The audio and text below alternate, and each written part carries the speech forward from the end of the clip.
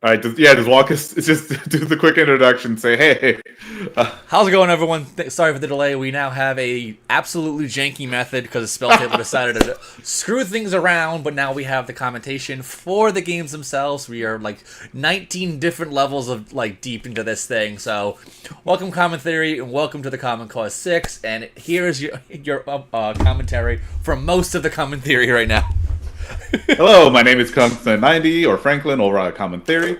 We're joined here today with Rohan as well. What's up, guys? In the middle of the action of round one, we're spectating table. This is pod 5. Yeah, this is already crazy because we have double Horde Shadow Spinner, which is a new deck for Modern Horizons 3. Poor Aaron is playing trusty old Gut Leader, but poor guy's only on like one land. One land. So yeah, it looks like we're in turn 6 or so. 1, 2, 3. Assuming at minimum, no, drops. Turn 7. Turn 7, yeah. Yeah, because Potessus is at 7 lands. I don't. Assuming that he's. Oh, you can see turn 7. I see on Potessus' screen there. Yeah, it's an interesting pod. Arabella, also a new commander, new addition. Yeah, Islane finally is playing Arabella now that he's not forced to do what we asked him to. I mean, Gator still made top 4 with Sivers. Yeah.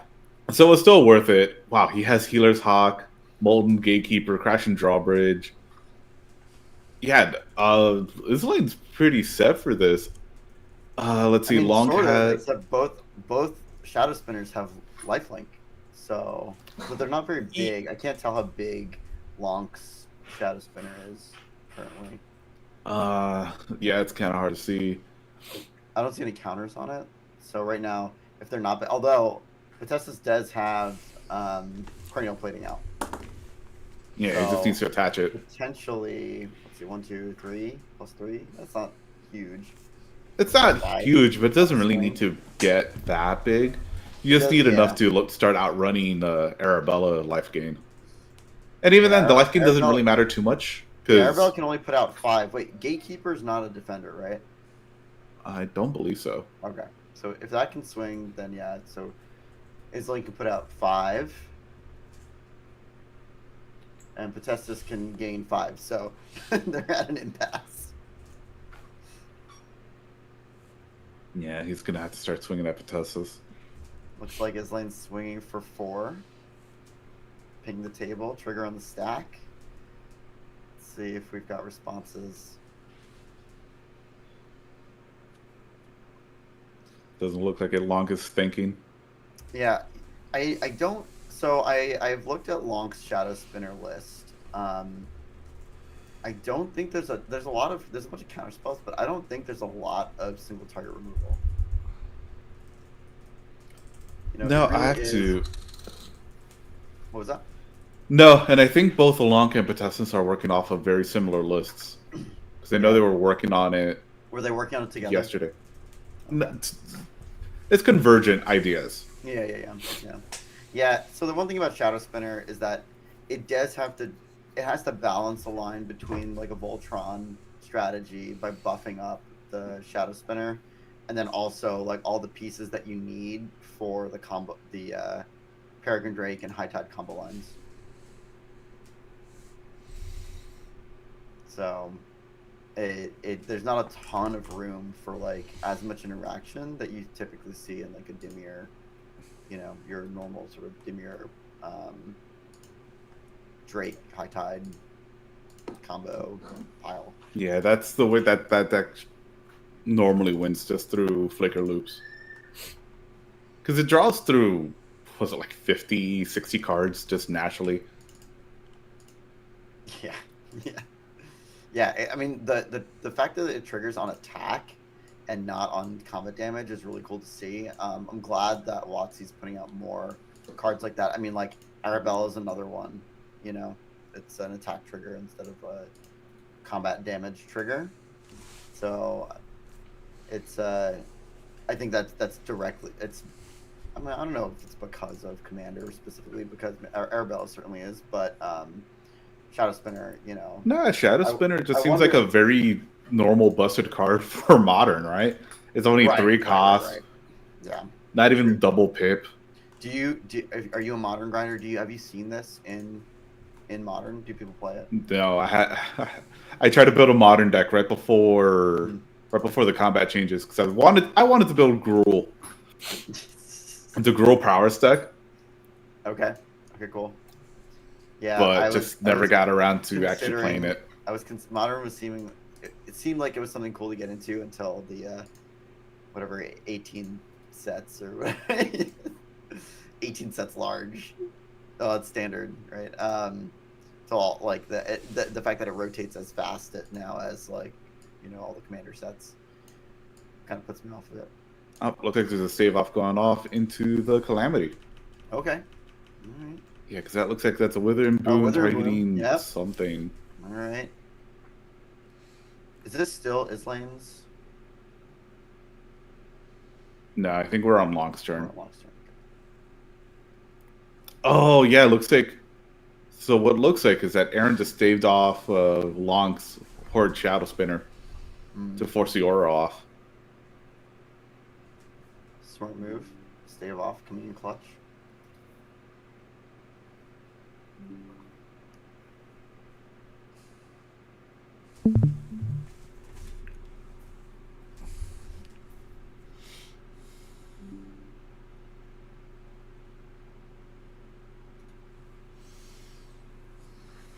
Oh man, let's see if we can somehow get Gator back in here because it looks like he's having issues. Just issues galore today. Yeah.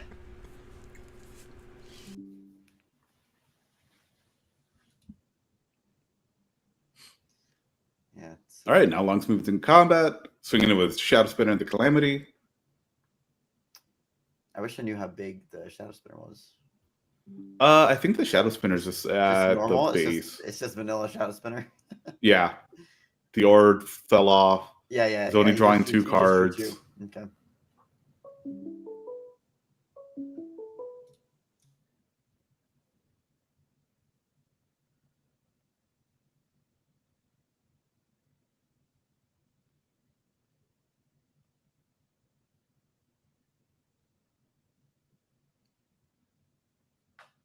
Yep, and Long's slowly selecting his cards to see what he's going to keep into his hand.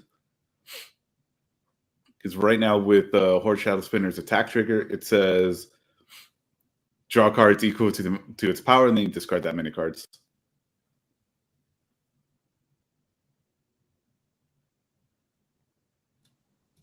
It doesn't look like we have any responses from anyone. Yeah. But they're not all tapped out, so...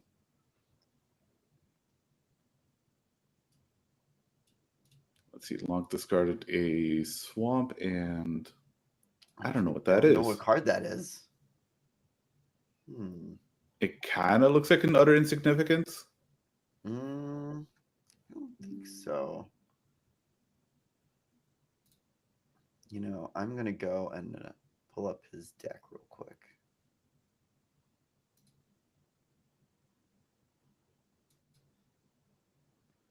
Let's see what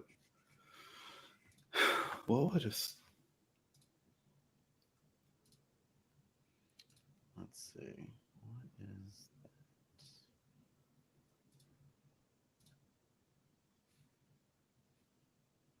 that? It is a card called Nagging Thoughts. 2 mana for a sorcery. It says, look at the top 2 cards of your library, put one of them into your hand and the other into your graveyard, and has Madness 2. So that was the Madness. Oh, yeah, so he's paid for the Madness cost. Pretty cool. Yeah, I'm just not used to seeing Madness cards in blue. And that other blue creature out there is a new creature. It's an enchantment creature called the Clammy Prowler. It's a 2/5 for 4. It says whenever Clammy Prowler attacks, another target creature can't be blocked this turn. That's pretty cool. That's some tech. Oh yeah, then it lets the Shadow Spinner swing in for free. That's cool. Yeah. So his Shadow Spinners swing for free. Yeah, correct. No other combo pieces out though. He does have that Nightscape Familiar, which is pretty nice.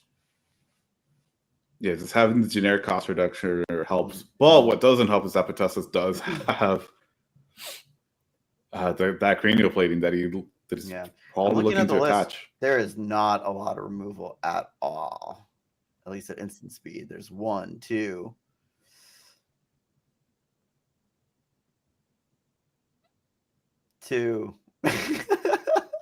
Oh my lord. I mean, who needs removal when you just draw through your whole deck, right? And I you guess just win off of that. that's the idea. There's a Drown in Sorrow. There's a Mephitic Vapor, which I think it's mostly there for the Surveil, probably. There's a Feed the Swarm. So there's only really 4 pieces of removal in the deck. That is, it's basically trying to just go fast, go hard.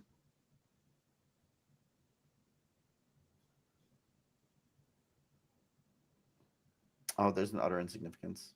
Okay, so Which pod just finished?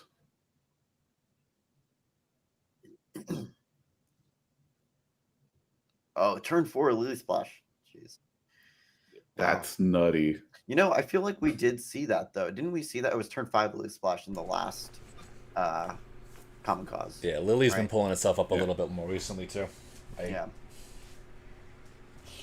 Yeah, round 1, turn 5 Lily Splash definitely happened. But I think that was the only game that deck won last time. So we'll see if it does better this time. I know that it's through Scott John. I know he's put in like a stupid amount of testing with that deck. Yeah, that's awesome. Love to see it. What is going on here? Potestus. 2, 3, 4, 5, 6. Is that what he's discarding? Yes. Jesus. So he just drew 6 and discarded 6. Yeah, that one of them's a Darkness, which Yep. I don't think would really hop out in this game at this point because Nah. Aaron's not doing anything. His No. lane swings don't really matter all too much. Yep. Man, there's a lot of life gain in this pod. It's probably gonna go a while, but there's very little interaction except for Aaron, who probably packs a lot, and he has no mana. So I think whoever can draw the most cards is probably gonna win.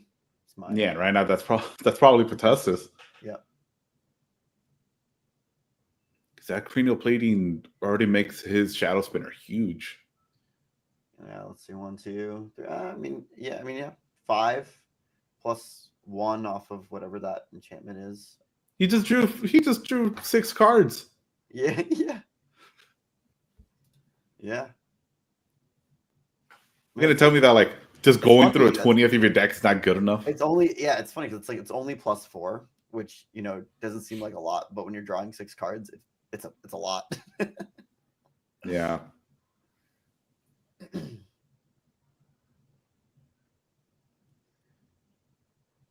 Oh, looks like Aaron's pointing at fingers at people.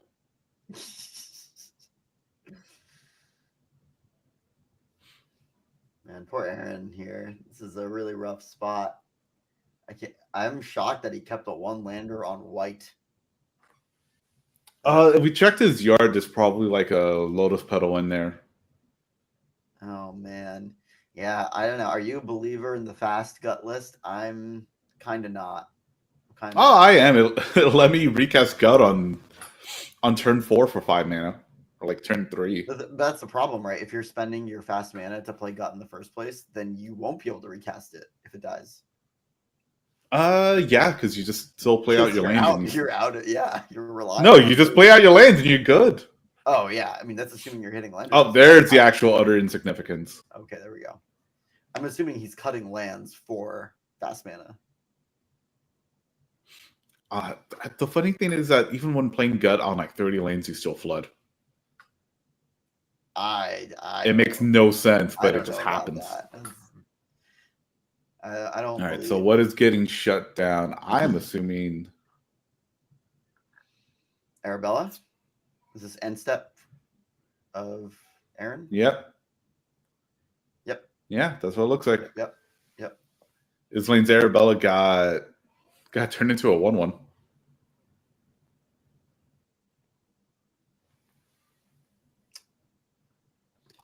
After this pod's up, maybe we can help Gator try and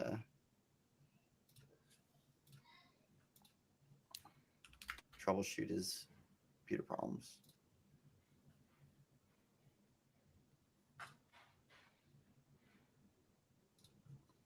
All right, let's see what can Islane do, because he has to somehow navigate through the utter insignificance. Because I don't think Aaron's gonna want to chump block the Arabella, even at a 1/1. Nope.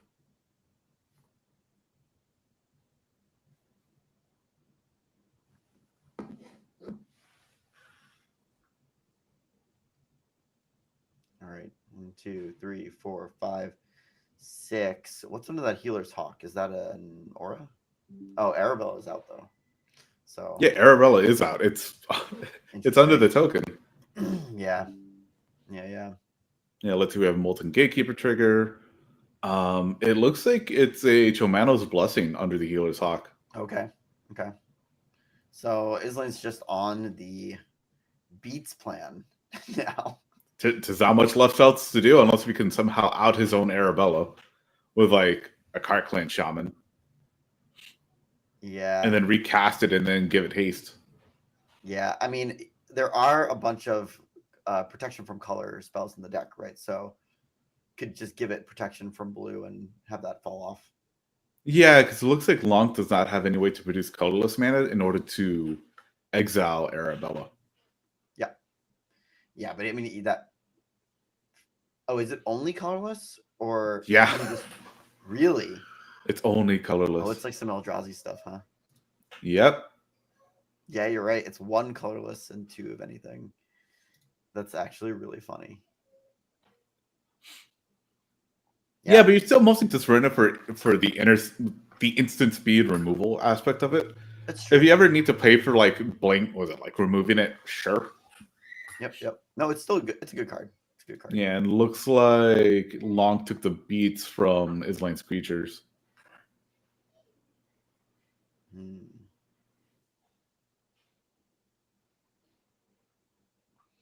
6 damage though. That's not really.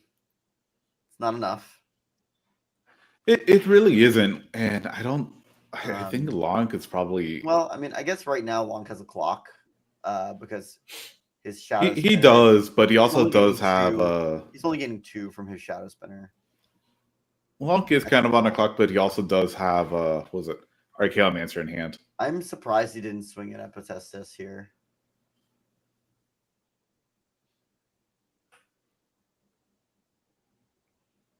All right, Shadow Spinner's going. Oh, you're right. I probably Islane might be scared of like Potestas having so much mana up. Yeah, I wonder where Long's swinging here.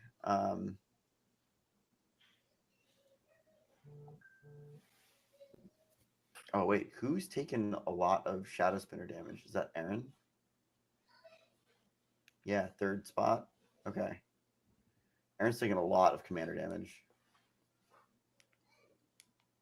Oh no, Long is taking it. Okay, from Potestas. Okay, so they're hitting each other with their Shadow Spinners. Okay, that makes sense. Yeah, which makes sense because they both have lifelink. They just need enough lifelink to get away from Arabella. From Arabella, and right now, Guts just not a Guts out player in this game. Yeah, right now Arabella is basically just beats with 6 power. It's not a lot. Okay, he buffed up his Shadow Spinner. Yeah, I don't know with which aura that is. 2+0 Fungal Fortitude. Oh, nice. So yeah, in case if it dies somehow, it will come back. Yeah, that is relevant. 4 damage to Potestas, and he's going to gain 4 life.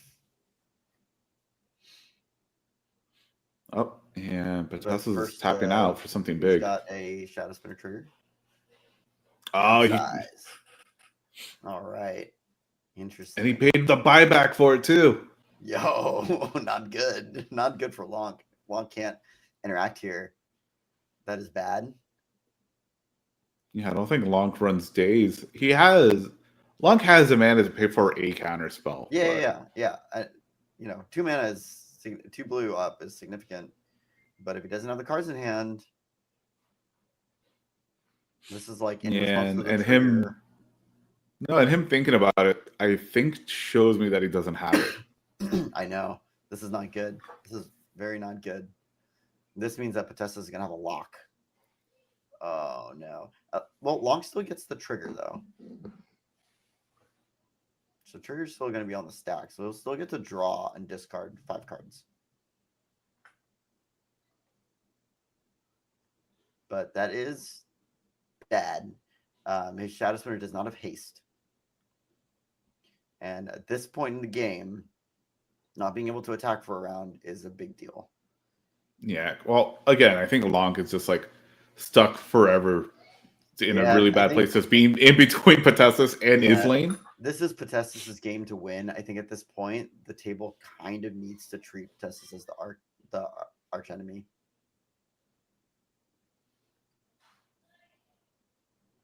Yeah, because currently I mean, there's just still like 70 cards left in Potestas' deck. But he does have a lock against a single player.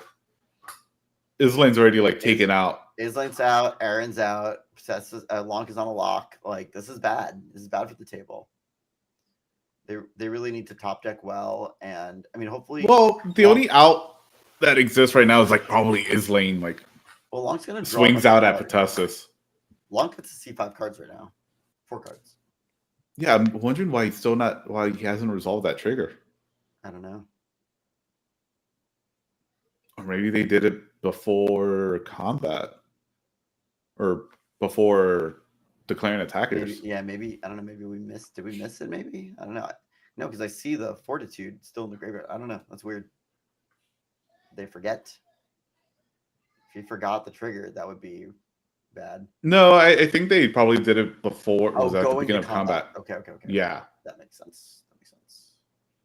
That is smart. I don't know. I don't think that was a wise choice right there. The Drowning Sorrow just hurts Aaron and Islane, and I think now Potestas really. It doesn't even hurt Islane. Islane's a lot better off now because he could just say, "Hey, thank you. I have 4 mana and I have a drawbridge." That's true. You're right. So let's see. That was a very. Yeah, I think Lonk may have just handed probably just handed Islane the game at that point. Or Potestas potentially. Well, we'll see. Potestas does have 5 cards in hand. He's going to draw another 6. 4, 5, 6. 8 mana. Yeah. I mean, that's more than enough to go say, oh, he's swinging first. And a lot of damage. Yeah, I'd probably just slam straight into Islane to just get rid of him.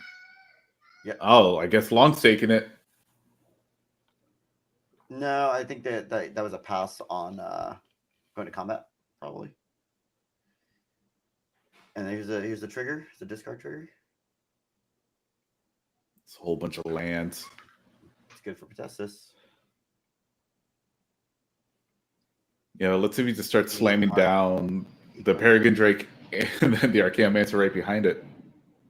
And that would definitely do it. And now's the time to do it. It's pitching Arcane Signet. That seems like it's bad for these guys. Or he's just got a handful. He's pitching the Capsize. Oh no. Oh, that's it. Potesta's winning this turn then. And the Confound too? Oh no.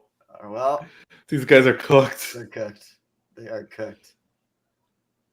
If that doesn't tell you what you need to know, then I don't know what does. This man just pitched like 8 cards or something. That's wild. That's crazy. Like 1, 2. What did he just ninjutsu in? 4, 6. No, it's a spell. It's a snacker. Oh, the sneaky snacker. Sneaky snacker. Man's playing 60 card popper and commander popper. Yeah. Yep. All right, he's dubbing away all his lands. Okay. I mean, it works because you're already discarding them. You don't need them. Still has 14 cards in the graveyard. There was 22 cards in that graveyard. Sorry, 15. Yeah, there were 22 cards in the Yeah, graveyard. there's only 60 cards left in the deck. That's insane. The man is playing actual 60 card popper now. That's insane.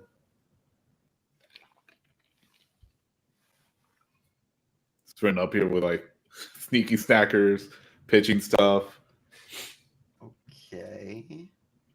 a vault plunderer. All plunder. Okay, that's not what I expected, but okay. Yeah, that's not what I expected too. I was expecting him to just pop off and win. I was expecting Peregrine Drake, but yeah, right. Like after you, like, like after discarding the confound and the capsize, I thought it was like the yeah. capsize that locks.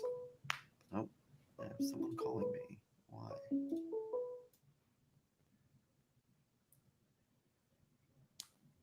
Yeah, poor Aaron is just like so far behind. It's I don't know. I don't know what he does. I think he just draw passes and just concedes. Yeah, that's it looks like what Aaron's doing. He's just saying, guys, I have nothing in here anymore. Oh, Now we have a camera disconnect from Patasis. Yeah.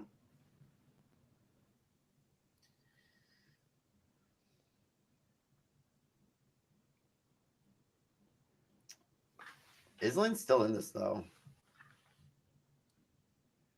What's going on here? Oh, I don't know. I think Islam was just like cranking his hog or something. Going, it's gonna be up, down. We're gonna pull it. Keeping the stream PG-13. I don't know. Like he was like playing Bop It or something. Yeah, again, I think Islane's like best shot this turn is just going recast Arabella, give it haste, swing. Yep, trigger for 3.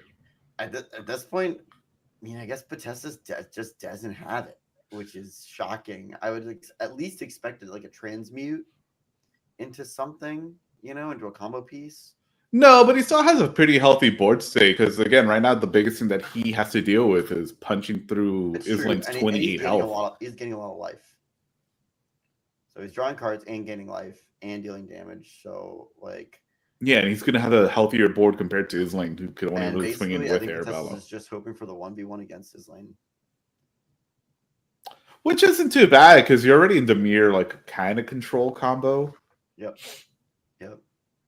And then Islane has to, like, spam the board. But, again, I think the best choice he has this turn is probably just recast Arabella, which he's doing right now. Activate Drawbridge. Islane only has 1, 2. It looks like only 4 cards in hand, so it's not a lot. No, but it's the best that he got. Yeah. Man, if Long interacts with this, that would be... I mean, I guess he has to, because he doesn't want to Long doesn't have to do anything. I think Long's just dead. Yeah, he's tapped out, so... Yeah, he's tapped out. He's pretty much dead. There's no point in... would just kill himself, so... Oh, yeah, there you go. Islane just remembered they had to activate the drawbridge. Yep. So Islane's going to get 2 on everyone.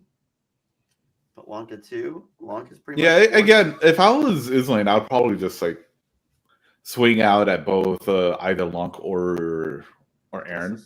Oh, at Aaron.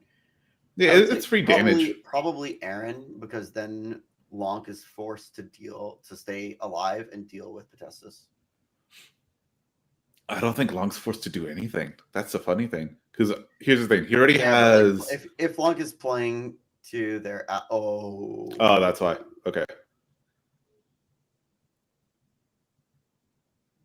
Yeah, that's what I was saying. Like, you just punch Long so he can't activate Snuff Out anymore. I mean, it's literally what I said. I was like, Snuff Out is offline here. Yeah, now it's definitely offline. Yep, he's dead. All right. Okay. Yeah, I thought Long had Archaeomancer in hand too. So I was kind of hoping that he would just go Peregrine Drake, Archaeomancer, good game. Yeah, I mean, I don't know how long he's had that Snuff Out for, but oh yeah, he can't snuff out the Horage, the Shadow Spinner. Can't, because it's not. Yep, because Snuff Out says non-black creature. That's rough. That's really rough. All right, let's see. Potensis is pitching 6 again.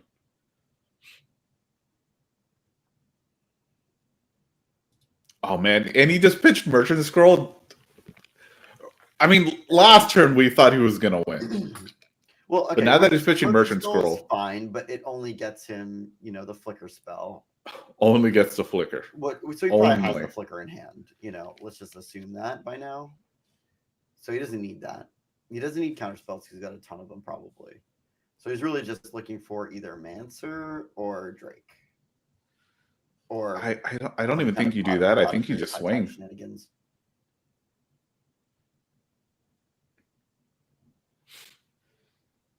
Yeah, I think you just swing the Shadow Spinger over at Aaron and kill him, get rid of him. And then you just focus down, and then you send in the Sneaky Snacker over at Aaron. Oh, there's the Archaeomancer. Uh-oh. Now let's see. He's probably going to get back Treasure Cruise and just double away another 7 lands. Yeah, he could do that. He could also look for a removal spell to just kill Arabella right now while Islane's tapped out. Kind of secures the game up. No, that's the thing. I don't think. I don't know what spell that is. Is that a counter spell of some kind? Yeah, I was gonna say that Potensis is also at a position where you could just kind of ignore everything Islane does. Yep.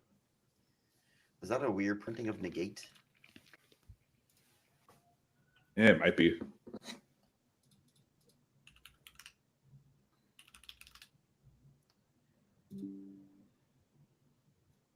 Yeah, that was a negate. Yep. As either Battle Bond or Aether Revolt. Oh, it was? It wasn't a gate? Yep. Okay. Yeah, again, I think this is at the point where it's just Potensis and Islane. They have enough lifelink against each other where it doesn't really matter. Like, Islane can probably... That's the awful thing, that Islane needs to start holding the blockers too. And here's an Impulsive Pilferer. Oh, yeah. Yeah, trigger the Molten Gatekeeper, ping everyone for 1. This swing does kill Aaron. Aaron's dead here. Yeah. Yep. But here's the question: how does Islane win now? We're in the 1v1. I don't think it's possible. Oh, land, Flame Rift. Oh, that's so painful. But like it was definitely going to be all gas, right? Because like he's drawn everything else, so it was only a matter of time. No, this is the inevitability of Horde Shadow Spinner. Look, right now, Potensis only has 48 cards left in his deck. Now there's only 42 cards left in the deck. Yeah. I mean, I would be really surprised if Potensis doesn't win here. Ooh, what is this? This is I'll be surprised too. Here's a counter spell. This is a board protection spell. Counterspelled. That's it. Oh, yep. Scoop. Yep. That's it. I guess he had commander damage on him. Yeah, it looks like it. Well, GG's to Potensis for taking round 1. Yeah, but that's the end of round 1 until we can find someone else who can stream.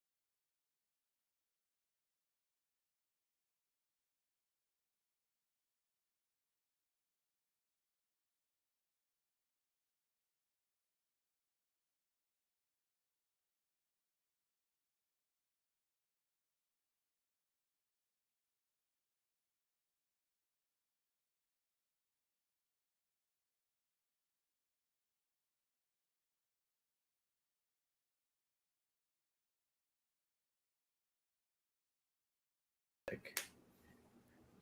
Welcome back, y'all. Round 2. Here we go. The Common Cause. Okay, perfect. Well, so what are you thinking here, Rohan? I'm actually pretty interested to see what we have going on. We've got Do they have dual Arabellas, a Gretchen, and a Scarlin Thrinax. So this is that this is Zerlil's Jund, what's it called? What's that effect where it comes back? Persists? Yes, this is a persist deck. Yes, so this is going to be pretty exciting to watch, right? Because it's going to be pretty resilient to the 2 aggro decks here. But I mean, there's basically no grave hate amongst these decks. Yeah, exactly, right? Because I mean, we have one of these decks that is a graveyard deck, right? Yep. Oh man, this was a dreaded double Arabella pot I was mentioning. We can hear Chris. Is there a way to mute him? I think no. If you go to people, he would and need just move his slider down. Can you do it? All right. Oh, he's muted now. He's muted. He heard it. There we go. We're good. All right, fantastic. All right, so once again, let's get back to this. So we have this is actually the perfect turn order for the 2 Arabellas, I would believe, right? When they're across from one another and not back to back, this is actually going to assist them with being able to play this game. Yeah, I really like seeing the Thrinax deck in seat 1. I feel like because it's I feel like the persist decks, especially in these colors, because it doesn't have blue, it's not going to be able to draw quickly. So it gets that hair of advantage of being in first to be a little faster. I think it makes it more interesting. Well, I mean, I think we know who the punching bag of this table is going to be, right? Like, we're going to have the Gretchen trying to take in both of the hits for the Arabellas, right? For sure. Both of the hits, and plus the Thrinax also swinging in at them. Yeah, Thrinax is pretty big, right? It's like a 3/4 something. It's a 3/3, but it's a combo deck, so the power toughness doesn't matter too much. It does matter. It does have a Voltron finish. It's able to get there with it, actually, relatively a lot. But let's kind of focus on this. I see Lobbert is very aggressively mulliganing here. I believe that's probably the smartest thing for him to do, because what this is allowing is to try to get the fastest win to race these Arabella decks, right? Yeah, necessary. He's got to win ideally before turn 7. Otherwise, I mean, actually way before that, because there's 2 of them. Yeah, there's 2 of them, right? So if any of them gets a Lotus Petal hand, I think he's in a lot of trouble, right? Yeah, this is going to be really tough. Unless he's looking for just like hardcore control pieces. No, he's not. Look, he mulliganed again. No, he's blatantly mulliganing to a win here. Isn't Kip the second 7 or his first 7? Looks like a second 7 there. Okay. So we have the Azrael's going down. I think that's very smart for Azrael to do, right? In seat 4, Islane keeping a 7, that really lets him sit back and try to control the other 2 players with like removal spells and whatnot. Mm-hmm. And it gives you the opportunity to mull much lower. So, but let's look at this Thrinax deck. We can't see where they've gone, like what they have in hand currently, like the amount of cards, but I'm assuming they were mulling quite aggressively earlier. They probably kept 6, I would think. So let's see what Lobbert ends up keeping here, because I think this is going to matter a lot for the game dynamic. Mm-hmm. Well, you know what? It's kind of cool, right? I mean, we got our man Islane here, one of us, right? One of us, our editor here, playing and doing what he said. He's going to be jamming the Arabella. Yeah, the list that we've done a deck tech on. Yeah, exactly. Very interesting. And one of the Florida future Florida locals. He got pretty close, in his game 1. He was pretty close, actually. Let's see here, let me adjust this screen real quick, you guys. Give me one moment. Whoops. Yep. There we go. Yep, and we have one of the members of the morning podcast, Jonathan, too. Yeah, there you go. Yeah, I'm very interested to see what Jonathan could pull out of his hat here, personally. I think this will be a little bit difficult for Jonathan to try to do on the back of the 2, because he's the Jund deck, right? He's going to be a little bit slower overall than the other 2 Boros lists here. Oh, it looks like Lobbert's keeping... We have 2 sent down, right? Very interesting. Yeah. Very interesting. Right, so I guess Lobber's going down to 5. Don't know yet. Right. Let's wait for it. 3, 4, and nope. Looks like we're keeping a 4. Oh no, a 5. No, a 4. So we mulled a 4. That, Okay. Okay. You know what? Maybe that's not the worst idea. I don't know, because like he can use that as a political tool, right? He can be like, look, guys, I kept a 4. I'm out of this game. I don't think you could do that in this pod, considering, Islane, let's be honest, right? Islane's a seasoned member, right? So is Jonathan, right? Jonathan's a tournament winner. They know the tricks. And also, too, Jonathan is one of the original creators of Gretchen as a whole, right? True. So True. Is like Jonathan does know every trick this deck can produce. So that's going to be a crutch that Lobber's definitely going to have to get over here. Yep. But here we go. Let's see what we get going on. And looks like we're all starting. Very interested to see. Okay, a little bit of slow start for Jonathan. We do know like the list is a lot of ramp, a lot of dorks, things of that nature. Okay, very good. So we do have a beginning starting for Islane here, which is what I was hoping to see. Keeping it an opening 7 and not having a turn 1 play, I think would have been a mistake for Islane. Yeah, and Lobber throws down the Tangle. Yeah, the Tangle I think that's fair for Lobber to do the tap land. Okay. Wow. Turn 1 plays. Yep. Yeah. Okay, so we're looking pretty good with the Arabella decks, right? I mean, this is exactly what you want to see. I mean, the only thing they could have done better is the turn 1 Haster, the Goblin. Yep. But, I think this is totally fair. Ramp. Yep, ramp. We got the Arcane Signet to More ramp. Elvish Mystic. Yes. All right. Okay. Nice, So- yeah. Yeah, exactly what I was saying. The deck is chocked full of these There's no mana dorks. there's no black in here. I'm wondering if either Arabellas are running board wipes. Probably not. I would not think so. Not So though, right? yeah, I don't Unless think we they're have running any board wipes here. Trickery, but looks like Azrael's list is not. I'm not sure about Islane. Islane is not either. Islane's Okay. also the go wide version. I think the one thing Islane actually has a little bit more is he has the full pinger package Pingers, over yep. Azrael's list. Yep. So you'll see. Ooh, the new art. Kobolds. Is that the Yep. Kobold? That's the new Yep. Kobold. Yeah, that's a art? Kobold. Kobold. Future Sight. Very nice. Huh. And I like Islane that. didn't go for the turn to There you go for Arabella. The Arabella. Interesting. Playing with Ooh. holding up interaction. I respect that. I'm not sure how I feel about that. I Actually, believe that's the 7 in the in higher C2 seat. In Yeah. C2, I think maybe that was playing a little too scared. You No, know it what? just tells me that he probably has a haste enabler in hand. Possible. That's true. I mean, we did have the other Arabella go down to 6, so True. yeah, I think it's a bit fair to let the other one start doing the work for you. Let's see who the original swing is at. I'm assuming it's probably a swing at Islane, right? Let's see who. Oh, the No. Gretchen. Oh, it's a deck. Lobber. Gretchen, as foretold.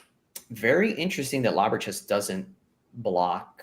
Something I learned with Puzzle very early on is you put Gretchen, you throw it underneath the bus. Under the bus. Yep. Immediately. That Yeah, she has a that big is pretty booty. Shocking. I guess So- they're maybe afraid of a thunderclap. Well, so as you see Jonathan kind of skimming through the deck there, I saw the Ashnod's in the deck, so definitely Yeah. doesn't have it in hand, which is very interesting. So I wonder what combo pieces he did end up keeping in hand. But Yeah, I mean, you have to be careful when you're shuffling. Yep. On when you're on spell table, just for that purpose alone, especially playing a combo deck. yeah, exactly. It's very interesting. I like what Jonathan's doing here, right? Ramp. What I was saying earlier, right? Like the whole deck is just ramp and very low on lands. I actually don't remember the land count. I believe it's something It's around 30. 20. Oh, okay. Wait, It's hold on, 30? wait, no, I thought it was around like 29. sorry, it's 28. It's 28. 28? Okay, Yeah. perfect. Really? Yeah, Very it's sub low. 30 for sure. Very low, but tons of ramp. Tons. Okay, so I'm feeling good what Islane is doing now, right? We got a little bit of, but we have the tapped land. Okay, I see what he has going on here. It's just going to be Yeah, so then pass. that makes me wonder why he just didn't cast it last turn. Not sure. Probably not holding up sure. some sort of interaction, but Yeah, but Then he with forgoes it this colorless turn. with a tap land. No, that doesn't make any sense. Yeah. I don't know. I think he was just holding up a bolt or something, possibly. Yeah, I think it's a little interesting. I think he's trying just to play it safe as possible. And since there's two Arabellas at the table, I can see if he's trying to think on the purpose of let the other Arabella be more threatening earlier than me. So it kind of pushes people towards him instead of the other way around, which I can see that as a nice little political tool. Yeah, he might also be unsure about, like, with Jonathan having a ton of mana and had a ton of mana up on the previous round, unsure of what kind of interaction is in that deck. Well, Jonathan's very good at keeping hands with combo pieces within them, so I could definitely see him holding like a thermopod or something along those lines in hand. So we'll see. Let's see where the Arabella goes here. I think we just keep going at the Gretchen because the 0/4 is a 0/4, but yeah, if they block it, who cares? And Gretchen was it? Arabella's at 0 threat of dying at that point. Just something to note: no thermopod in Jonathan's list. no thermopod. Really? Okay. Yeah, because you can't really loop it like you would in Dargo. Just relying on the Ashnod's Altar. Got it. Yeah, the persist creatures. Yep. Well, he has the Scuzzback Marauders in the list, so it's very interesting because you could loop that one with the thermopod. Yeah, and you know, and then there are other sack outlets as well as like Carrion Feeder. Yeah, exactly. Well, the commander's a sack outlet. Yes, the commander is a sack outlet. Is the main True. loop. Okay, so we have some sort of instant speed response here. Let's see what we got going on. So we have the original trigger. We tap 2 mana for kind of thinking about it. Loading. Oh, what do we have there? No, it's 2 mana. I believe that was an Abrade. Don't quote me on that one, though. Couldn't really see it. No, that's not what that was. I have no idea what that was then. Is it a... I have no idea. Was it a Satyr's Cutting? No, it was 2 mana and it produced a... Don't know what kind of token that is. Very interesting. I believe that was an extra point of damage, though, to everybody, so... Okay, I see. Just flashing in a creature, basically, just to get some extra damage out. Okay. Yeah, I did not recognize that art. You know, these days with all the special arts. Yeah. It's a bit difficult to keep up with all of them. Yeah. I mean, I hope Azrael actually keeps the right art. Let me pull up his deck list. Well, I'm very interested to see what we have going on here for Jonathan. I think this is a very key turn for Jonathan because he looks to be ahead of everyone at this point. So let's see. There's a lot of ramp. There we go. Here you go. So there's the a house guard. Okay. That makes me feel pretty good about what he has going on. There's a couple different things. Actually, Rohan, does he have Pestilence in the list? Let's see. Let's find out. I don't think he would want to Pestilence here. Nope. What is he looking for? What are our 4 drops? We've got Snuff Out. We've got Dread Return. The Falcon Wrath Noble. That's actually a very good Falcon play Wrath here. This is going to allow him to keep parity with the life gain. I really appreciate a play like this. That's really smart. Some insurance against these pinger decks. Yes, very much so. Let me pull up. Just trying to play a long game. Yes. Yep. Yeah, it doesn't look like that was Dragon Fodder. Either way, it's not a 2 mana instant because it does not look like Azrael has any 2 mana instants in his deck in a row. It was a Gather the Townsfolk. Okay. It was a Gather the Townsfolk. Okay. It was not extra damage. It was after it was second main. So. Got it. Yeah.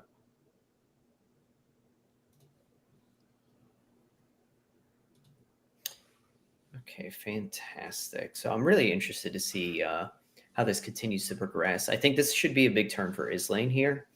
Let's be honest. Hopefully get the land drop. I don't think he needs to here. Let's be honest. If he's trying to hold up the interaction, which I don't think he should be in the place. Yeah, because right now Lawbird's not threatening at all. He gets the look unfortunately. Yeah, like Lawbird's not in the place to be threatening. I think we're waiting for one of the land and tappers to happen. There's no Boro lines. Pinger, pull the Thermal Alchemist from the Village Bellringer. Yeah, I appreciate this. I mean, we're going to be hitting the table for 4, right? Yeah. We have good blockers. I've yet to see this is clean. Put the pingers out in a match that I've seen him play, so I'm excited to see how they perform. I believe this is just an easy swing over at Lawbert again. I mean, I think Lawbert was under the understanding that he was going to be the punching bag in this game from the beginning. Yeah. I I understand why Lobert was hesitant to block. I did forget about the crucial thunderclapping, getting rid of your Gretchen, and really Yeah, time that's why blocking I it. said earlier. Yeah, Mhm. I think he's afraid of Thunderclap, which is a tell for how much interaction he has or doesn't have in hand. Exactly. Oh, and he just passes again. Oh man. Well, think I he's looking mean, for that's- end step Gretchen activation. Yeah, definitely, right? Like Yeah. he mulled to 5. We're looking for the catch up. He's Play chilling. pattern. He's just waiting it out. Mhm. I mean, this is realistically, this is a game between the two Arabellas, right? Like, which one is going to blitz the other two faster and harder?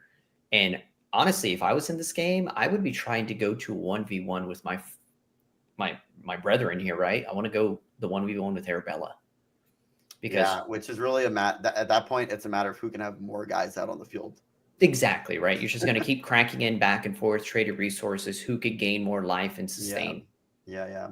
And it's interesting because it really makes it a deck building problem more than a playing problem in a way.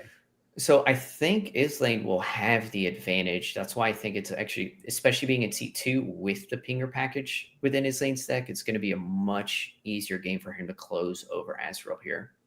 Yeah, do you think that you're thinking that the pinger package is enough to put him over the top? I definitely think so, right? Because they can hold themselves up like we saw the Thermo Alchemist, right? So it's going to be able to hold itself up as a blocker and ping at the end of turn. So it's going to be able to do defense and offense simultaneously. Yeah. I mean, I think Azrael really needs to. What I don't love seeing are. Oh, here we go. No, we have a dispersal shield from Lobert. Wow, I think that was a bit too aggressive there. I understand the Myriad creature, but I would have definitely probably held that up for Jonathan. Yeah, that is no, in Azrael's list, the Myriad creatures do so much work. They honestly do deserve the 401ks that they get over there. You think Yeah. so? Yeah, but what do you mean you think so? It's swing triple. Was it 2 more damage just for free? I mean, yes, but it's an easy block, right? It's an easy block. Yeah, but in Lobert's mind right now, he's the punching bag. He can't afford to take more damage than he needs to. That's fair. I mean, yes, but you're going to try to stop win attempts at this point, right? And if you choose win attempts is just it's just dudes on board. I suppose, but I mean, I would definitely have pointed my interaction towards Islane over Azrael, especially that Islane is in front of me instead of behind me. Yeah, but again, right now Islane, because he had Arabella second online, that does give him the Arabella advantage, which is a weird discussion that we should probably go have later on. I think we talked about it before during one of these games on, I think, Thursday or Wednesday. Yeah, I think it's interesting, but, so far neither Arabella have shown card advantage. I agree with that. So I think it's going to actually come down to who can actually keep their hands full, because they're going to run out of cards, and then it doesn't really matter. I do agree with that, but I think so. I believe all these players in this match are incredibly intelligent, and I believe they noticed the tell that Islane gave by not turn 2ing the Arabella.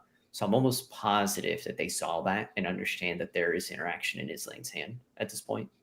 Which is weird because he tapped out. I guess he had to. Oh, here we go. So this is a good play here. So we have a Battle Screech, right? So this is going to be able, even if this gets countered, we're still going to be producing 4 bird tokens here. Yep. This is going to leave him open for at least Islane to get 1 swing in, right? I think Islane does, he have the Vigilance creature. I do believe he's just kind of swing at him just to swing at him, but this is going to be a hell of a good turning point for Azrael. 4 tokens. That's going to be pretty ridiculous at this point. Yeah, that's a lot rougher. Man, so maybe the Myriad creature was bait for Lobert after all. I don't think it was bait. I think you just do your thing, right? We'll see. Azrael only has 2 in hand. Islane has 6 in hand. Yes. That's a big difference. Well, let's see what we have here. So we have the outlet. Do we have the persist creature? Is Jonathan going for it? That is a Shambling Goss. That is not going for it. Well, no, let's be honest, right? So Jonathan is set up to win here. So we have the outlet, which is a noble. We have the sack. We're just missing the persist creature and either first aid or class. Enabler. Yeah. Right. Yep. So with Jonathan having 1 in hand, I could definitely see him having one of those pieces in hand currently. Yeah, especially with the early aggressive mulliganing. Yeah, that in like we have it in play. we have the Wireward Herald, which is able to sacrifice to go get the 4-mana elf. I forget the name of it. The one that puts a 1/1 counter on a green creature when it Ivy Lane. Oh, Ivy Lane, yeah. Yes. Right. So Right. we're only missing the persist creature. persist. That's Yes. it. Yeah, you're missing the green Wow. persist creature. I wonder if the rest of the table sees that. Oh, here we go. So we got the nice attack. Hopefully Islane remembers that has vigilance. We're gonna get the swing in, which is this is nice. 5 life. Oh, Flaubert is fading fast in this game. Yeah. Jonathan too. I mean, the race is really on for both of them to pull their combo pieces. Jonathan is actually, we could pretend that Jonathan is actually at 18 at this point because he has 5 creatures with that noble. So Yeah, I don't true. believe at any point that True. Jonathan is too afraid of dying. Mhm.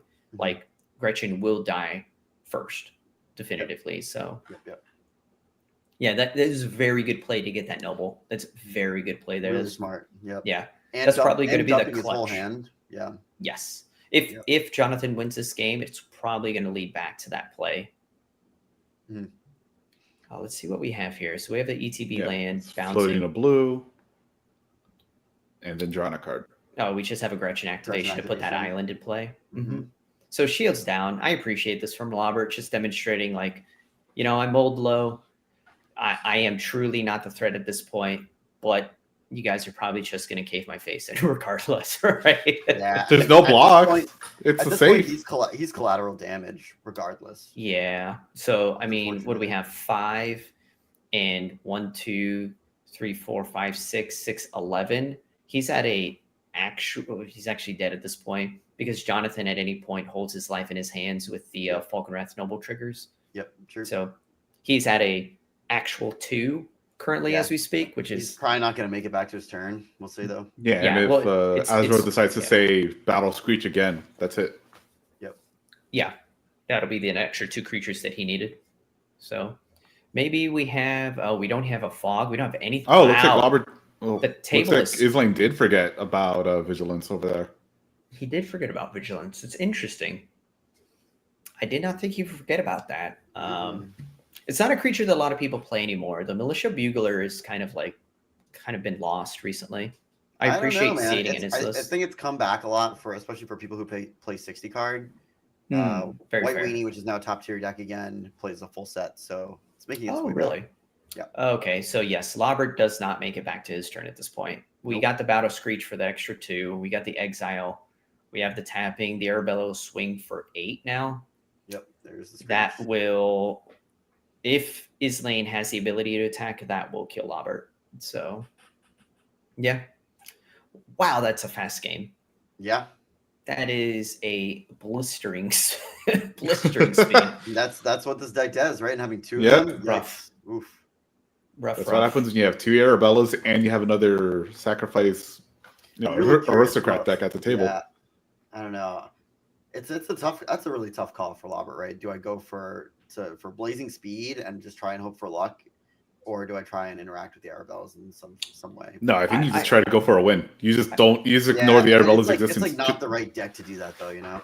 I mean, it is what it is, right? Like it has Yeah. a turn 2 potential win, right? Obviously, the nuts, but Magic Christmas Land, yeah. yeah, I respect. Lobert has a round 1 win. I respect him just True, he does have a win. Yeah, and, going for what he went for and getting to and this point. none of these other guys have a round one for a win under their belt. So So Yeah, it- ever it- since Top Deck changed how they do round pairings. So I do appreciate this by Lobert doing his best, but we'll see how this pans out. I mean, this is a huge blow, and Here comes the Wild Herald. all right, is he going for it? who's he targeting here? I would assume he targets. Yes. Okay. I was going to say you target Islane, you just target the next person in turn order. I think that's the smartest play. This gets him a lot of cards. I think I know what he's going for here, but let's see. I'm very interested to see his thought process Probably here. going for that Ivy Lane for the out. I personally think you go for the Ivy Lane here, Yeah, right? there it yeah. is. Yeah, there it It is. is. Yeah, so I called it with last round that it's going to get the Ivy Lane.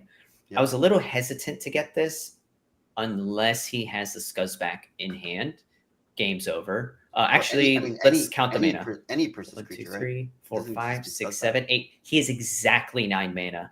if he has the Scuzzback in hand, game Or- ends. Yeah, or Putrid Goblin or No, it has to be a green No, creature. it Easy has game. to- It has to be a green creature. Oh, because of Ivy Lane. Okay. Correct. Yes. So if it's Scuzzback, the game's over here. We have to hope that Islane has the.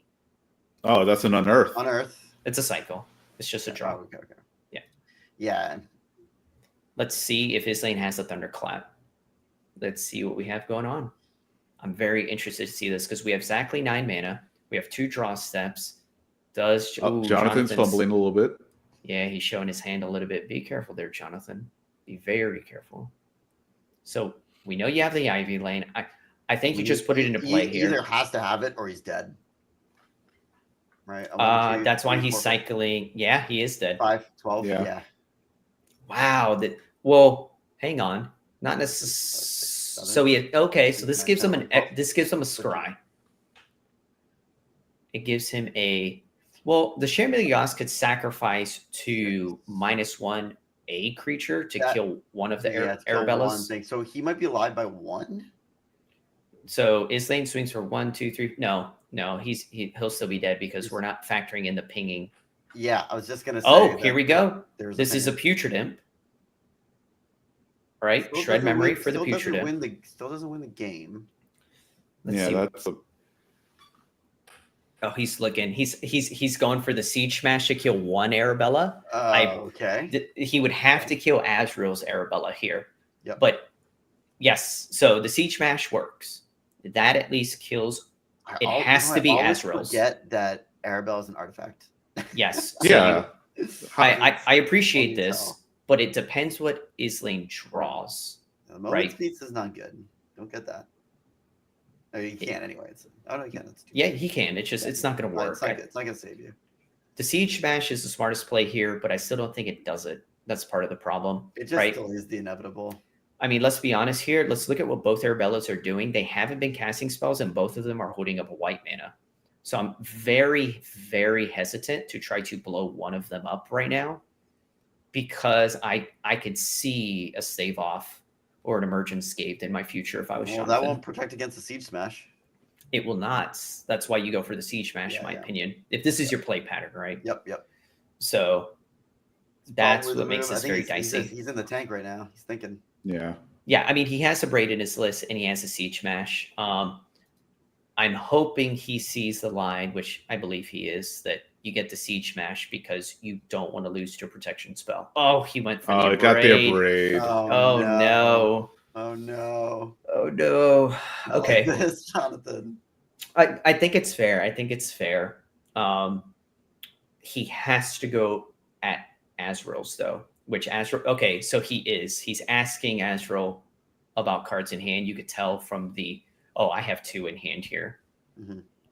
So I appreciate this, but that Siege Smash, I'm sweating bullets for him myself. Yeah, I don't know if Jonathan's going to see another upkeep at this point. Ironically, as this game moves forward, I think the Arabellas could almost go to a draw, right? You just keep slapping each other back and forth. Yeah, what does that even look like? I mean, do the people even want to see that? I'm very interested to see what ends up happening with this play pattern, right? It's kind of ironic. So, well, we'll see. I don't even think Jonathan can attack here. Okay, we get the treasure token. I appreciate this. We're gonna get another treasure token potentially. Who we poking? Okay, he's going after Islane's. I do not like this because Azrael's the one with the wider board here. Yeah, this is very dangerous for Jonathan. Okay. Man, I really hope Islane sees the vigilance on that card. That's going to hurt him in the future. Especially if it comes down to a 1v1. I agree. Yeah.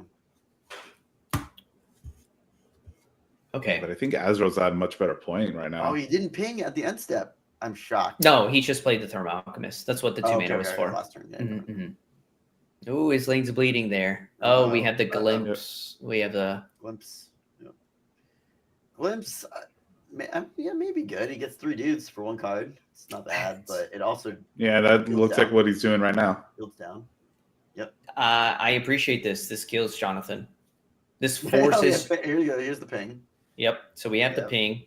Takes Jonathan to 7. Yeah, Jonathan can't survive now. Yep.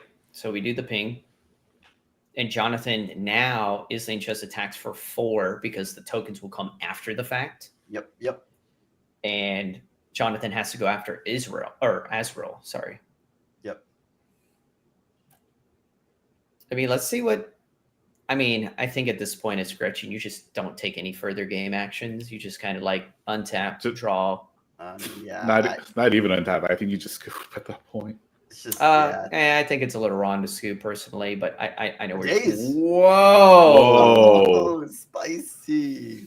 Oh, I do not agree with that one, especially with wow, especially with Jonathan showing the Ivy lane there. I do not. Oh, we'll see.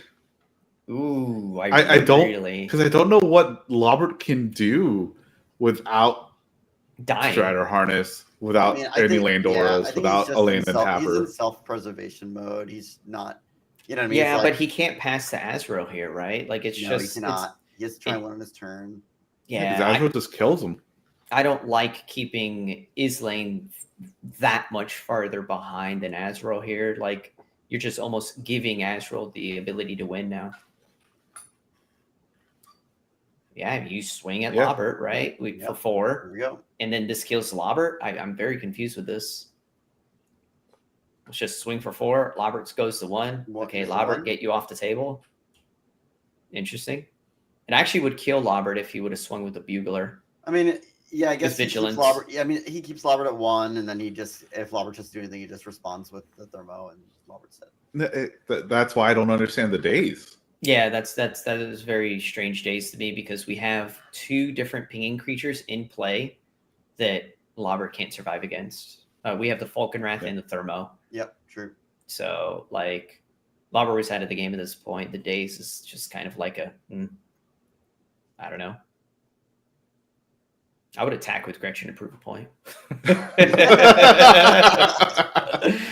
Swing for 0, boys. Hilarious. Yeah. Go out in a blaze of glory. Yes. Impulse, you were digging. I mean, I at least appreciate Lobert for pretending to play the game at this point. He's digging for a freed. That's it. That's the only thing that can possibly do. Yeah, I guess if you would freed Gretchen. You freed Arabella. You freed Arabella is actually a reasonable play. But I believe it's a bit too late for that at this point. It's too late. The thermo kills him. So what do you do, right? Yeah, exactly. Pray that Islane forgets a trigger. Exactly. Like at this point, if I was Jonathan, I would have just put him out of his misery at this point. So here's the Abrade. Okay. Do we have the protection spell on the Arabella is the real thing. Do we have it? Do we have it? Let's see what we have going on now. So we're moving our mana around. Let's see what you got, Azrael. Show it to me. Yep. Nope. Okay, there we go. There we go. Show it to me. Beautiful. Yeah. Okay, so we're going to protect our dude. I appreciate this. So, protected. Got their blessed breath. Yes. It's just going to give a protection for a turn. Let's see it. Oh, I think he's banking on Lobert to counter this. That seems absurd to me. Yeah, I don't. That seems absurd to me. At this point, Lobert should just not take any more to game actions. Yeah, like if I was Islane, I would just end Lobert here just to. Oh, look, they're playing it up. They're like, "What is this? That's an interesting card." Okay, it's a weird card that nobody plays. Yeah, it's now I'm wondering if Jonathan's just gonna like kick himself in the butt. I mean, between rounds for not just getting the siege smash. Yeah, I don't think he saw it. It's all right. Hate to see that happen. I mean, it's still a new card. We all make our misplays, right? That was one that that was a little harder to see there. Oh my god. Yeah. Gator, looks like I have to start. Looks like I have to give up my title of best Abdel Blue player because Purple Penguin Joe won his second round. Very nice, very nice. Okay, yeah, this is worst case scenario for everyone, right? Like we have a Phyrexian Walker. Like this is gonna put Islane on the back burner. That's why I don't like the days here. I'd really I love. didn't understand it either. Like you Yeah, just this is like you understand that you're dead, and so then you just have the other two fight each other. yeah. So this is very interesting to me. Let's see what continues to happen here. This is a huge swing for Yeah, this is a lot of for damage. Azrael. Damn. Let's see what happens. One card left in hand. Yeah. Azrael really in the tank here. Yeah, I because this would- is an Arabella Going trigger to for 1v1. how much? I mean, this is why I do think Islane's deck with all the pingers, he should highly consider Electrickery. Yeah, I could see that. Okay, so you can pivot to a little bit more of a control role Mhm, here. I think mhm. Azrael definitely needs to just swing. Okay, so here's my honest opinion here. I think we need to just speed it up, right? If we're gonna have Arabella and Arabella just kind of slapping each other around at this point, I would be playing as fast as possible if I was the two Yeah. Arabella decks. Like I'll probably just send Arabella over at Jonathan, send the birds over at Isling. Call it a No, day. not at all. I'd send everything at Everything at everything at yeah. No, Everything. everything at Gretchen, because Gretchen's just going to be neutered. You're not going to lose any of the resources here. Two other opponents die, and you go 1v1 with Islane. Then you start trading the resources, because then you get more creatures on the following attack, right? Yeah, but Isling doesn't have flyers, so you just punch him in the face with the flyers. Doesn't matter. Islane could have tricks up his sleeve, the Thunderclap. There's a few things that he could have, right, that you don't want to risk. So we have the two players dead. Okay, so both died. Yep. Okay, let's see what we got going on now. Going to the 1v1. I do appreciate the 1v1 here. Took 8.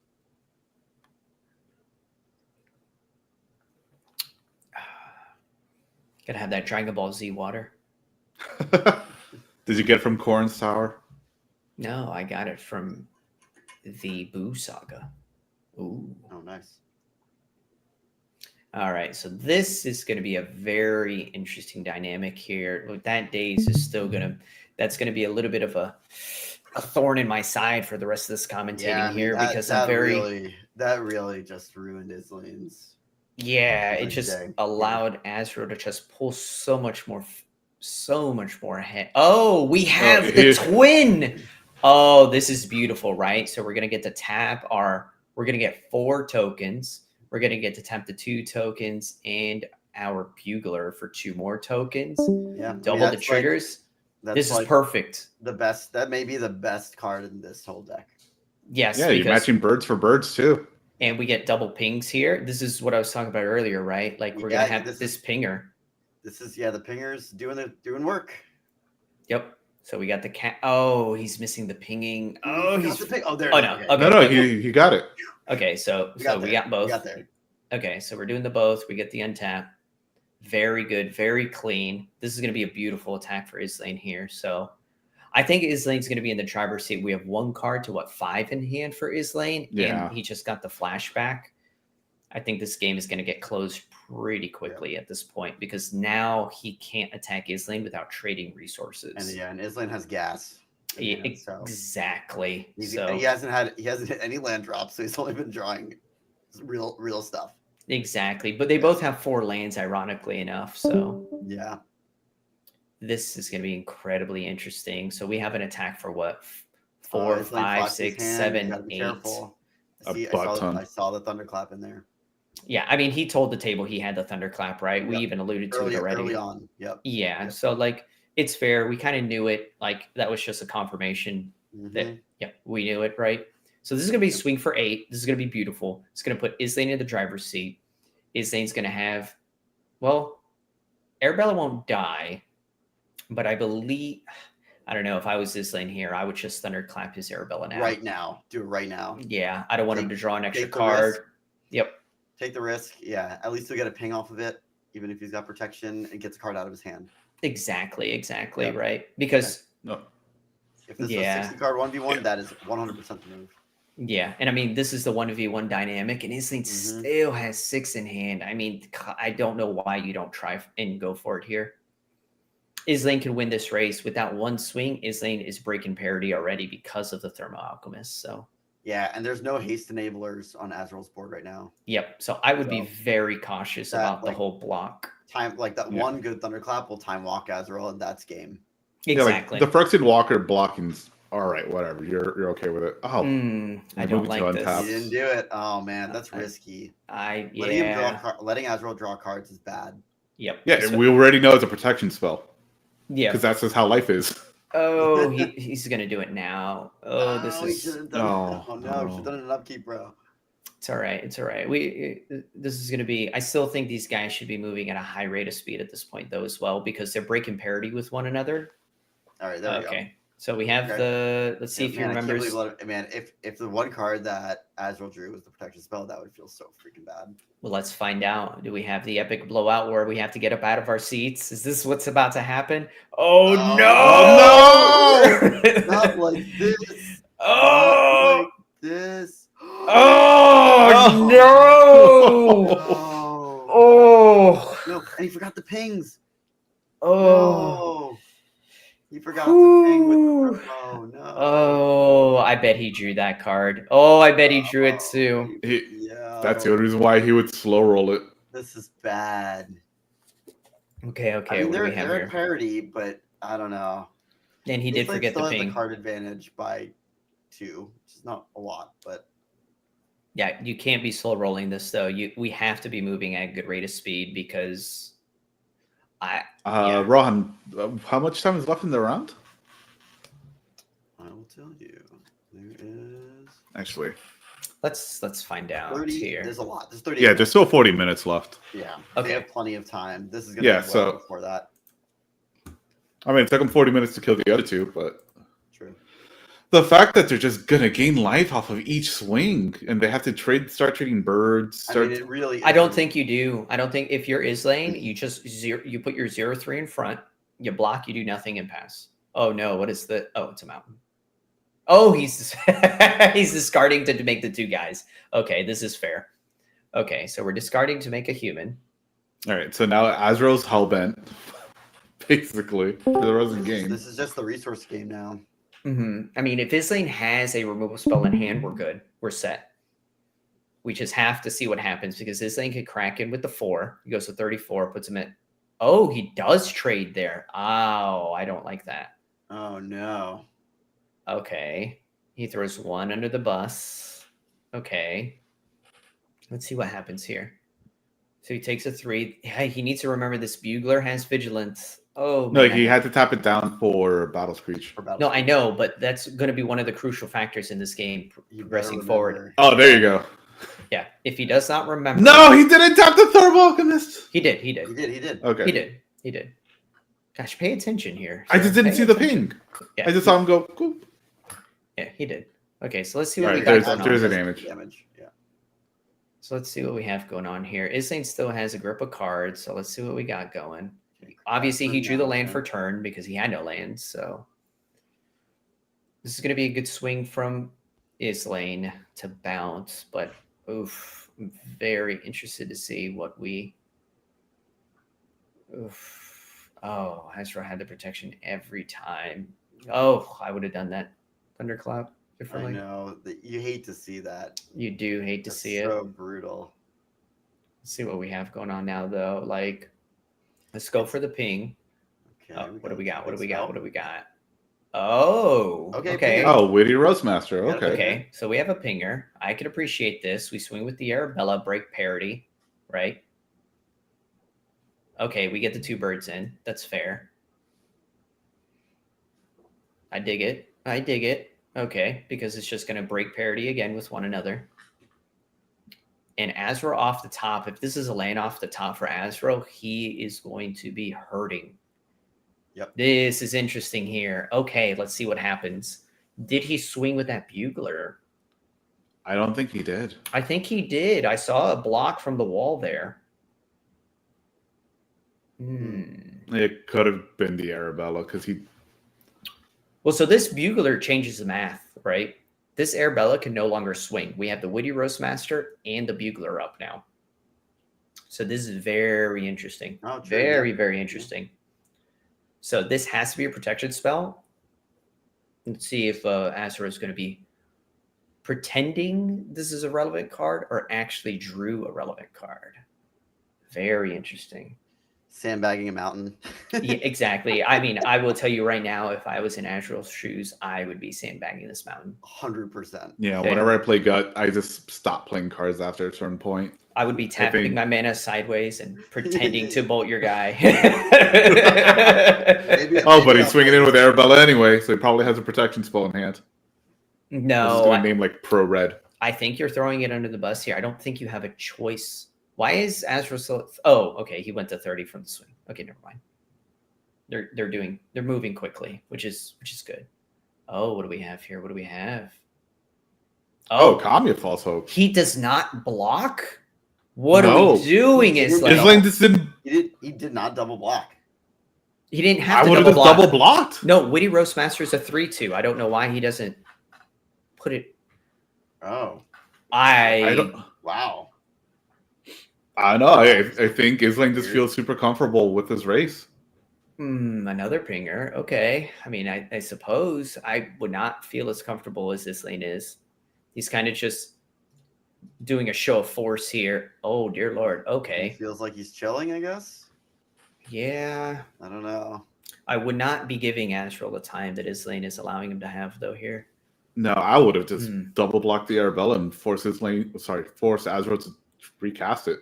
Yeah, we're going to have the Arabella swing here. It's going to be in a disturbing amount. So we have a 1, 2, 3, 4, 5, 6, 7, 8, 9. It's going to be swing for 9. It's going to shift the game back in Islane's favor here. But this Kamiya False Hope is a problem. Well, I don't know, actually. Yeah, Because- mild Because problem. Islane's building up his pinger board now. Still has 4 in hand. What is the last card that Islane just played? I actually don't know what Is that a is. Blister Split Gremlin? Oh, it's the third one? Yeah. No? Yeah, it doesn't look like it's an artifact creature. Let me pull up Islane's list. Let me look at that here. Yeah. Very interested to see what card that was. Of course.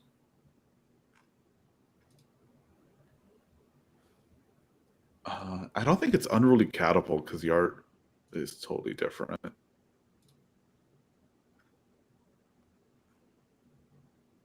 Let's see. It's not Molten Gatekeeper.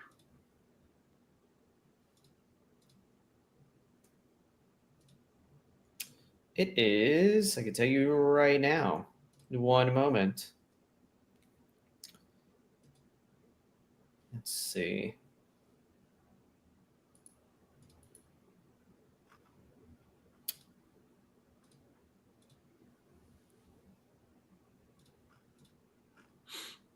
Yeah, it doesn't look like anything I see in the list currently. That's some funky art, I can tell you that. Mhm. I do not see that card here either, matching any of these arts. It's an artifact creature of some sort. Interesting. What art thou? Random card. Hmm. It's red too, right? Yeah. Huh. Man, hopefully we just accidentally did not cause Islane to have a game loss for having an illegal deck. It looks to be the toy. You know what? It's a Yeah, rag, you know, it is it's a a percussionist. ragged playmate, maybe. Not sure. Not sure. We'll have to get back to that afterwards. But we'll come back to that at another point. But looks like a cool card. He put it with the pingers. Might just be a pinger, different card. So Interesting. very interested. Let's see what we have. This is going to be a very interesting attack here. Wonder how many. Looks like we got a goblin. Islane has what, 4 in hand currently? Yeah, that was a Mog War Marshal. Mog War Marshal came out. Oh, very, very good for Azrael here. Dear Lord, this is just getting grotesque at this point. Yeah, I think I just start swinging in with Arabella and just not caring if it dies. I mean, I'm not sure why Islane is not trading at this point. Woody Roastmaster is a 3-2. You throw it under the bus, you block, you get it over with. Yeah. The end. Like, what are we doing? I don't get it either. Don't know. Just taking unnecessary damage. Or at least forcing the Kami to get sacked. Yeah, I don't know why we're not blocking. Arabelle is a 1-3, unless I'm highly mistaken, right? Like, no, it's am I 1-3. missing something here? 1-3. Okay. We got a 3-2 and a 1-3. Like, I understand if Islane's not doing this due to like being afraid of something that Azure could have in hand, but Azure has no cards in hand. Yeah, So not too sure. No, I would have just blocked the Arabelle and forced them to Weird recast it choice. next turn. I'm not worried about haste enabler because there are no haste enablers. Yeah, I'm very, very confused here. We have the full team. We got it all sauced up. We're making the Arabella. Oh, we're dead. Islane dies. Yeah, Islane can't. Yeah, since Arabella can't swing, I think this is done.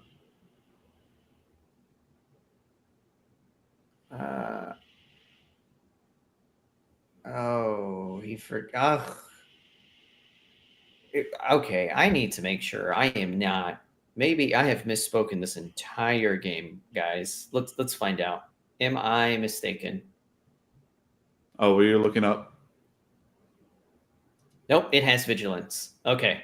Militia Bugler does have vigilance. I am not mistaken. I thought I was just super confused here with that. He is just forgetting here.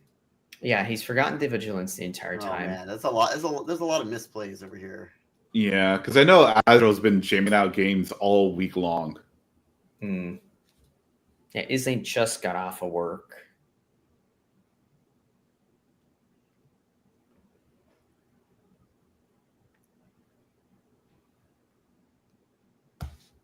All right, show me the Flame Rift. I don't think a Flame Rift is needed here. I think he just. Oh no, it's entire.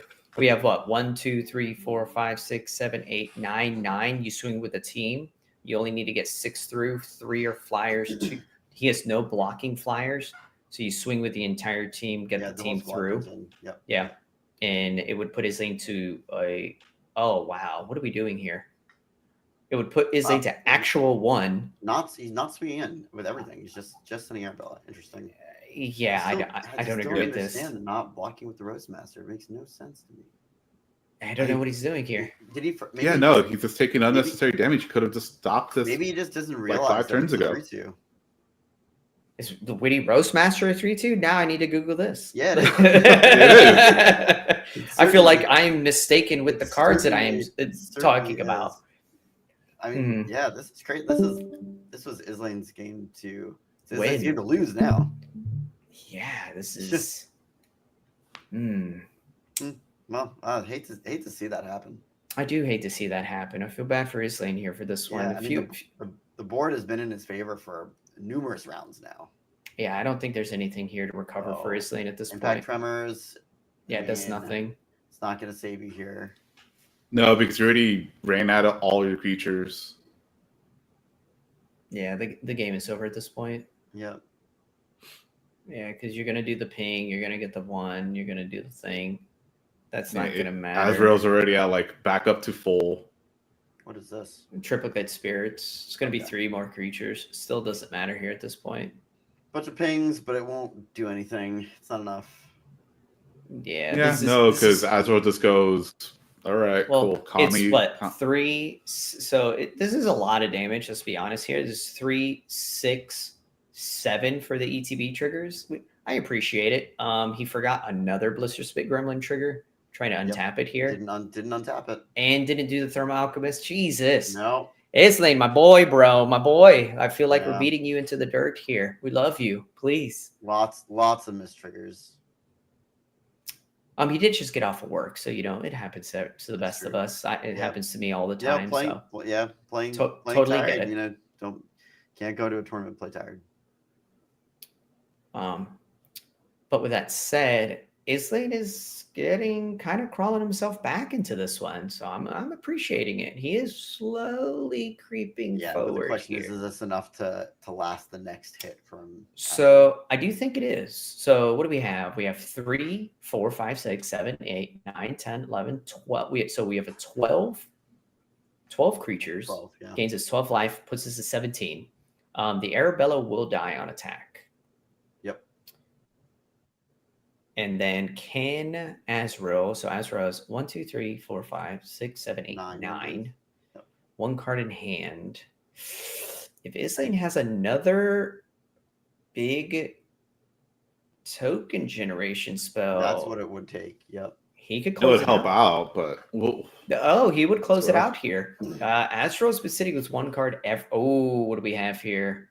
Oh, if this is it's a Raven Charm. No, that's it. That ends the No. game. That's it. That is the game. That's the game. No Yep, that's some protection, pepperonis. inside, that's it. Ooh, Azrael pulling off the top of the library like a monster. The The protection, the interaction. interaction, sitting on the 4 lands. Very, very well played game by by Azrael very here. well played. Yep. I don't know why you even look at the card. You just move to combat and go. Yep, if you Why carry are we Arabella, thinking- cool. I have enough other things in the air to deal with it. I mean, it's just an Arabella trigger. I don't know why we think at all about anything. Swing Oh, yeah. and No, Islane's already scooping. Yep. Oof, that was rough. That was rough to Yeah. watch. The Arabella dual beatdown, though. Very interesting dynamic that game presented, without a shadow of a doubt. Oof. Very interesting. Man, Very, it's, very that's interesting. Just so it's so unfortunate. It's too bad.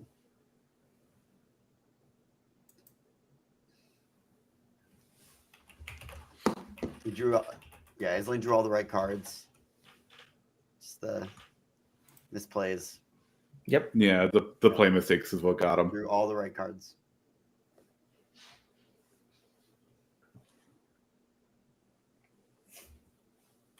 So with that said, let's see if there's any other games we can try to hop into. Yeah, let's check out and see what we got going on. That was a hell of a game, though. The double Arabella pod, that's just so incredibly interesting to watch. Like, watching everything unfold was just like the dual beatdown. I kind of feel bad for the Gretchen there. Lauber definitely mulliganed kind of to oblivion there. Feel kind of bad about that. But, Yeah, you hate know, to see that happen. I mean, we're still looking good, right? You know, it's going to help Azrael's Breakers here. And, you know, I have a lot of faith in Gretchen. So let's see what we got going on. But while we wait, let's kind of see who has been winning. Let's go into game reporting, see what we got going on. So we have Pod 6, Popper winning on turn 12, Yami turn 9. So that's Yami and Ryan both 2-0. Yep. Yeah, Carson's 2-0 as well. Turn 6, Aggro Aaron turn 6. Dear Lord. Okay. That's a fast game. So let's okay. The Popper. Wait a minute. Yeah, no, that was Pod 6. That was last round. That was last round. Yes, my apologies. So Ryan is still currently And that round. Yami was also, that was last round. No. Oh, yeah, yes. let's jump in. Oh, Yami Yeah, just perfect. reported. Yes, Winning yes. this Pod as well. Okay, 6. So Yami is 2-0. Yami and Aaron turned 6 with Abdo. That's Okay. I do not know how that could have happened. This Hop goes over to the other Tony's. stream. Yep. Got it. Alrighty. Jump Responses to into the trigger. All right, absolutely fantastic here. Let's see what we got going on. All right, we are currently with a match in progress with Patessa's still on. I was on Horde Shadow Spinner. Silas over on Severus Cloakwood Hermit. Tony Baloney on his classic Val Shadow Agent, Shadow Thieves, and Clay is on Sir Conrad. Very interesting. I actually saw Clay updating this list here recently on Moxfield, so glad to see him playing it. Sivirus with a Wow, full what board. is going on here? Potessis here just pitching cards after Drawing cards after cards. A P-Drake already on the field. Oh, wow. Okay. Okay. This Oh, is, okay. So I think we're coming into this game as it's ending. well, let's Maybe see what's not. happening right now. We have the Well, you Force get- Shadow Spinner with a cranial plating. So it looks like the object of Generating a lot. Yeah, of 4. life. Whew.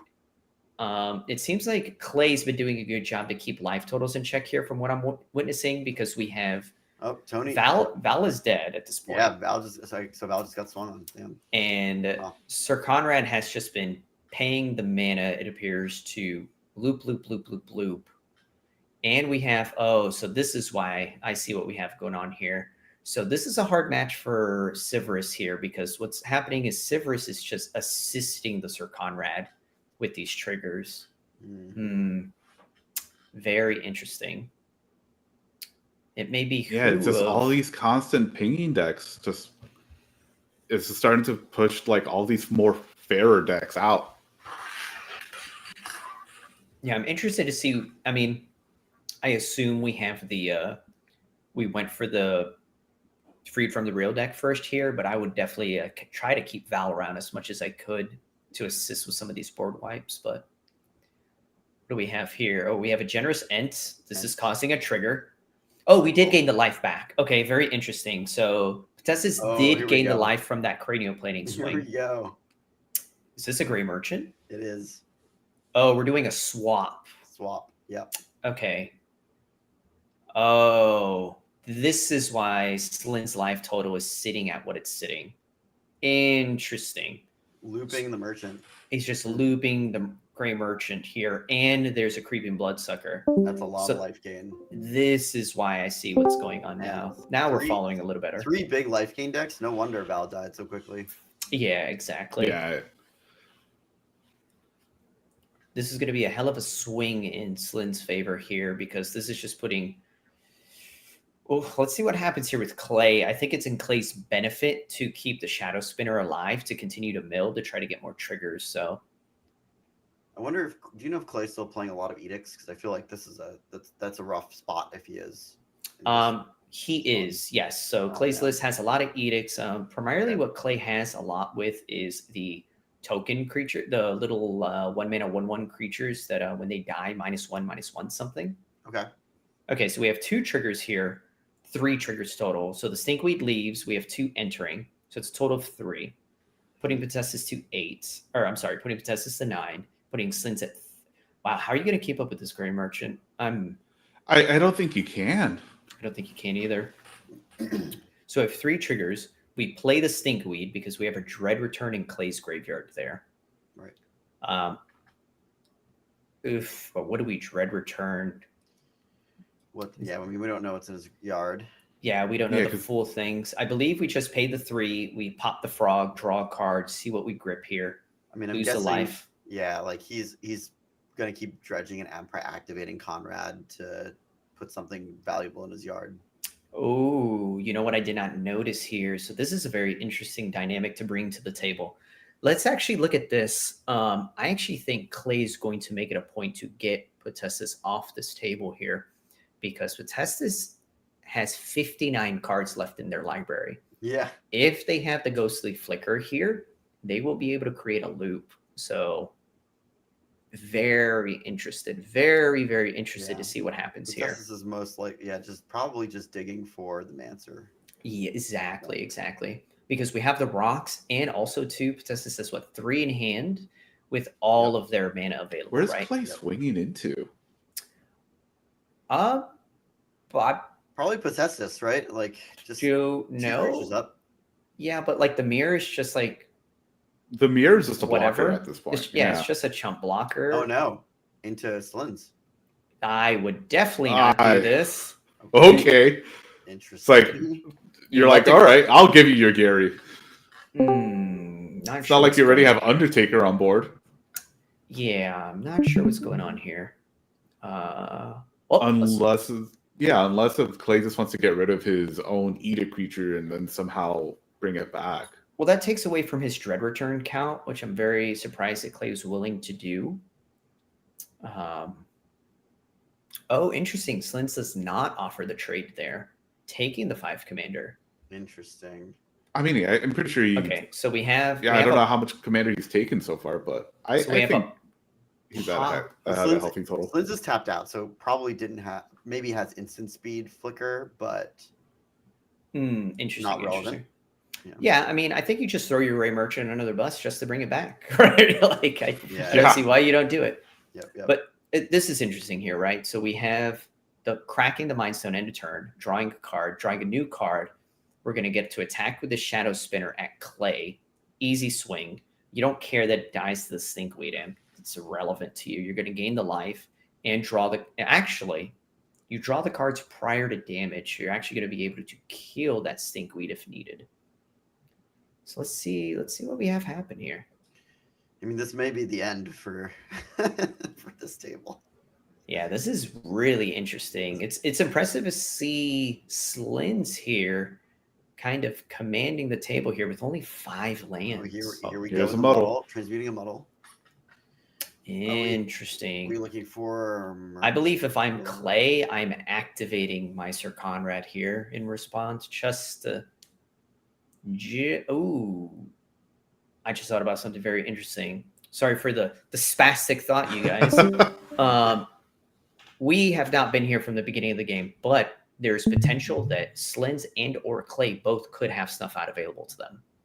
That's true. That is something very interesting to bring up. Possible. So we don't know if they do. Yeah, the one problem, right, with the Shadow Spinner is that the discard. It's card neutral. So Potestas would have to choose between his combo pieces and his interaction.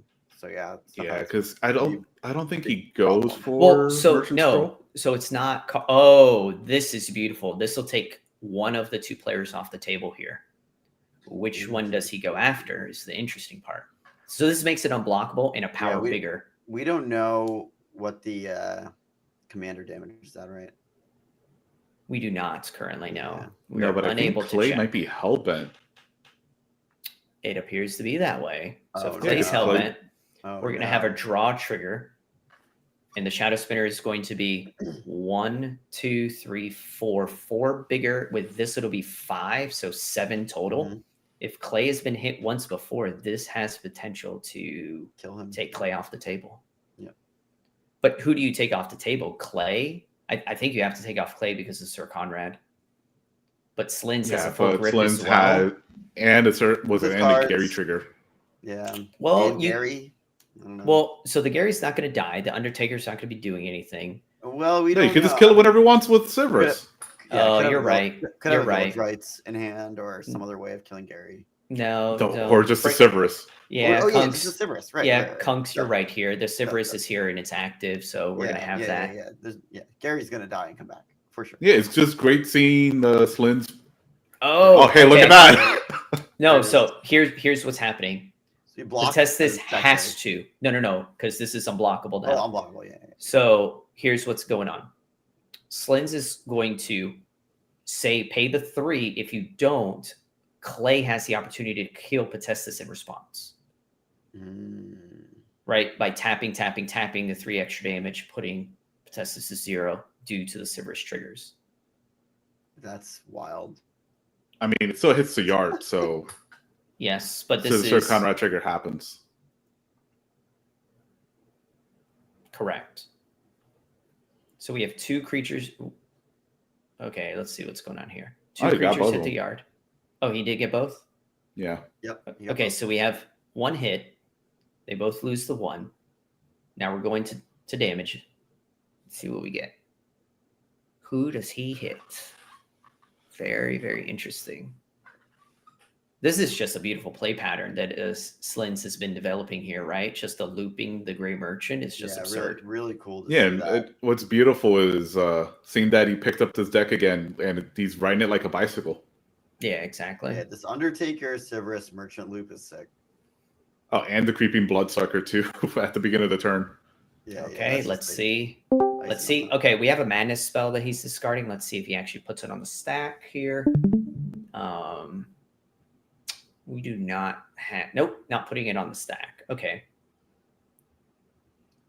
So he's not seeing any of his outlets. If we have the Ghostly Flicker, we're losing the Archaeomancer. We're only sitting with 4 in hand. So he actually wouldn't go net neutral here, Rohan. I know you were talking about that earlier. But what's interesting, if he plays the Archaeomancer, the Archaeomancer will bring the card back to hand. Bring 1 back. Yeah, so it's not going to make it net neutral. So that's fair. Yeah. Well, let's see what we have. I mean, I think it's time for Potestas State. Yeah, are we gonna see the Mancer? He has to do it. This is just pitched the Muldrifter, so he's taking damage. This is crazy to me. Potestas' deck is at 50 cards. 50 cards left in that library. This is absolutely the deck in the format that draws the most cards. Yeah, that's the beautiful thing about Shadow Spinner. You just draw half your deck every game. It's insane. What a cool deck. There's actually 2. The round 1 was a mirror match, correct? Yeah. Yeah. Mm-hmm. And Potestas won that one. Yep. Yeah, this is just through combat. Yeah, I mean, it appears to be that's what he's attempting to do this game. Oh, he hit Slins with the Shadow Spinner here. Okay. Oh, what do we have going on? Okay. He showed the Ghostly Flicker here. What is happening? Was it in response to something? I don't know. No. Did he discard it? That's I'm very confused. Yeah. We're gonna have to wait to see what's going on. He's highlighting everything. Yeah, that's what he does when. That's what he does when going he's in nervous. between turns and thinking. Yeah. Yes. Okay, so he discarded Ghostly Flicker. That's actually a hell of a tell to the table. That's a tell. That's a tell. Yep. He's going for pure combat. I'm not against this. It's interesting, but it feels very dicey and with this Gray Merchant being able to be looped. Well, yeah, this is going to be kind of rough, right? Slinch just gained the 2 life from the Creeping Bloodsucker. Here it comes again. Yeah, I mean, I don't know why. Why do you not do this? He's going to probably discard some creatures, so Conrad trigger. Yep. Yeah, that's Steve. Lose 1, bring 1, come back. Mm-hmm. We 1, 2, 3, 4, 5. The table again. This is bad for brutality. Clay. Yeah. Yeah, although fortunately for Clay, there's no way to loop it 2 more times that we know of. There's 1 black mana left open here, and I'd be very nervous about a Gray Flicker coming out of this deck. Be brutally honest. That would be really brutal. Yeah. Either that or holding up a Defile so that if Potestas tries anything. Okay. So we have Clay's activation in response to the Gray Merchant. So what Clay wants to do here is kill Potestas. Totally fair. So we have 1 damage currently. No, we have 1 damage again. Mm-hmm. Okay, so the Fell Horseman and the Slice from the Shadows, and we don't know what's going on now. No, I'm waiting for Clay to activate a 3rd time. Potestas hasn't revealed, right? Yeah, I think Potestas has a computer issue currently. Okay, so Swamp, Slice, Fell Horseman. 1 damage. Okay, so 1 damage. Where are the other and then the last one. More activations? Yep. Last one. Let's see what we hit. Very interesting. I don't know how if Clay hits, what does he have to hit off the top to win this? Crypt Rats? I don't think Crypt Rats wins. What is this? An Echoing Truth. Are we hitting the Gray Merchant? I think that's what we're doing here. That would make sense. It's 2 less. Sack in response. What's 2 less damage? Oof, very. No, because you could just still kill the Gary.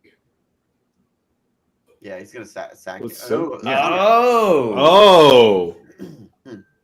Ooh. Okay. I actually think this is a hell of a play, right? So this is this allows Potestas to get to his turn. True. So I completely agree with this, right? Because Clay has to untap. Doesn't matter what he draws. Play the Sir Conrad, not get hit by these triggers currently. Ooh, he lost the high tide right High there. tide. Ugh, that's rough. That's painful, but he Is it probably has though? your I mean, Archaeomancer I in don't hand. know. At this point, I don't know how relevant it is. He doesn't have Cloud of Fairies up, or That's fair. 2 cards left in maybe if hand. He's got Mhm. Archaeo in hand, Snap, but Yeah, not this Lens two has a hand. Grey Flicker. He's just dead to this Gary flickering out. Yeah. Yeah, let's see what happens here. This is very interesting, right? So Clay's going to go to 9. Test this is definitely chewing his fingernails at this point. Yeah. Definitely. I would be chewing my fingernails at this point as well, to be honest. So, I mean, Siffrus is in a very commanding spot. Doesn't matter what card is shown to potest this. And honestly, I think Clay as well, whatever card is shown off the top of the library at this point. Oh, he's sending the Oh, squirrels. he's sending them in. I think you go to Clay at this point. Yep. I think that's a good play pattern because you're going to get 2 more squirrels at the end of turn no matter what. Oh, Epitestus. Oh, that's interesting. I would just let the residual damages clear him off. Yes, I did not see that coming. Interesting. Okay. I'm Yeah, not because completely guaranteed you against pretty it. much have 5 damage on Clay no matter what, off of Gary activation. Yeah, I'm not against this, right? Because Potestus is dead to the Gary and the He's creepy just dead to Bloodsucker. everything. The Bloodsucker, yeah.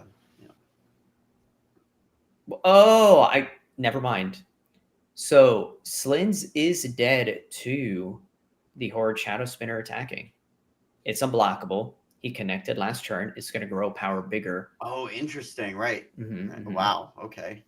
So That's we're going to just interesting. have the Sir Conrad here. However, Conrad's out. If Slins activates Sivrus, Tess is probably dead. That is very fair. Oh, well, there's a Felden's Cane to kill Potessus. Oh, okay. There's the cane. Yep. No. There, and he's activating Sivrus. There it is. Yeah, he's doing it before the Felden's Cane. Yep. That makes sense. Yeah, I mean, I would too. Yep. Because that would kill the table. This historically would be the first time I've ever seen Clay win with this card, so I appreciate it. All right, there's the swamp. Oh, double swamp. Oh no. Whoop, whoop, whoop. Oh no. Yep. Okay, Tess is better have the counterspell in hand here. let's Oh yeah, see. Anslin forgot the. Oh, the here we quick go. trigger. There it is. There we go. There it is. Yo. Wait, what card is that? Negate. It's a negate. Negate. Is it a gate? Yeah. Okay. Yeah, it's a weird, funky art. I appreciate the Damn. negate. Oof. Okay. Okay. Tess is with 1 in hand at 1 life. Yeah, oh man. You this have is- to dodge 3 bullets for this. Dodge the Conrad triggers. No, you know what? Let's be honest. This has been a beautiful play sequence Oh, I for know. Potestus. He's going to attack with the Stinkweed, right? You block with the Drake. The Drake dies. Oh, it ends That Potestus' kills him. life. That kills Let's him. see if Clay sees it. Does Clay see it? Does he allow him to One attack untap? with the imp kills Potestus. Yep. What is happening here? No, they're just I don't going know. I back think to they're stack. still going over the negate for whatever reason. Okay, let's see what happens here. Does Clay see the attack? He doesn't see the attack. Oh, my Oh God. no! Oh no! We can't see chat, but I'm pretty sure chat. Oh my! Oh no! There's a cranial plating. Oh no! Oh no! So Not this like- is gonna kill Slins. Not like this. Okay, hang on. Yeah, but then- I don't think he could kill Slins here. This is very interesting I mean, because Potestus is still dead on board to Conrad. kills whoever exactly, Yeah. whoever. This kills Slins though. I think he has to and hope for the best. He's gonna gain 1. Ooh, very very dicey, very dicey. He gets to draw and discard a shit ton of cards. So I think you go after Clay here. It might give you the best bet, maybe. Yeah, but the I don't know. problem is you can't discard creatures. right. His deck doesn't have a lot He of doesn't really creatures. play. I think he plays like 5 or 6 creatures total. Mhm. Yeah, and you gain the life prior. Oh no, it's a wheel prior to damage. No, it's not. no. Lifelink, Yeah. It's lifelink. No, it's No, it does the- damage after. Okay. So we're drawing. You cannot pitch. 1 card was in hand. It's a lot of cards. So we have an Obsessive Search. Okay, he could put that on the stack to draw an extra card. What do we do here? What do we do? What do we do? What do we do? What do we do? Break. Wow. Oh, okay. Wow. Well, that doesn't help him here because he already has a Drake in hand. Yes, yes, yes. Yeah, but still, See. just the fact that you have to grip all of your creatures. Oh man. Whoo, boy. Does he Those two tap cards the in his one? hand must have to be some Okay, serious so he guess. does. He does put the Obsessive Search on the stack. I think it's very who of him to put this card on the stack. All right, so this is the last turn. We're at time. Can Potestas win here? You already swung in. So is this a draw after Potestas' turn? Or do we go full round? Oh, there's the Golgari Brown scale. So with the trigger on the stack, yeah, Potestas just dies and it goes to a draw. Yep. Oh, Wow. Double creatures. So, wait. So this is time and round? Yeah. Oh, Yeah. that's rough. Because if No, Slyn but- untaps, he kills Clay. Yep. Oh, that's so. A draw. That's so shit. So painful. Yeah. Oof. That was a really interesting. That was a slog. So Yeah. ironically, that's beneficial to Potestas because he won Already round won a game. Yeah. So And he goes up a point. Yep. You know. Oh, he had the Archaeomancer in hand. Damn. Wow. If he just played the Archaeomancer, he could have brought back the Ghostly Flicker and won. He just couldn't keep his health stabilized. Wow. Wow. Well, even then, he still would have just died to Clay. No. So would if have he- just died to the activation. No, he could have done it just now. He had the ability. He had the mana up available to do them both. So, oof. No, Look- because like no matter at what point, One, he's two, just three, died four, to five. you just died to the Conrad activation. No. But that was the only activation that existed. If it was just a miss, he could have won. Possesses. Yeah, had but the Yeah, ability but it to wasn't do a It it. miss. had to be a miss, though. Yeah, that's my point. It had to be Yeah, a miss, right? Which So. you should have risked.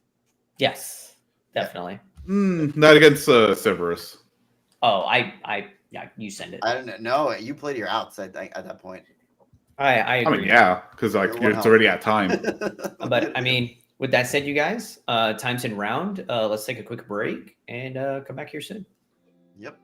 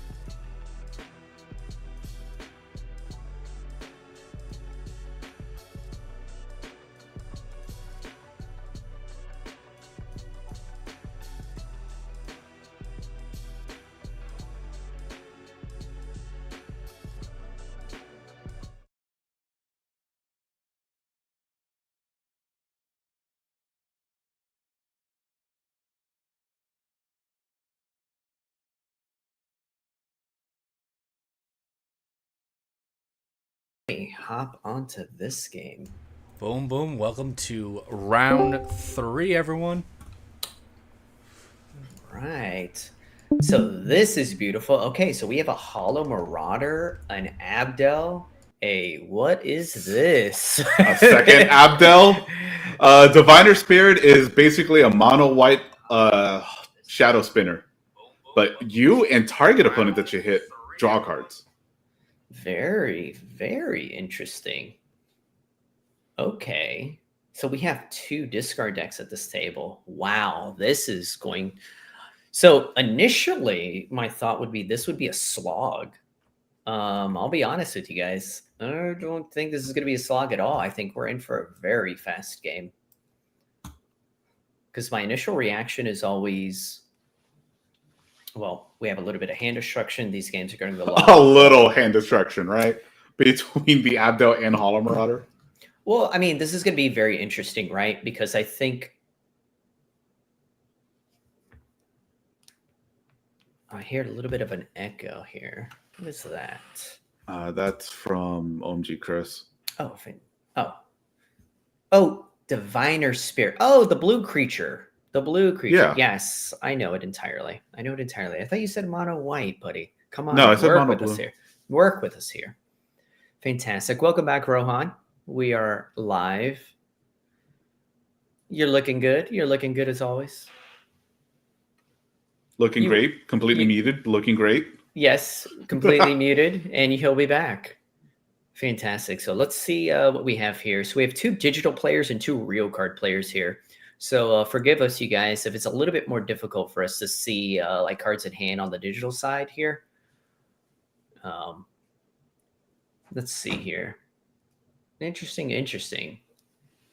Oh, we had a little bit of a... And classic Moxfield messing up. What? Not Moxfield, sorry, Spell Table. What is happening? I'm back. We lost all of the players there. I had to get my tea. Well, welcome. I had to get my water. Mm-hmm. Okay, and we're off.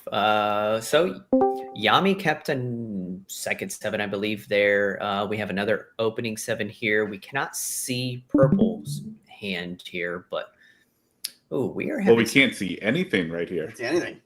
Yeah, we're having some issues here with Ryan's stream. Brewbear, Diviner Spirit, this deck has won once, right? Won once and has drawn once. We have 3 2-0s here. We have Purple, Yami, and Ryan here. Okay. Cool. As the top seeds currently in the tournament. 2 Abdels. Interesting. Yes. Okay, and we're back. Continues to blink out there. That's very interesting. I'm not sure what's going on there with the blinking. Yeah, but the 2 Abdels are matching each other.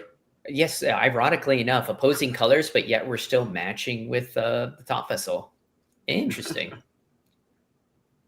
I do appreciate this. But let's see what we have going on here. So we have Ryan with the white border swamps. Okay. I'm making a statement. I'm not against it here. Oh, no, we're blanking out again. We're blanking. It seems to blank out in the same... It's very interesting.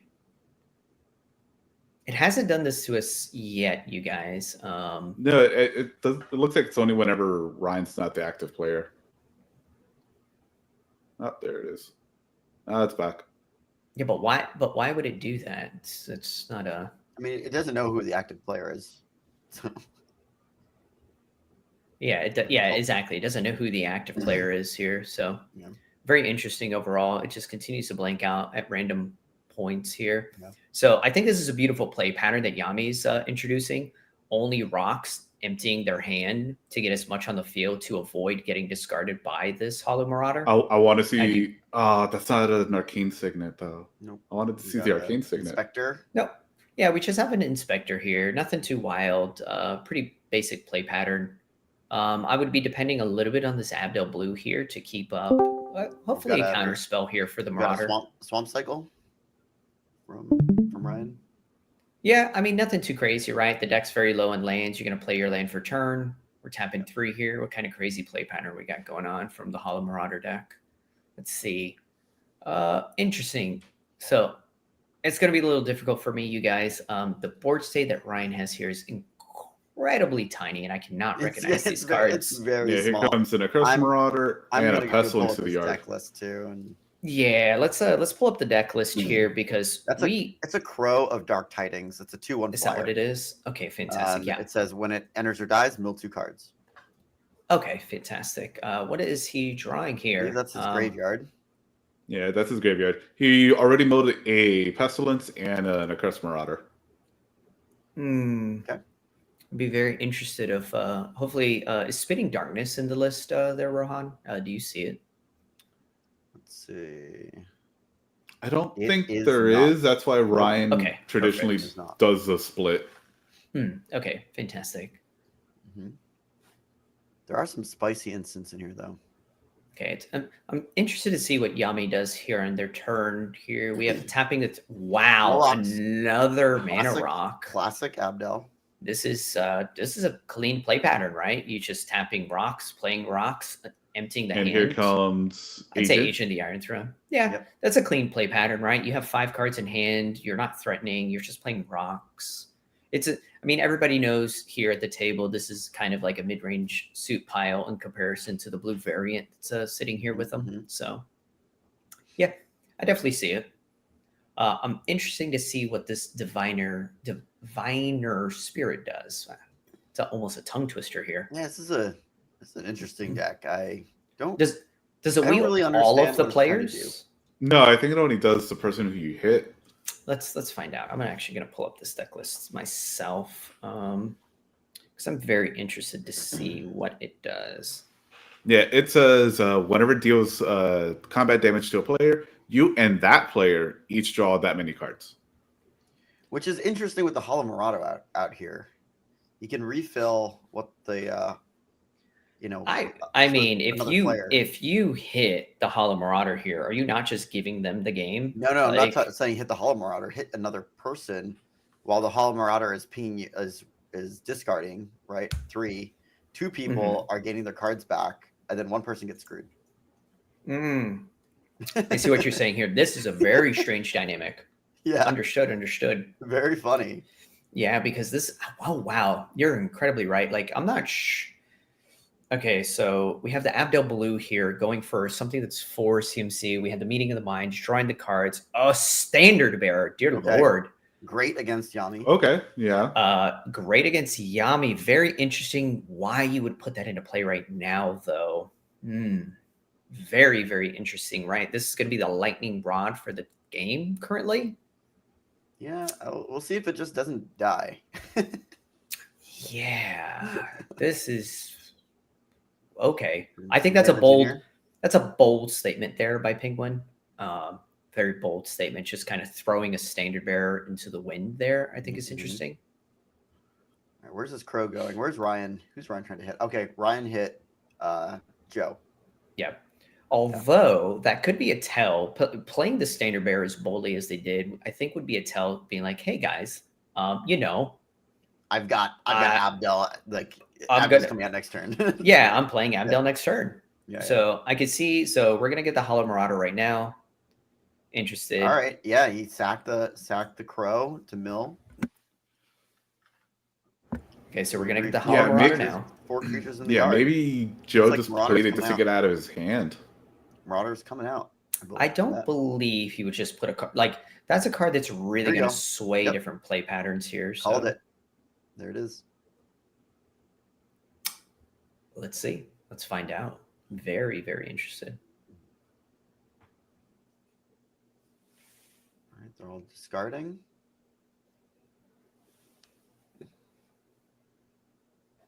Okay, let's start in turn order. What do we have? Yami discarding here. Did not Yeah, see. I'm still thinking about not his see. discard. They're not I don't know discarding what different card order. that is. Okay, so we have a land, we have a Siren's Ruse, and we have a Demir. Okay. Okay. Nice. Okay. Okay. So Demir House Guard. Why I'm confused here. What's happening? I might have missed it. Did Ryan demonstrate the drawing the 3 cards here? No, he would only draw 2. Oh, I thought it was CMC 5. I may have got Oh, is it 5? Let's find out. Hollow Marauder. It is CMC 4. CMC 4, So so you only only drawing do the two. 2. My apologies. I Two. got that wrong. Okay. Smart. Yeah, there's a Smart Gerbang of Angler Yami now. to discard the big card. Yeah, we have a bigger angler here.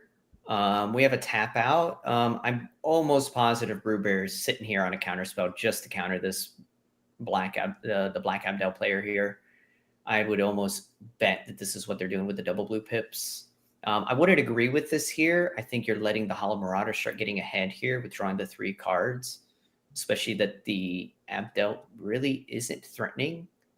And just pitched. Oh, no, they're casting a Suture Priest. Okay.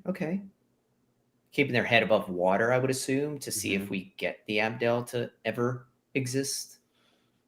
Interesting. Seems as though they're trying to unload their hand at this point.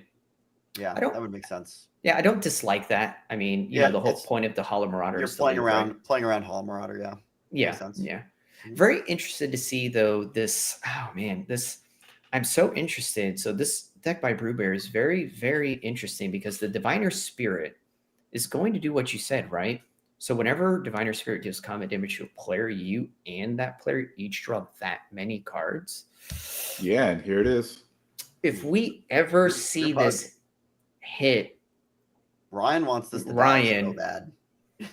Does he? If Ryan gets hit with it one time, I think Ryan just wins the game, right? Yeah, essentially. I mean, so I'm very interested to see who he hits with this. I mean, it's going to be whichever Abdel he thinks is behind. I mean, I think Yami is definitely behind here in this one. I mean, we have the wind condition and we have the lightning rod here for Penguin Joe. So yep. Yeah, but he's still missing the Archaeomancer, but I don't think that really matters. And he's missing the rocks. We have 2 rocks now. Well, they're both colorless rocks. They're currently colorless, right? Yeah. But we have the standard bearer to protect us a little bit. And I don't know, I'm very interested to see where this is going. This is going to be a little hard read. We can't hear the politics that are going on right now. We also don't know how many cards Joe has in hand. Yeah, he's keeping them quite concealed at this point. They're up in the corner, but they're all in one. Okay, so Ryan's actually asking. I could see a Delirium schemes here in the near future for the table. Okay, so both going at Joe, I'm guessing. No, I think they're going at Yami. That's my bet. Yeah, I believe the way Ryan plays, he goes after the opposing player instead of the main player. To allow the other opponent to go after the main threat. Yeah, he's playing the politics game. Okay. It's a strategy. No, it looks like he's going at Joe. I don't think so. No. Oh. Nope. So not the politics. He's not. He's going after the lead. Interesting. Yeah, I mean, I don't disagree with that at all. Getting the standard bearer out of the way is probably very. I think he understands that you're playing with Joe's board state, that he's playing with fire if he doesn't go after him. I do agree with that. That's a very good point. Especially that Joe has the 2 blue up here. It's a very, very worrisome for your opponents, right? So let's see what Ryan's kind of here in the tank. Yami seems to be politicking a little bit here, like, you know. And just fires off the rats. Interesting. Okay. Joe let that resolve is the question. If I was Joe, I don't think I would care. I think you counter it, right? If Yami untaps and slams Abdel, I think he would want to counter it. Yeah. Yami untaps and slams Abdel. This seems like a beautiful play pattern for Yami's deck, especially since the agent is currently in play. Yep. Let's see what we have here. So we have a slow grind. So we have a land. You know, Yami's deck is not very. And no, we got to cut out. It's very interesting. It seems to happen on Yami's turn quite a bit. Not sure why this is continuing. It might also just be lags if Ryan's sharing and his internet isn't. Depressingly, I am being not friendly right now. Then I am not smart enough to know these things. I am not very computer literate myself, so Oh, here comes Yabdo ETBs. I mean, what is it ETBing? Rocks? Like yeah, It's a seed and rocks. Rocks. yeah, Yami has 3 lands. Oh no. Yeah, Ryan's double streaming. He's streaming himself and he's streaming this, so that's probably doing it. Interesting. Yeah.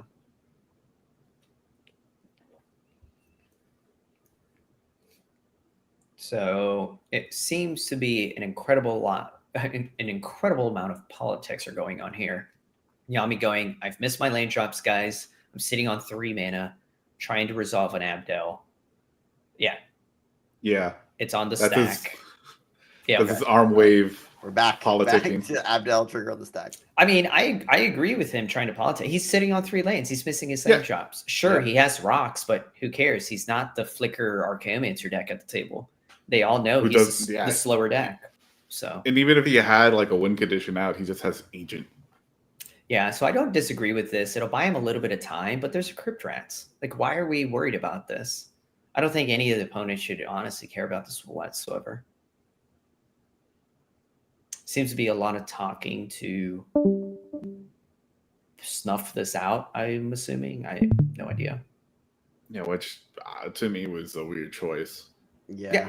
I mean, we have the Crypt Rats in play. Like, I do not know why we Oh, would you got even it. be discussing You got it. this. He got it. There we go.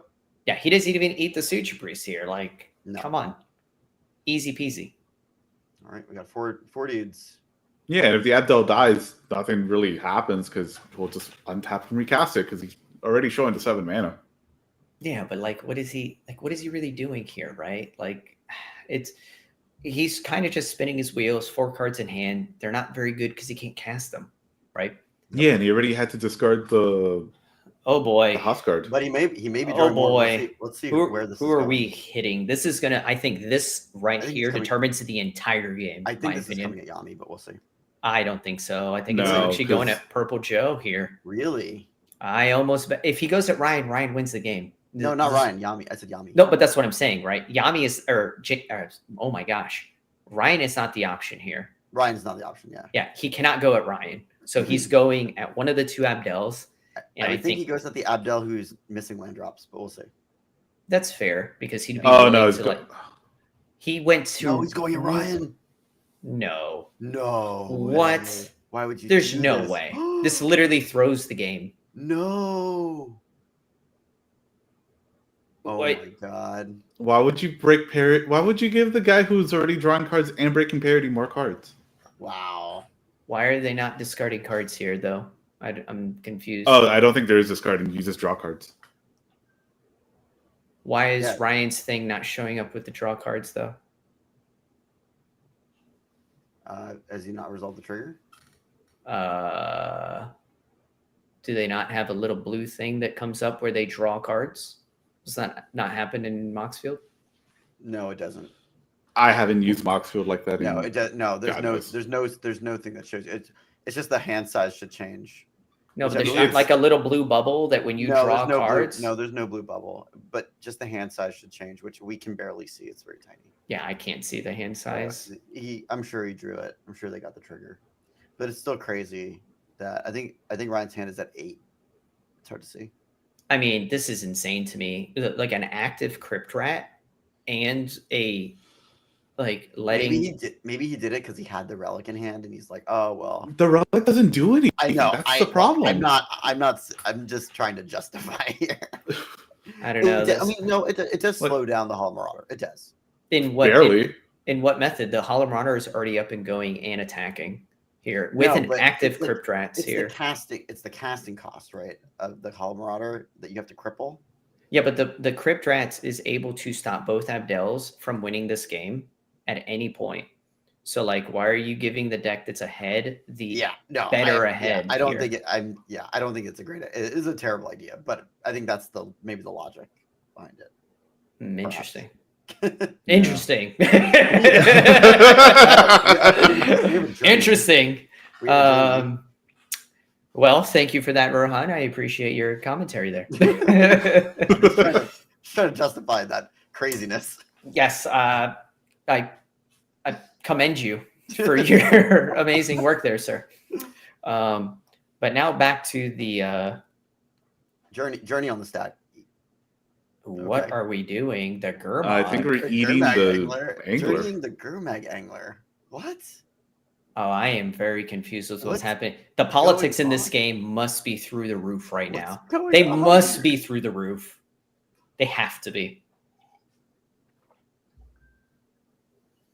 I don't know. They're probably playing 5D checkers or something. I am confused. I am very this may have confused. been a bad game for us to spectate I here would have because thought that the Crypt Rats was going under.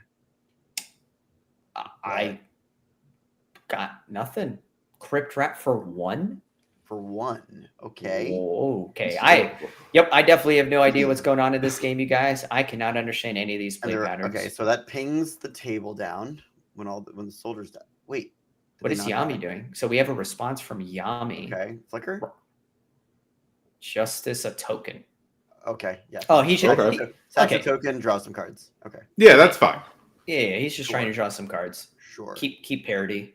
Ping but the giving- table for 1. But giving Ryan that many cards is absurd to me when he just drew 3 cards. Like, Yeah. I Yeah. don't. He's got a I full grip. don't. Yeah. No, All right, what, he's so- at what, 9 now? More table pings coming. I mean, that Abdel's not long for this world. Ryan's sitting at over 7 cards in hand, right? Going to be discarding down for hand size. Like, Yeah, if I see, like if there's a snuff out in response to like a flicker or like just even trying to swing, I would not be surprised. I mean, I think this game is kind of in the bag for Ryan at this point. That one swing was the determining factor for Ryan to just pull And like I ahead. can only imagine that the next swing is also going to end up coming at Ryan if Brewbear's just trying to play commander damage beatdown plan. Yeah, but that's so confusing not to me good. though. Like what you're only enabling the deck that is a edict.deck Yep. card advantage and you're a 1 creature in play dot deck. Like it's Yep. very confusing to me. I don't know. Again, I don't know how Go 5D turn. checkers work. All right, is it going to crack the relic? In a sensible world, yes. I don't Did what, not crack- why did do you not- not Crack the relic on the dread return. I don't know what's happening once again in this game. What? Um What? All right, so now Hollow. so Okay. what is the relic for at this point? huge? I have no. For I guess the Abdels, but Why are we hating on the Abdels right now when they're just getting pulverized by this Hollow Marauder? what part of 5D checkers don't you understand? I don't get it either. It's not in this dimension. Oh boy. Let me hang on. Okay. Yami's on 3 lands. Like, I don't even know what's happening here. Like, oh, a generous gift. Hey, Okay. what are we hitting? Please don't tell me he hits the Hollow Don't, Marauder. not the here. Hollow Marauder. Are you kidding me? No, like You hit the divine thing, whatever it is, because it's just only God, going to give he's Ryan hitting the cards. Hollow Oh my Marauder. gosh! Oh, no. Not like this. All right, you guys, Oh, we got nothing for you guys. what Yeah. is I guess Ryan just happening? wins at this point. What is happening? All right, hang on. Let's try to wrap our heads around this for the I mean, viewers yeah. here. Let's not be so negative. Let's try to figure this out. Okay, All right. people are talking, and clearly people have been convinced of certain things. Let's try to figure that out. Because Ryan's about to kill this Abdel with a Snuff out in hand, Right. probably. no, it's going to be a sack creature, right? Like we Oh. already know it's going to be like an edict of some sort. Well, Going to kill all 3 creatures in play. Ryan's going to pull let's ahead. see. Let's see if it's actual. Let's see if it's an edict or a targeted removal. Let's find out. Because Let's that try Abdel's removal. dead. He's not going to do it now. He'll wait. Let's find out. This is very interesting to me, right? Because the Abdel player, like seat 1. All right, what is this? What Oh, is so we're going to return the Crypt Rat. that? Okay. Oh, no, this is... What is this one? Oh, this is the Mill 4. What is this doing? What does this do? Tapping Relic does nothing. I Tapping It's already the too late for Relic. What, You what should are have just we- Relic on the Dread Return. You dread return here. Jesus. I'm like, okay, Ryan loses out on a card. And Well, that's like it? so I think Brubear at this point must make it a point to stop Ryan from doing what he's doing because he allowed Ryan to draw however many number of cards it was. So like I think it's your responsibility at this point to stop Ryan from doing the deed, right? But I don't. Again, in a sensible world. I mean, Well, yeah. we don't know what Brubear has cooking up. Maybe he's got like a grip full of gas. Or yeah, maybe Brubear can pump up his commander to deal lethal, and But it's Ryan like, has a 7/7. you die. I don't see how he could punch through a 7/7. Yeah, I don't know. Let's look at his list. I mean, yeah, he basically just plays a bunch of equipment. So yeah, there's I'm no looking at the way. list myself as well. I There's no do way. not see it's a 3/5. Like I mean, he can get like Bone Splitter and a Dark Steel Axe, give a +4. I don't know. still doesn't Yeah. punch through a 7/7. Yep. Okay, let's be fair. We have a Vapor Snag here, so I think that's a key part of him being able to get through Ryan's. What do we have here? Strider Strider Harness. Yeah.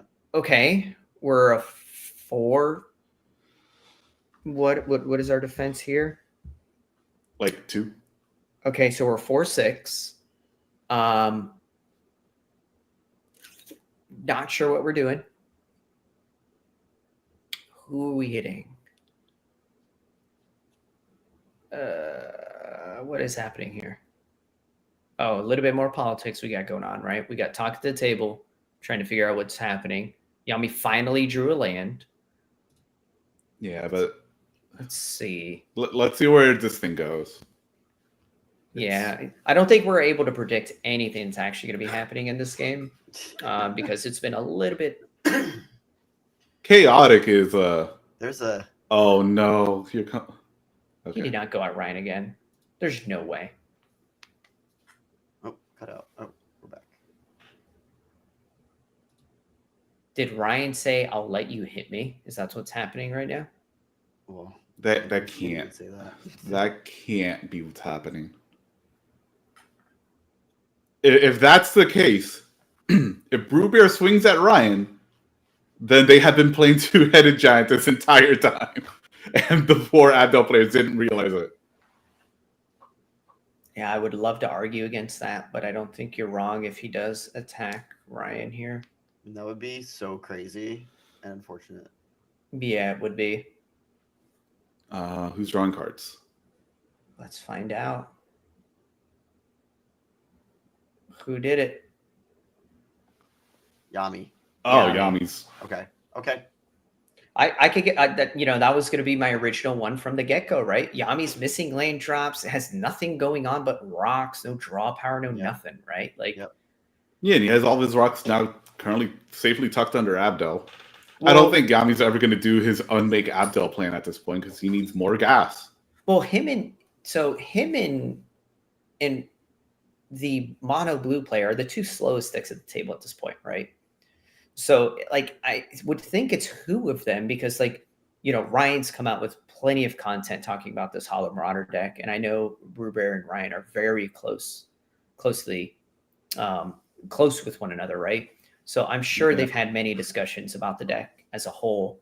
So we know like there could be a big bubbling muck turn approaching for Ryan, and if that happens, the game just ends right then and there. So I'd be very apprehensive to hit Ryan ever again with this creature. Yeah, very, very nervous about that. I mean, Ryan has a 7. What is that thing? A 7/7 menacing, ridiculous thing It's in a 5/5. play. Oh, Yeah, and a lot left throw in the yard. Well, no, it has Oh, backup. in the yard. Yeah. It has backup. It backs Yep, up yep. backs itself up. So Yep. very interesting. I mean, let's see what Penguin Joe could do at this point. I mean, the two Abdel players are so far behind here. I don't know. I feel bad for the both of them. This is not their game today, to say the least. Oh, cool. Ryan's logging into Spotify. What are we doing? Hopefully he listens to our podcast over on Spotify. Yes, but how is he doing it from his screen there?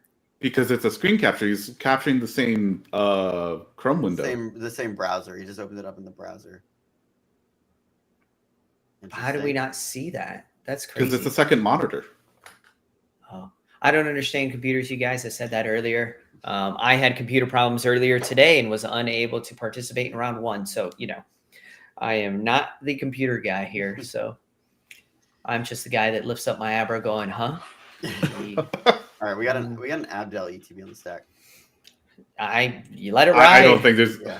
I think this is going to let it rock at this point. I mean, Yami is just like out of. I think that's Yami's hands. I mean, Brewbear at this point. I think Brewbear. Honestly, the best thing to happen at this point is just like if Penguin Joe just goes, "Here's an O-ring." Yeah, I am. And then that's it. I'm very. This is a very hard game to follow, you guys. I'm doing my best to try. Yeah. What is? Actually, let's see if there's a cloud. No, because even the cloud shift wouldn't work. All right, so the Abdel's good. Okay, so we're giving back to Angler. I do appreciate this from Penguin, right? Because we have the Journey to Nowhere now underneath for, if the opponents don't remember, the Oblivion Ring loop here, which I highly appreciate. This is a good play pattern by Joe, looking like, at least I can block now. The Hollow Marauder isn't there, but, we have this menacing. No threat to him. Yes, don't agree. Yeah, but I would probably ask, like, Brewbear, like, oh, no, Brewbear's already tapped out. Oh, no, he still has 1 mana. I'll probably say, like, hey, go into Ryan's main phase. Mind popping your relic? That would have been smart. I just don't know why you don't. Okay, you respond to this, right? Like, Definitely do you not respond to this? Why do you not crack the relic here? Like, you have to crack the relic here. Is he gonna let? He's gonna let the Hollow Marauder resolve? I mean, he continues to allow the Hollow Marauder to do this. This is crazy to me. I don't know. Maybe he feels that because he's drawing so many cards, he doesning care about it. But he allowed the Hollow Marauder. The Hollow Marauder is drawing more. He gave the Hollow Marauder cards the first combat. Yeah, I know. I don't know.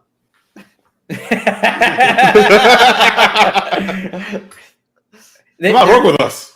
So okay, we're being a bit unfair. There's table discussions we are not able to hear, you guys. So I completely understand that there's a dynamic that they have discussed at this point. Probably like you hit me, I hit you, you let me draw, I let you draw kind of dynamic that's going on within this game that we are not privy to, which I would definitely assume is what's going on here within this, because we do know a few of these players are very big on politics. So that would be my assumption. I would definitely think that, because we have a little bit of a chaos factor here going on, which I don't disapprove of. I do like it's a little bit chaotic here, which is quite nice. It is interesting. Yeah, I prefer my chaos to be more unknown rather than like I don't know. Prefer my unknown unknowns rather than my known unknowns.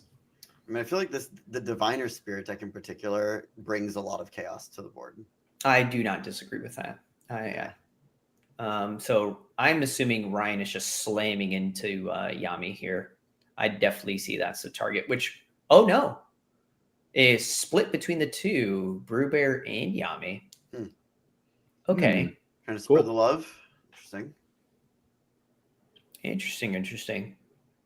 Well, I feel like Ryan is avoiding casting any edicts on purpose, just holding them. It's a very smart play, right? You just don't cast an edict, let the Divine Spirit believe that it's in the driver's seat, and then as soon as the other two players get deleted, you just unload the edict package to a one-hitter quitter style of deck, right?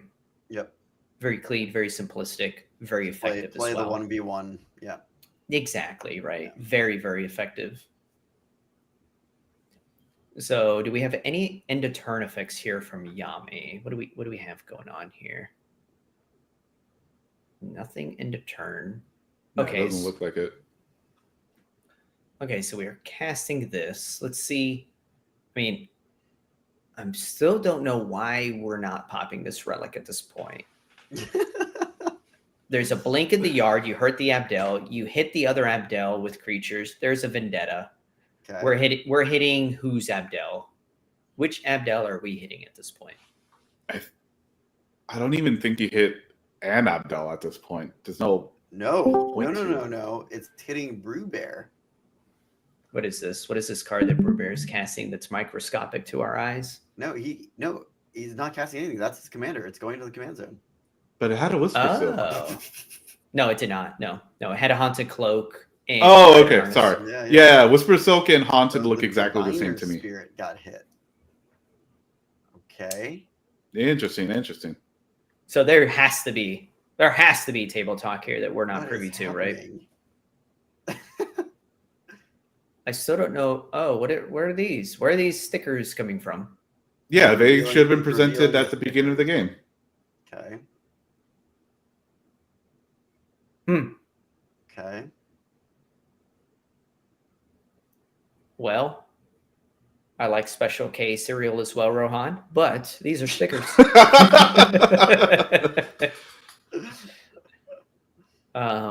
Very interesting here. Well, let's see what happens here. I would assume we have a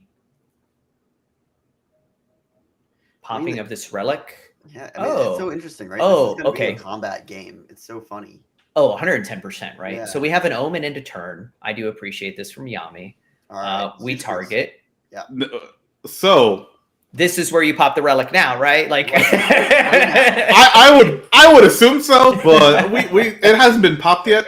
Brewbear's currently hovering over the treasure, so I mean, you blow it, right? Like You have oh to no, do it just happened. No, we didn't do it. oh man, this dude is the most patient human on planet Earth. Wow. Doctors love him. Wow, impressive. I am very impressed by Brewbear's Restraint. ability to not allow. Why this? Okay, this is only happening on Yami's turn. I guess Brewbear is the thought process must be I save this relic for Abdel Blue Loops. Must be. I guess they were checking the time. Yeah, but Abdel Blue is literally so far behind at this point. I wouldn't even worry about Abdel Blue at all. Yeah. Yami's just trying to get another creature in play at this point. Just like, there's the Whisper Silk Cloak that you were thinking of, Oh, Franklin. okay. Yeah, we just had that discarded. We have what discarded from Ryan? I can't see yet. I cannot see. Looks like a resculpt from one player. And let's see. No, that's It's a a flicker. It's a flicker spell. that's a not prismatic, planar incision, planar. It's a planar incision. Got it.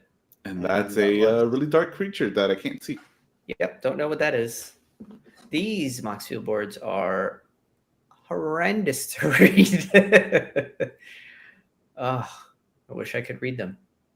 I appreciate Yami's patience here of just being like, well, I'm here, guys. Not really existing very well, but I exist, to say the least. Yeah, the two Abdel decks are just doing their best to survive. Oh, that's an Eaten Alive that Ryan discarded. That's the one that sack a creature, destroy trigger Sacrifice creature. a creature and exile target creature planeswalker. Is the Eaten Alive is the exile one? I thought that was Yeah, Final exile. Vengeance. No, exile. It's exile. Oh, and Brewbear activated the relic to eat a card out of Yami's yard. Okay. Of Yami's Good. yard? Yeah, What is he doing? Why is he doing? drawing an elephant An elephant. from the generous gift. I mean, you could just okay. Yes, understand.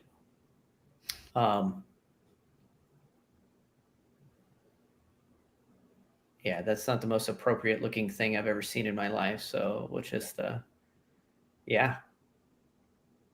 It's Oh, here comes the diviner again. it has haste at least. I do appreciate that. So let's see who he decides to go into. This is, I think, where the politics are going to get very, very interesting. He's going to ask the table, who could he hit? Yeah, who wants the? Who wants? If I was an Abdel player, I would just throw Abdel in front of it. I would allow me to draw 3 cards, my man. I do not agree with that. I'd be like, please hit me and let me draw to keep parity with Ryan at this point. Yeah, especially since he only has 3 mana up. Yes, I mean, I want to. Like, Brewbear can draw 3, but he's not going to do much with that. Exactly, right? Like, you just want to hit one of these Abdels, say you're welcome, go from there. I don't know, like, right. This is when I think the Divine Spirit really struggles, is in this late game stage where, like, everyone is a threat. You're just going to draw people into, like, something that could possibly end the game. Let me give you a little pushback there, man. I actually don't agree with that, right? Like, Really? the Divine is the only one that's made all of its land drops, including rocks, including with Ryan, right?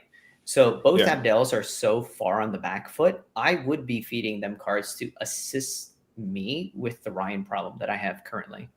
That's fair. If I'm concerned about this Abdel and I'm not popping this relic, I'm hitting one of the Abdels because they're going to die anyways. Yeah. Right? I mean, he's hitting Ryan. Whoa, that is shocking. That is crazy. That's almost feels a little irresponsible. I got nothing for that. I mean, I said it earlier. I mean, if you hit Ryan from the beginning of the game, I think you're almost throwing the game on purpose because you're doing exactly what this deck wants it to do and just feeding into it. I would assume Ryan's writing thank you on this elephant, I guess. Like, pals. Okay, yes. Taking time from the game. Got it. Yeah, this is a heartbreak right here. I think this is an easy game for Ryan to convert into a win at this point. I think this is going to be clean from Ryan. It's going to be an incredible demonstration of political skills and let's see. I mean, Yami has to have probably a grip of lands and a grip of nothing, or once again, cards in hand and not do anything. I mean, he hasn't been casting anything, right? He is not. Yeah, and Joe's reviewing what's under Abdel right now with just rocks and Journey. This is a very interesting. Not even colored rocks. Here. I feel a little bit sad for Joe here. Joe's felt like the punching bag of the table today. Oh, the old Abdel blue problem. Yeah, I mean, Ryan's done a good job of whittling him down quite a bit. I don't know exact amount of commander damage that's dealt. Oh, here we go. Getting into the red zone. Is this coming at Ryan? Let's find out. Forcing a block. Well, I guess that would be a trade, so maybe not a Ryan. We'll see. Oh, I hope this is not a Yami. This would mess my brains up very, very much so if it goes at Yami. Who are we going at here? Who are we going at? Could be going at Brewbear too, possibly. But that would be strange. Who did it go at? I don't know. Did anyone's life total change? No one's life total changed here. What happened? So maybe this is a positive game to no one lost the creature, right? No one's life total changed. Yeah, I just saw that Ryan untapped. Yeah, untapped lands. What is happening? Yeah, it's untapping already. I don't know what's going on.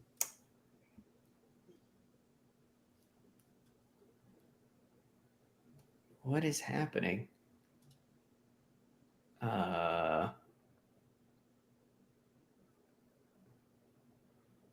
Okay, I guess we skipped over from Joe's combat over to Ryan's combat.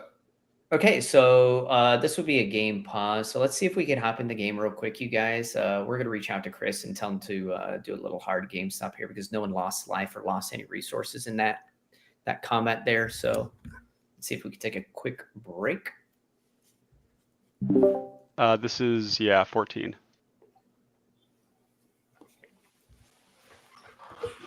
It was.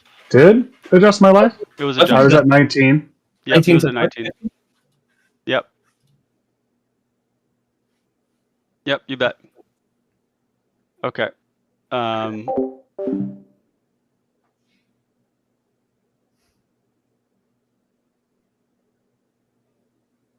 Oh, so Ryan took the Abdel. Okay. Okay, so we have a Prismatic Strands from Yami. I'm assuming the Ryan was slugging into Yami here at this point, because that is a metric ton of creatures coming in.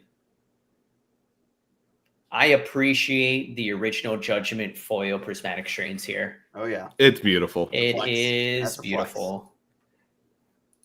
It is a beautiful. Okay, so we see. Oh, you know what? I have not acknowledged that I could see Ryan throughout all of this. He's kind of in a dead spot. So I could see him talking at this point about the dynamics here. So fantastic. Okay, so yeah, the politics are definitely going on here. But even I don't know how you politic around the Strands. It's like you're hitting me with like 3 big dudes. Yeah, definitely here. I mean, Yami's not really doing anything though, right? He's just floundering. No, he only has like what, 4 rocks under Abdo right now? That's my point. He's floundering. Yeah. And even if he ate the Nezumi informant, which looks like he's gonna send in 2 things under there. What is happening? Did the Strands get countered? By what? Doesn't look like it. But it looks like Yami's moving to leave. blocks. So I will catch you guys later. Yes, Rohan, thank you so much for joining us this evening. Today with y'all. Hopefully we'll do this again soon. Very much so. Thank you, Rohan. Yep. Thanks all. Take care and good luck to everyone still playing, and good luck to the finalists as well. See ya. All right. Well, it's just me and you, Franklin. So let's see what we got going on now. Let's see. I guess Abdel just died. I don't know what happened there. Not sure what is. This is a very difficult game to follow, to say the least. Oh, I see what's happening right now. So he prevented all black damage and still went to blocks and was able to block a creature to put lethal on it.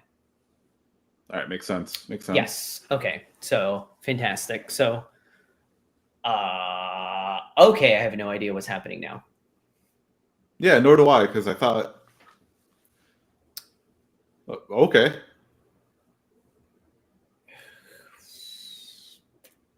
This is not. Now we're saying the rocks are ETBing. I don't know what's happening.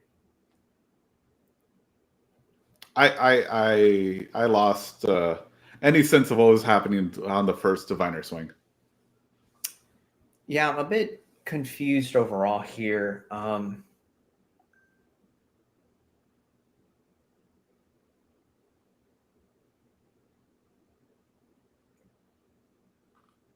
To the prismatic. Interesting. Yeah. Yeah. Why is this relic still not being popped? There's a Song of the Dam. Like 40 cards are happening here. Like, why are we just fighting tooth and nail to keep this relic around at this point? Unless a Brewbear is just that afraid of Abdel Blue, which I wouldn't even be afraid of it at this point because it's so far behind. Yeah, what do we have time left in round, Chris? Would you be able to assist us with that? Oh, I got you on. I think I got you on that one. There is 30 minutes left. Interesting. Okay, so we lost a Generous Gift here. We lost a Golem Foundry, and we lost a Moonsnare Prototype. So very interesting here. So we only have 35 minutes left. If this ends up being a draw, 30. 30. Okay, so if we have 30 minutes left, if this is a draw, this would almost definitively lock these 3 players into the finals because we have 3 2-0s and we have a Brewbear. Yeah, Brewbear would go in with 1 win and 2 draws.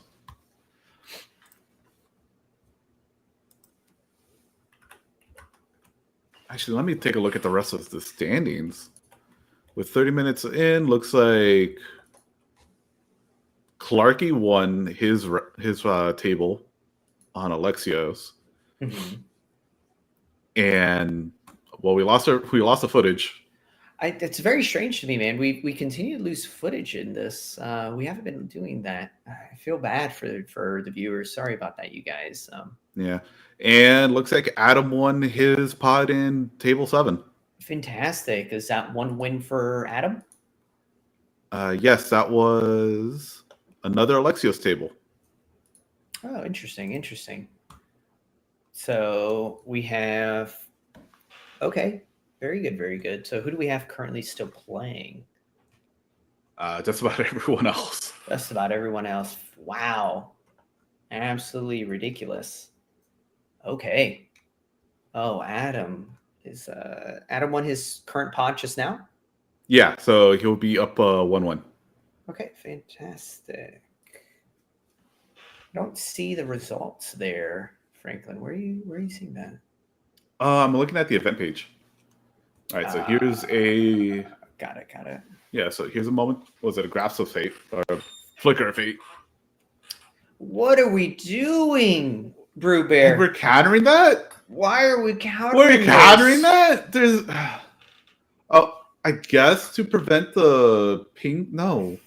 No. They don't die. They just get exiled. Yeah, Ryan's board is so far ahead. I do not know what is happening here. You're just throwing the game at this point. You won't pop the relic. You're not... Ryan is just coloring the entire game. I have no idea what's happening at this point. This is... I wish I knew. I wish I knew better, but I mean... So we have a stealth suit. This is good. This protects our commander. I would love to see Ryan's board state here. It is covered by the elephant in the room. Paracha. That is a joke. Yeah, well, let's see where this diviner goes, because right now it's getting suited up with everything under the sun. So I do not know how much commander damage Ryan currently has, but if it's a lethal shot to Ryan, I'm sending it in towards Ryan. Ryan's too far ahead. You just neutered another Abdel player. The other Abdel player cannot play the game. Ryan's only taking 5 commanders so far. It's been hit twice. Where did this spectral flight come magically from? At instant speed? Is that a spectral flight? I could not see it.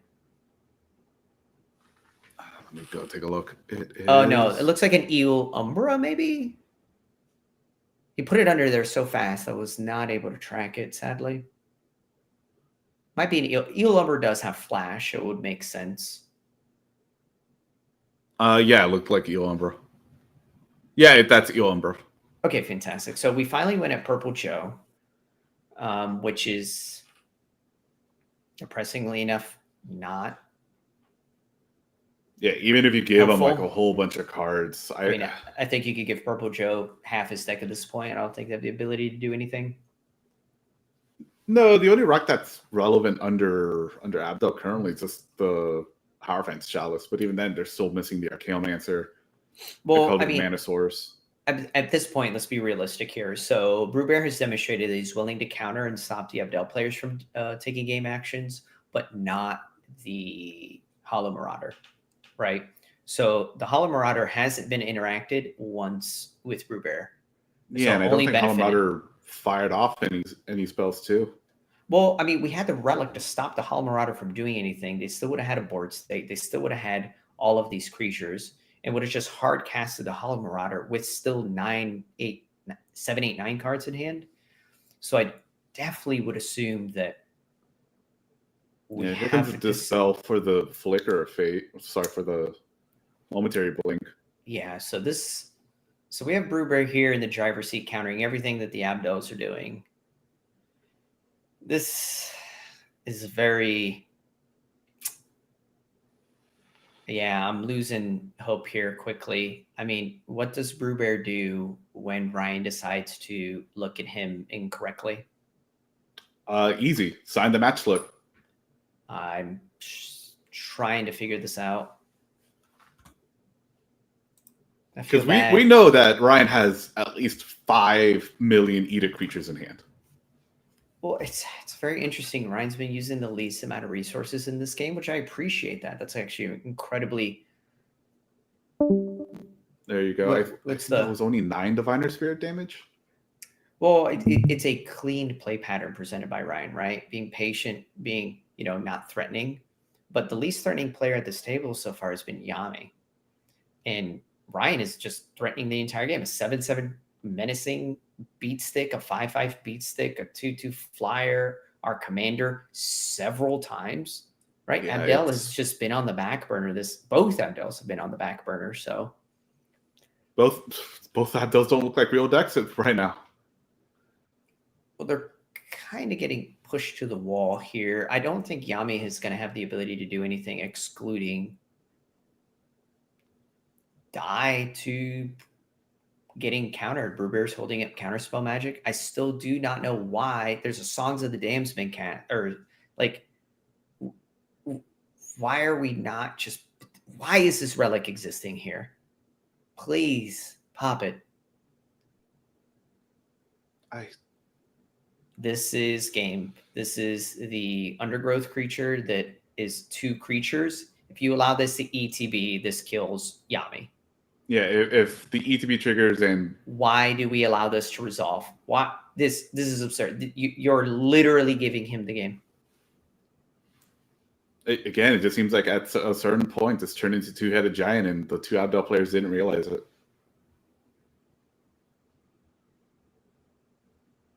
I am so confused here. Oh, so we have a move. What's happening? I think Something's happening. Yeah, I think Brewbear is just sorting his graveyard. And I believe that kills Yami. So Yami's off the table at this point. Because that's a lethal commander swing. If I'm not confused there.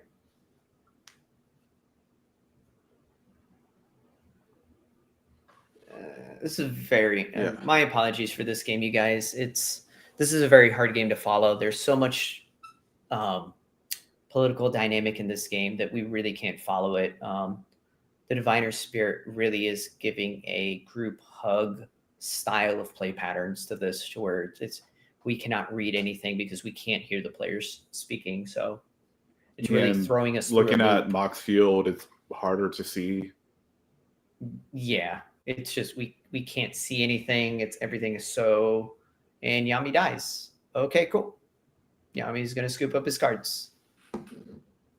He just realized it as flying, and he dies.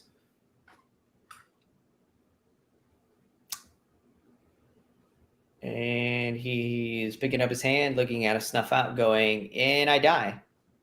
Yeah, like probably the best thing to do with that snuff out is snuff out the other Abdel. Be like, here you go. Here's my last bit of energy. Do what you gotta do. Look at this. Brewbear is going. Oh no!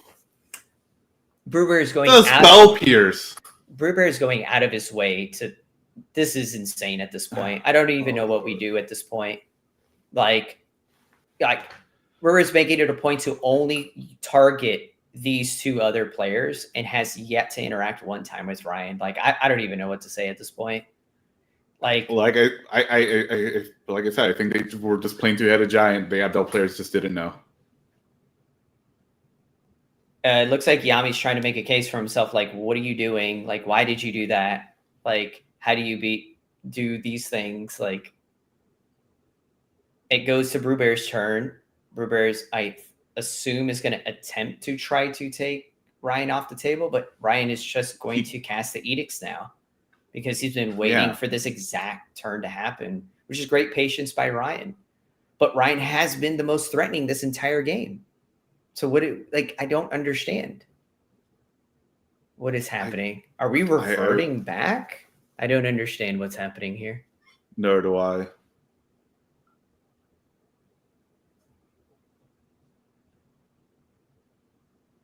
Yeah, I think we're just moving back in time for whatever reason.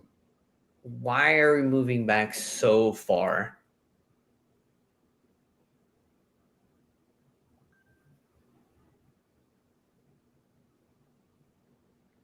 Yeah, we're resetting up the yard. We're bringing back all of our tokens.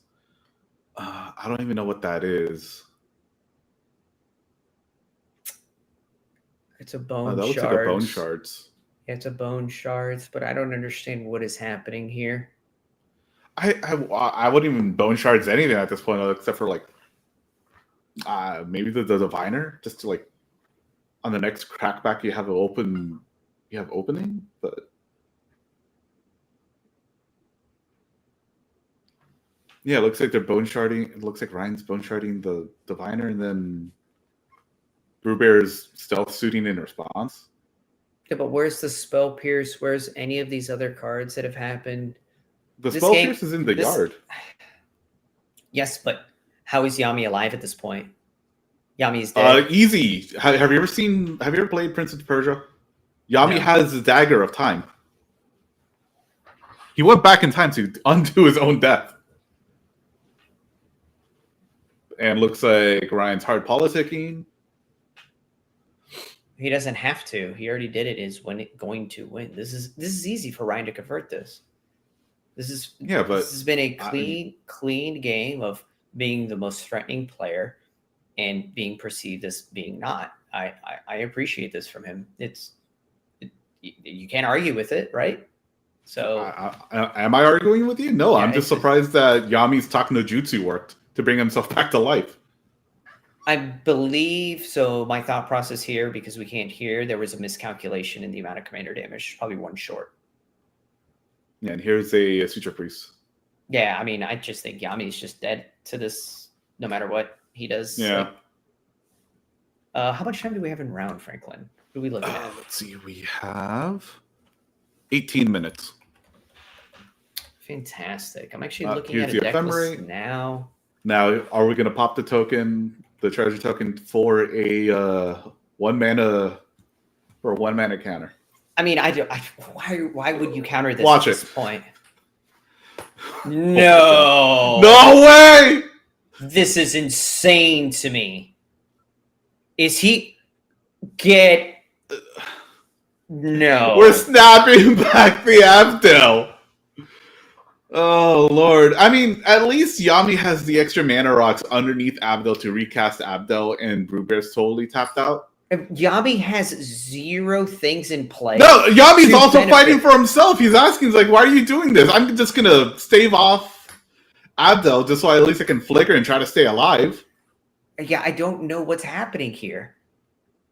What is? Oh my gosh, Joe is picking up their hand. Joe, just let this resolve. Oh my gosh, Joe, what are you doing? This is so epic. I wish we had like blowhards. Like, oh, what is happening? Okay. Oh, all right. and what is Ryan doing? There's Oh, Ryan has probably snuff out and 42 other kill spells. Yo, there's a kill spell. oh, there it is. This is crazy to me. Absolutely crazy. The what? I just don't understand. I don't get it. See, like, if I was Joe, I'd probably be like, you know what? I'll help you out. Hell no. If I'm Joe, I'm protecting myself at this point. I guess you can't even do that, right? Exactly. This is just insane to me. I'm impressed that Yami did not put Abdel in the yard to bring it back with the Omen. He's probably tilted right now, though. I could see the hand gestures, a little bit of like, I am not understanding any of the mix. Oh, and Joe's crying for free because I believe he's going to concede. Oh, no, or... The Why did he creature know? that discards a card. It's Oh, yeah. yeah, the little rat creature. Oh, yeah, that's... Sorry, because where I keep my deck is always on the right, and Joe keeps it on the left. Yeah. You can't see it from your point of view. Not a big deal. No, I just didn't... It's where I have my deck is always on the right. Joe has it on the left.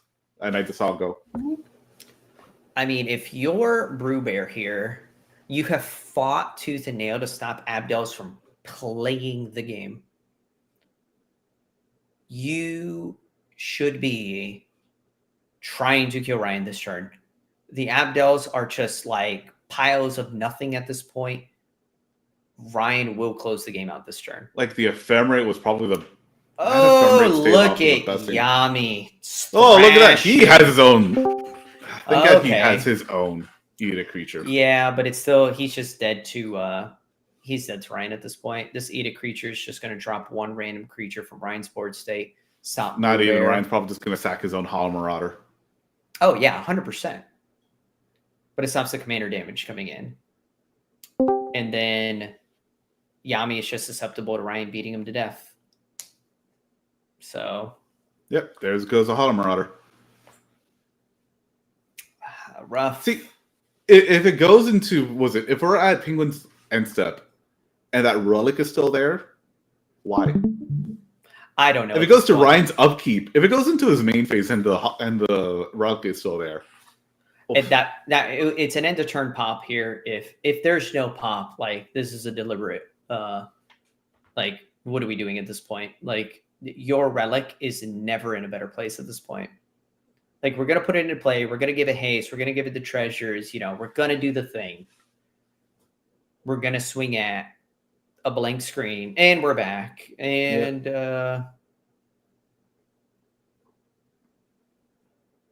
yes. And we're gonna haste it, and we're gonna golem it, and you're gonna kill Ryan because it'll kill Ryan.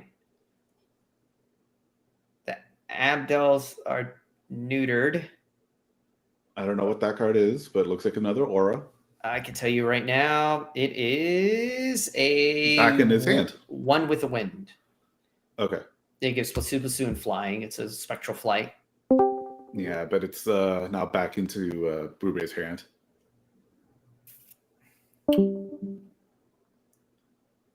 What is happening here?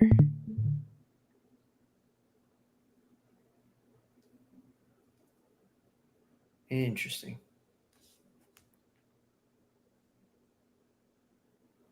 Yeah, this is very strange. Because we have the Diviner in the middle. I don't know what's even attached to it anymore. Nothing currently. If the Diviner takes a game action, they lose to themselves. If the Diviner doesn't take a game action, they lose to themselves. I don't know what's happening here. How much time do we have left in round, Franklin? I think it should be like 12 minutes left.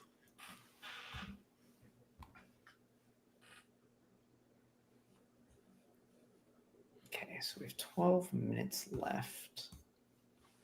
I think this is a perfect time for the two Abdel decks to just slow all the way down. They've been slow this entire time, have they not? You can go slower. Oh, we could go slower. You can go slower. Interesting. Oh, I feel like I'm getting a little bit blurry on us, Franklin, here. Give me a moment to... Yeah, no problem. Just give me turn on the moment. light or something. Yes. My apologies, you guys. Let's see if this functions. Oh, there you we go. Can you guys see me a little bit better now? All right. So let's see what we got going on now. So we have the scroll shift. Oh, what do we have from Yami? Let's see what we got going on here. We have a scroll shift. I just want to see what counterspell gets thrown out. Let's see. Let's see, because Brew Bear is currently 2 in hand. I can't see how many cards Brian has. Oh, my apologies, Franklin. What is the time that you said was left in this round? 12 minutes. So now we're down to probably 11 and a half. Interesting. Okay, so what do we have from... so we have a go for the throat from Yami here.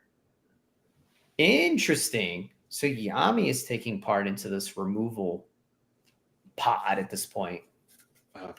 Maybe no, because I don't know why. It's almost a show. It's almost a show of faith of Yami. Like, guys, throw me a bone here. What is this? What is this Suture Priest doing at this point? It is dying. To I don't know to what? Oh, to the journey. Dear Lord, why are these Abdels going at each other now? This is insane to me.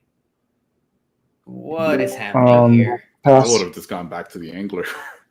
This has to be some very good politics. I will agree to that without a shadow of a doubt. So we got this Journey targeting this. This has been essentially one of the most difficult games I've ever attempted to follow. So we got the Suture Priest. Yeah, the Suture Priest is under the Journey. I don't. Yeah, Joe still does not have an Archaeomancer out. No, I don't they even think that's like. They don't have anything at this point. Yeah, I don't know why Joe kept getting targeted so hard. If the relic gets popped now in response to the Sanctuary, I'll be like, "This is nuts." Yeah, I the relic should have been though. The relic hasn't been popped to literally anything. Why is it in the deck to begin with? Like, is it just there like playing pretend at this point? There's no Archaeomancer. It's eaten a whole bunch of cards, but not relevant cards. Like Yeah. like Yami has 7 cards inside. There's a whole bunch of like flashback blinks in the Penguin Joe's board. He's already getting value. Ryan's gotten Songs of the Dam and other value. What is this relic doing at this point? Oh, are we hitting? Oh, this is getting countered by Brubear 110%. This is no, let's see, 100%. because Penguin Joe could literally just say, "Hey, Brubear, I'm going to target Ryan with this. Leave it alone." It's getting countered. And Yami's also pointing too. Yeah, he's pointing to like we're hitting this guy. Oh, this is hilarious. Oh, the Abdel's got a politicking. Heyo, we did it. We finally did it, boys. Nope, Yami just turned his light on because their screen was getting a bit dark.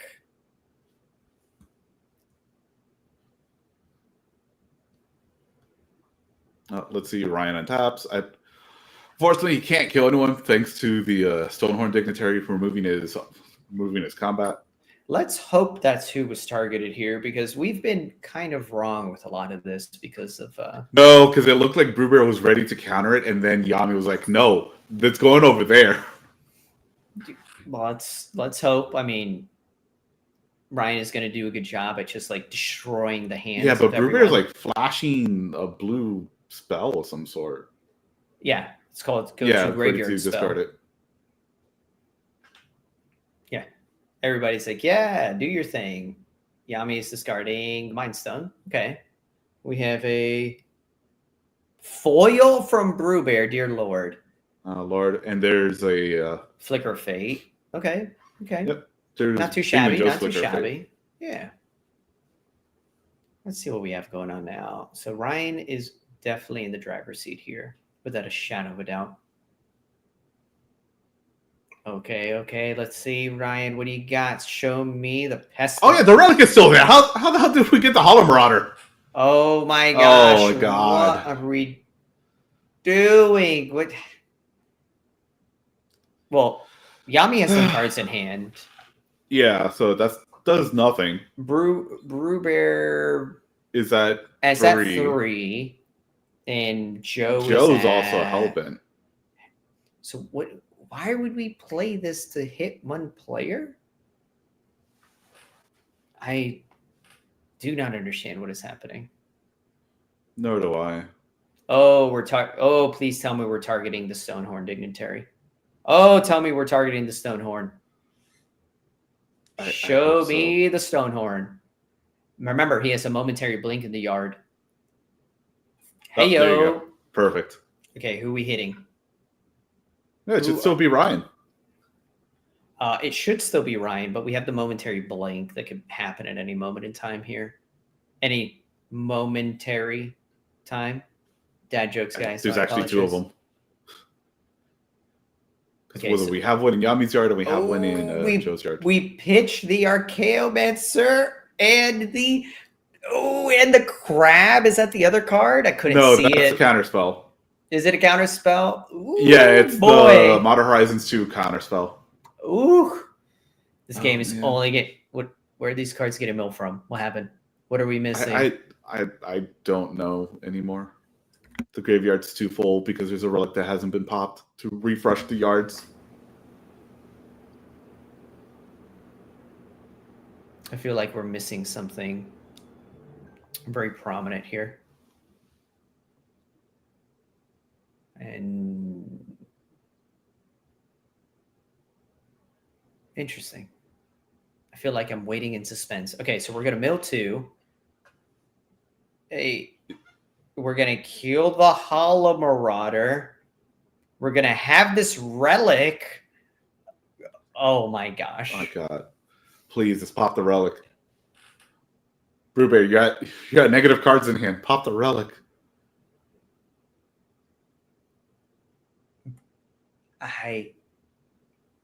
Sacking. Popping. Yeah, with the Vulturous even just pop it. Popping. Pop now you definitely pop it.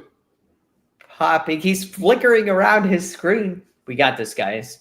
Man, if we're on Twitch right now, give some Twitch points. Let's get Brewbear to pop this relic. Yeah, do the channel points or We can do it. Oh, finally! We did it! Wait, no, we did it. Did we get excited for nothing? Oh my god, no. Why? If there's a time to pop relic, now is the time. Oh, we're so sad.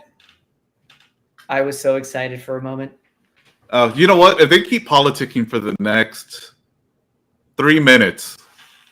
Oh, we It's did. over. We did do it. We did it! We did it! Yeah! Oh, I'm so excited. Oh, thank you, Brewbear. You left. Finally. You gave me Whose a turn mild is it? heart It's attack. Ryan's turn, right? Oh. All right, Yami, if you can hear me through my psychic power, stall for 3 minutes and you draw. Oh, that doesn't need to happen. Let's be realistic. Oh, he's casting this in response, just like I thought. Oh no, he's not. He's just letting it go. Okay. Oh, he is casting it. Yeah, you might as well do it Yes. Oh yeah. because you're losing it. So Yep. yeah, it's gonna hit the yard or hit exile. Just flicker it. Yep. And this time, was it Ryan has 1 combat missing, and then you just hit Brewbear for no reason, even though the rest of the time is gonna get eaten within Yami's turn. Yeah, I mean, Yami just. I mean, I don't even think Yami needs to stall here. Yami just takes basic game actions. It's going to run to time. It's going to be what it is. So. Resolving Abdel triggers is gonna take 3 minutes by itself. Well, I mean, Yami's just going to go here. He's just going to present this. Yeah, so we're only at 2 minutes left in round. This is a tap out for an Abdel. There's going to be discussion about it. Probably getting countered by Brewbear because, That's the 1 card in hand, most likely. It's Yeah. like a stern scolding, and we're like, that's not even legal in this format. And we're like, apparently it's black, so yeah, it is legal this entire time.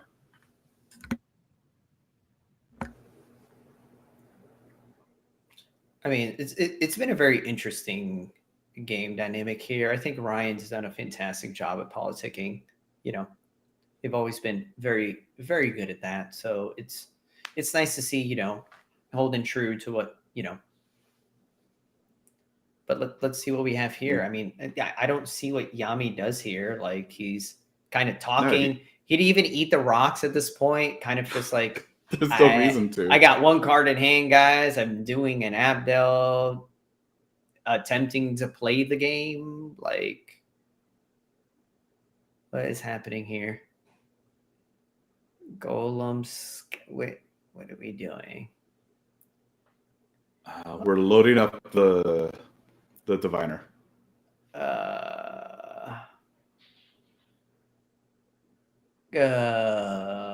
Yep, it has everything now. Okay, so it has everything. He can't attack. That's hilarious. Okay. Haha, you did it, boys. You can't attack no matter what. Well, we don't know where the Stonehorn went for the 3rd time. Yeah, it went and Brewbear, because Brewbear just Okay. passed, right? So he drew his card. He's doing the Meeting of the Minds.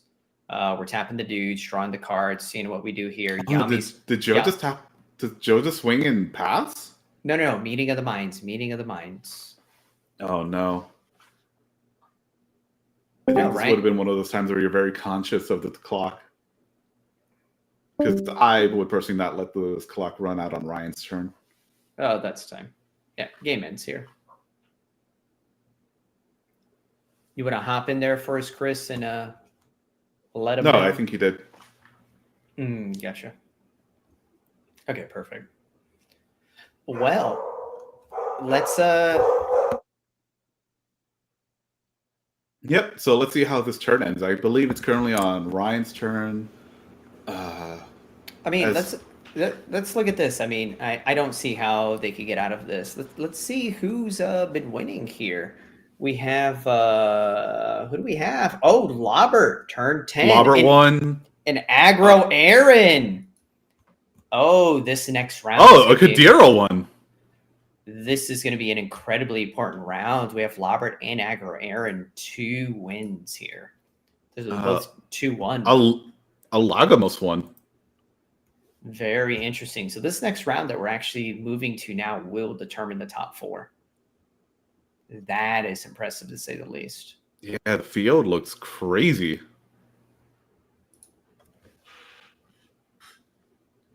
Yeah, so with this turn, I don't know how Ryan wins without a combat, without any really big drain effects, because a lot of trolls already in exile.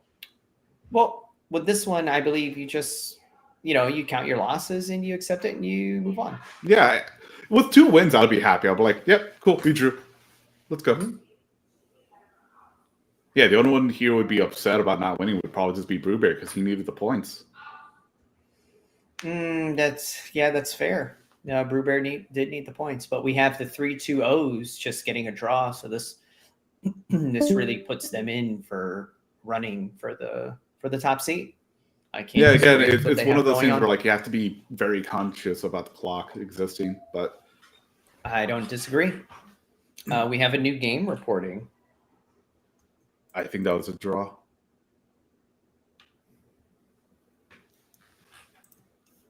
That is for...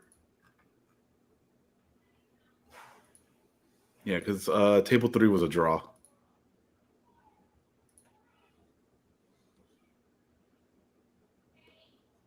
Table 3. Yep, table 3 was a draw. Who was that? That's the one with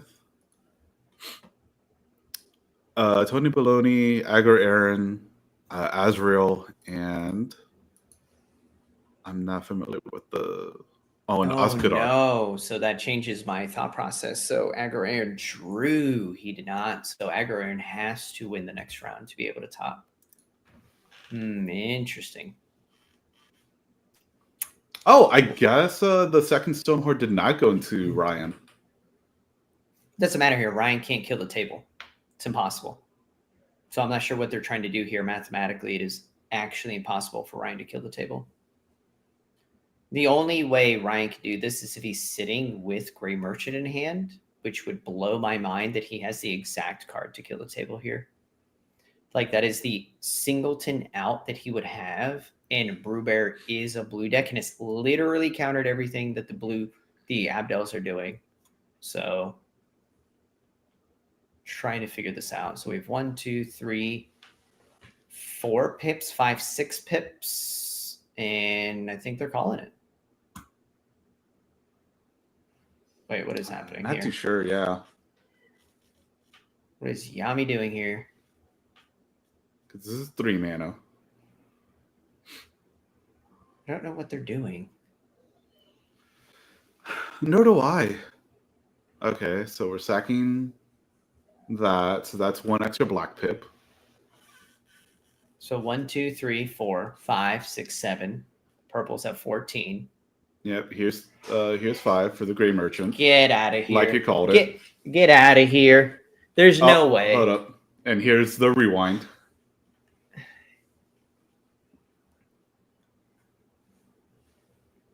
The Dread Returns got exiled already, right? Yep. All right, perfect. Yeah, but yeah, it's a draw with that. I wonder how many cards are left in the libraries there. Not too sure, but Aren't you guys? Well, I mean, with that said, we have a draw. Let us take a short intermission here, and we'll come back. That was a Yeah, slog, I believe, to say the least. yeah. Chris, when does So- round 4 start?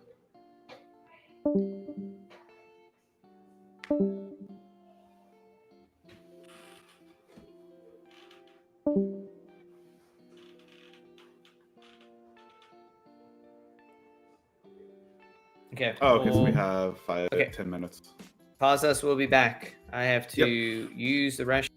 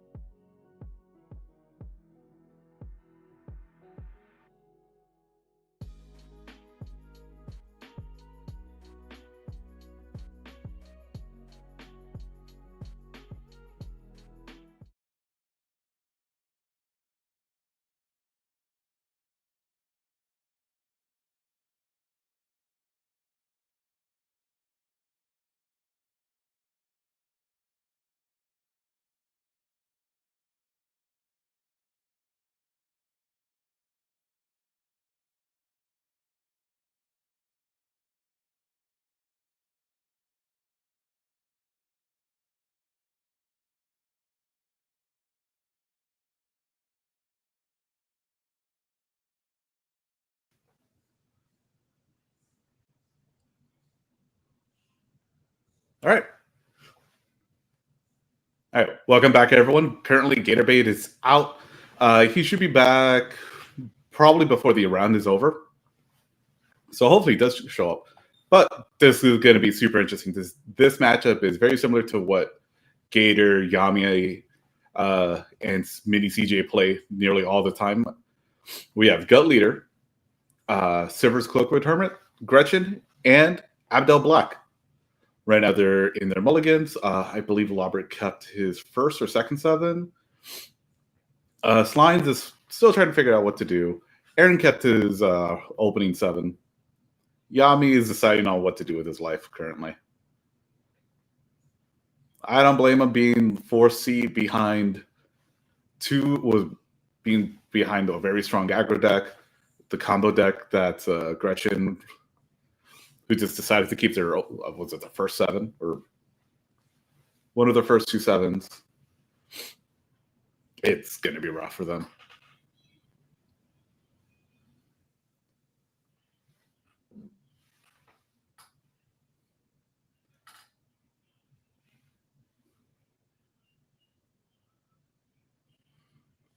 No, that, like I said, I think that was a 2-headed giant, but the Abdel players didn't realize it yet. Yeah, the Diviner Spear playing group hug is such a throws such a weird dynamic into the game, right? Because you're feeding someone so many cards.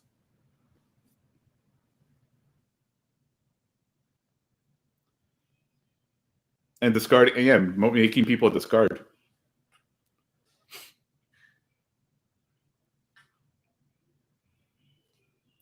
Yeah, that was rough to see going into that match too. So hopefully we get a much better showing out of Aaron. Aaron did win the game. I believe he won round 2.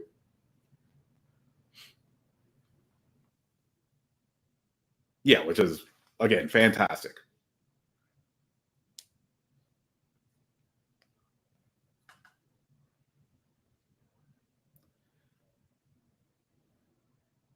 Yeah, definitely. Let's see, because we do have a couple 2-0s going in.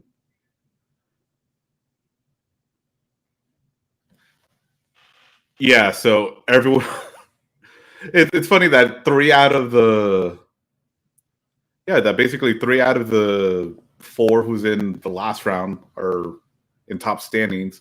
Lobert has 2. Yeah, and Lobert has 2 wins. Yeah, the one draw really pushed the rest of the last pot over.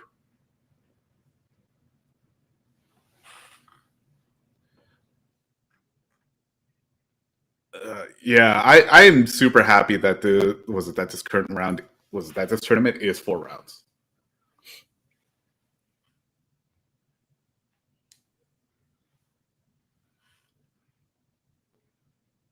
Yeah, it's tough to say because like in a 3-round tournament, a single win is all you really need. Just win a draw and you're good. Because unfortunately, that's just how the tournament math works out.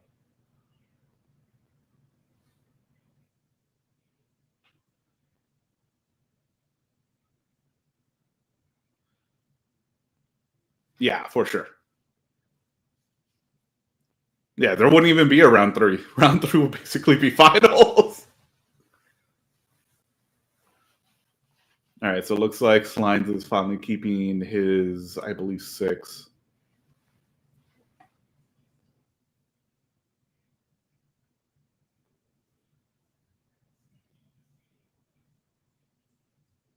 Yami, can you please put in your commander?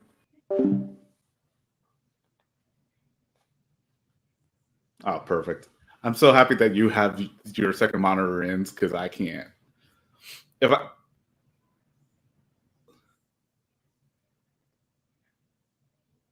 Yeah, like I said, for me, like I can't listen to the table and do commentary at the same time because my brain would be like, "No, do this thing."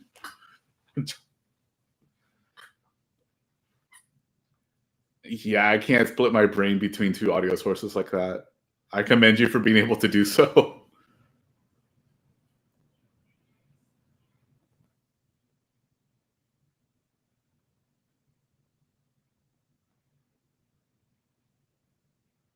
All right, perfect. Looks like they're all ready to rock and roll. So I really hope Aaron just goes land and then into a 1-drop and then turn to Ride of Flame.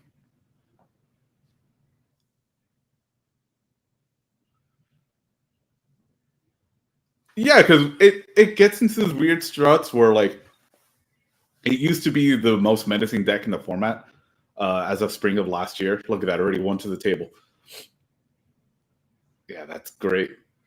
Yeah, and that's like the perfect fodder too, because you just sack the creature or the blood token and you just leave the blood. Actually, no, you sack the creature, keep the blood token around for one later when you only keep drawing to lands. You pitch it and draw into like a real card.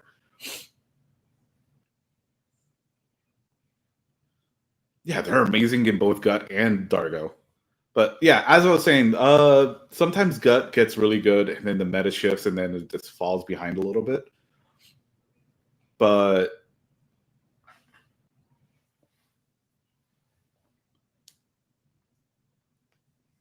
yeah, that's just between me, was it me, Gator, and Aaron Costle working on the deck. Because we bring it out every once in a while, like, all right, is Gut still good? All right, this is what we need to do to fix it. Yeah, and Lobber's starting off with the dual land again. I was kind of hoping Lobber's in it to win it. All right, so it looks like there's no turn to Gut from Aaron, which is fine. We got a Suture Priest in.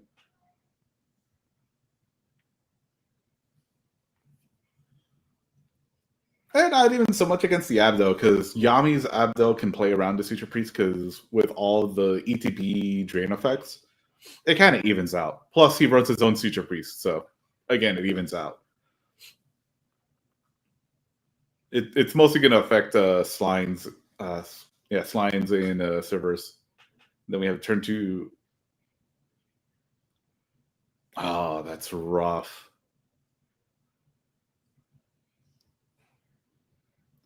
I wonder what he kept that he just decided to stay on one land. But Cerberus is a deck that can probably afford to do it in case we drew into like something super nutty.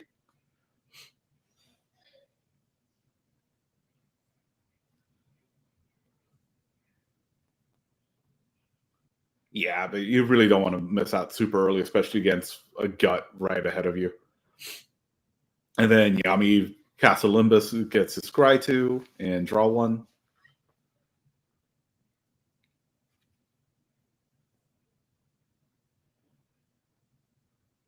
Yeah, funny enough, I think very recently we finally added Limbus back into Abdel Blue. Oh, okay. I thought Aaron grabbed the leader first. I'm like, oh, that's funny. Yep, and with no blocks from pretty much the entire board, Aaron's free to swing into wherever. Let's see if he sacrifices the clue or the... Yeah, he's going to sack the blood. Yeah, that way he can swing into Lobber for free for 4. Yep, looks like Lobbert's taking at least 4. And everyone else took 1. Okay, I don't mind the symmetrical damage right now, because as long as the skeletons stay on one player, you're fine.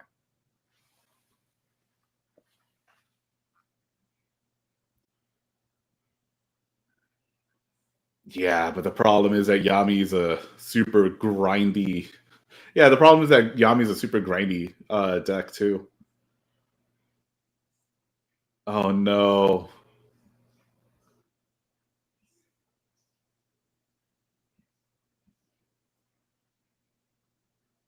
Oh, and Lobert just drew pass as well. Oh, man. Lobert's just... No, I mean, Lobert's still fine, and in case we get to land on Tapper, it's still... Yeah, it still works, I believe. No, it doesn't, because the free only makes blue at that point. I've been playing waivers for too long. I was like, wait a minute, no, don't you untap 2? I was like, no, wait, no, it's only 1.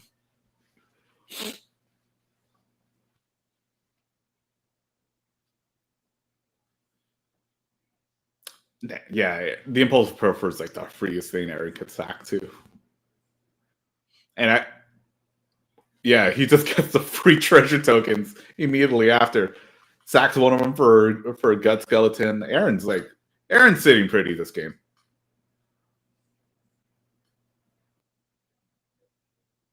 Oh, never mind. There goes gut. 100% the Journey Nowhere is going to gut.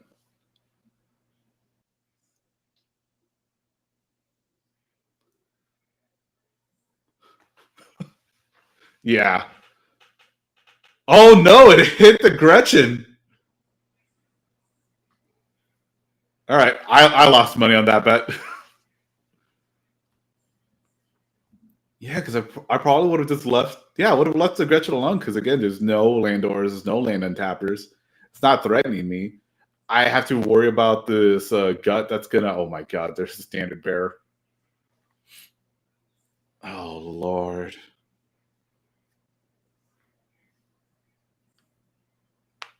Yeah, the great thing too is that Aaron can just swing in for free. Like, there's just no blockers anywhere.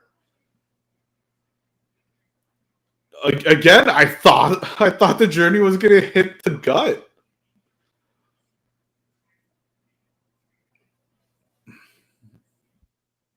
Yeah. Let's see. He gets the ETB triggers off of both of those.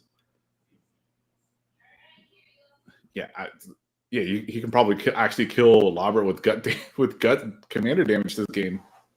It's gonna take 8 turns, but he can do it.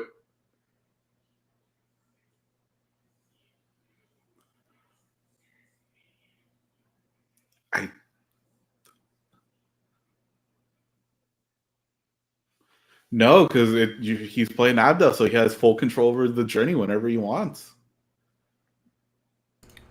And people just realize. All that right. I've been So what talking- is he yeah, there you sacking? Is he sacking the Clue or the Inspector? Yep, makes sense. There goes Inspector, just so later on he could crack the Clue to draw a card. Because the one issue with Gut is that with all of these Burrow decks that you do kind of run out of gas. go. Yeah. Well, it's aggro's biggest weakness, you know. For what I feel, anyway. Yeah, I mean that's how you balance things out, right? It's like you run out of gas, but it's all right because you killed everyone. Burn straight, yeah. All right, please, Izzy, please draw a I land. know. No, because he would have dropped it right away. I feel when it happens. Oh no, he's thinking about what to discard. Oh, That stinks to hear. rough. But it makes you wonder, like, what? Why did he keep that hand? Given the it's like, I don't know. I mean, also you see like Lobert dropping down to Gretchen right away without putting any other effects in there, like no untappers, no interaction. It just drops down to Gretchen right away.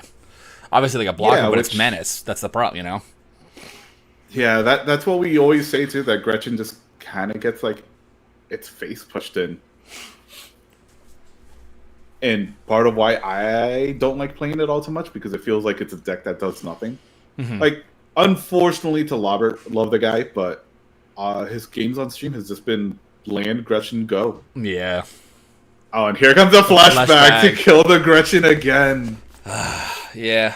Well, you got to factor you're going into an Abdel, like, those things are got to bring into play. Like, and then who did he get rid of? Yeah. Aaron got rid of the Voldaren, I think it was. Yeah, he got rid of the Epic here. Okay. It's lived its Yeah. life long enough. It was gonna turn into a skeleton anyway. Yeah, at this point, yeah. Because, like, right now, it's literally, it's so mind-blowing that the Journey went after Gretchen. I still can't get past this. Same. And then there's the leader.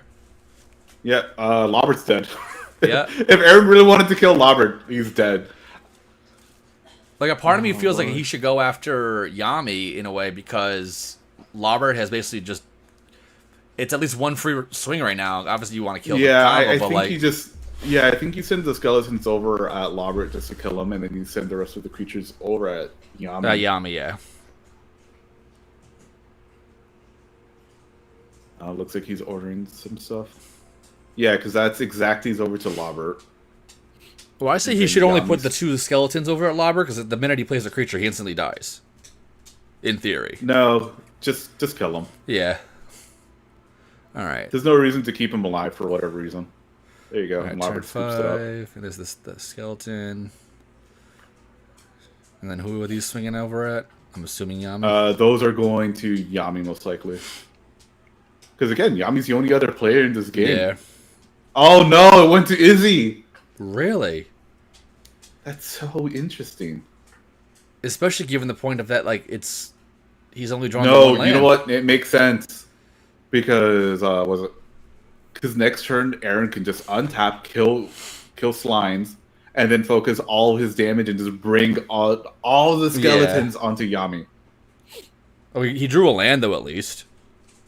So Slim's got the land, but again... Nah, I thought he was going to play something. Yeah. Maybe there's a removal effect in his hand? No, but here comes the Abdel just to eat up the rest of the tokens.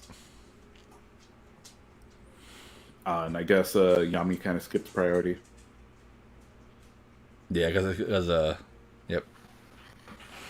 Yeah, because Slimes had to do something. It better be like the coolest thing in the world. Better be like a 2-mana board wipe at Or this point. something, yeah.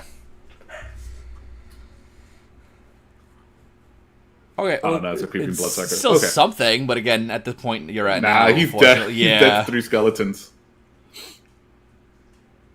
But yeah, so here comes the problem between Abdel and Gut.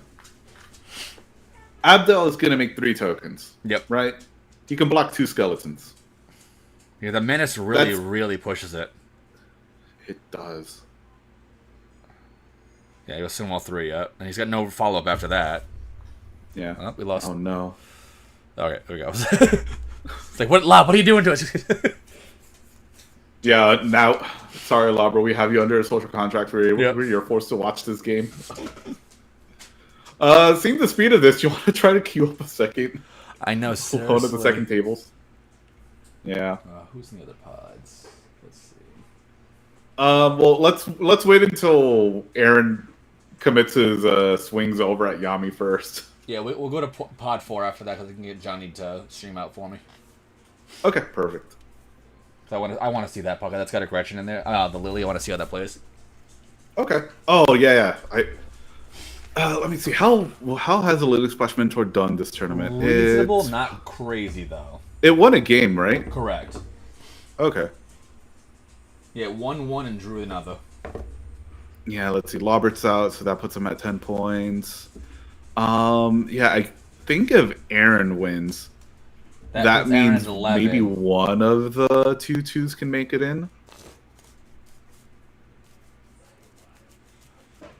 No, because Aaron will Aaron be at 11. You gotta figure. Yeah, Aaron's at 11 along with James. If Ryan wins, then that definitely puts him over the top. Same with Carson. You gotta figure Adam's playing Mystic, which can at any point just kill off Carson right away. Because that's the biggest thing that they need to focus on is they need to kill the player that has the most points right now. Obviously, you want to win, but if again being round 4. Oh lord, here's a Carclane Shaman. All right, all the tokens are gone. Wow, what a drop! Yeah. Especially Aaron's just What did I gotten the miss? nut Where draw. did the tokens come from? Oh, my lord! Here, those are the treasure tokens off of the Impulsive Yeah. Pilfer. this has been the absolute Lord. nut draw. Yeah, Aaron's got this in the bag, like the Seat most, 1 and everything, just turn 1 into everything. Honestly, like this is like the most textbook game ever. Like, Yeah, once we're done making the gut primer, I'm just gonna slap this game in here. yeah, So in the future, if you're watching this, you know why. yeah. Yeah, Yami has no board anymore. Correct. Yeah, I think he's got so much damage on the swing right now. Yeah, like I said, I think you just kill Izzy. Yeah. If Yami tries to do anything, you just pop the treasure. For Yeah, you Carclane kill Izzy Shaman. and basically almost completely kill Yami. On the follow, like, if not completely kill. Yeah. Yeah, there's a skeleton. That's so much damage going out right now. We just hit the half-hour mark, the 20-minute mark, too. Let's see. No, he didn't pop the Carclan. I think he's The holding it as, like... skeletons are still on board. Oh, he dumped it. Yeah, I thought he was gonna use the Card Clan activation to kill all the tokens to make his life super easy next turn. Yeah, that would have made the most sense. But he cracked it for a skeleton, which is weird. No, unless he has a Jolted Awake or one of the really cheap reanimation spells. Fair. Okay, so We just don't know it yet. Sline's down. Oh no, hold up. Yeah. Yami's moving the tokens out of the way. So that's still interesting that Aaron just did not pop Maybe it was an on artifact. artifact. There's the two of those. No, because what would be the timing? The timing would be was it swing with gut trigger, sack one of the impulsive pilfers Yeah. before. No, because you still have priority. Yeah, I guess after everything resolves and you have priority again before blockers, then you pop it. That's my only thought. Yeah, it's a weird timing thing, but But either way, it's yeah. a 1v1. Yeah, Yami it's still needs a to get 1v1. something right now. Dude, oh lord, yeah, because Stone. there's still 5 gut skeletons coming in over. Yeah, at Yami. unless there's some form of something. There's. No, Yeah, Aaron's Yami got needs to this draw all a the way. Drowning Star on. I don't even think Correct. that's in the deck list. I'm pretty sure he doesn't include it. Yeah. Even though even a kill spell wouldn't do anything because he needs to hold. Because Yami has to hold up the kill spell, go into Aaron's combat. Was it at the beginning of combat, and then pray to God Aaron does not have Yeah. protection. But you also got But to looks like- the flag bearer is still out there too. That's the problem. Oh lord. Yeah, so like, there's really nothing. Like he's had every card he possibly could use. Yeah, and Yami has 2 mana open. Yeah. And that's not enough. Here's the- He what can't is even it? snuff out because if he snuffs out, he dies. Correct. Here's a blink. Yeah. All right, so it's a little bit of something. He may have. I think he might be just trying to develop the board wide. Yeah, again, I want to I know. believe I that know. Aaron actually. No, I think Aaron has a reanimation spell in hand, and he's gonna bring back the Card Clan Shaman, wipe the board, and then go swing. All right, float the 2 mana. Those come out. He's got He's he gonna got make journey 5 now. skeletons. The problem was the journey. Yeah, he has can to- permanently eat one of the skeletons. No, because the journey's got, it's got to have the flag bearer. Oh, that's right. So it has to hit the flag no, bearer. it doesn't target. Oh, it's just a select.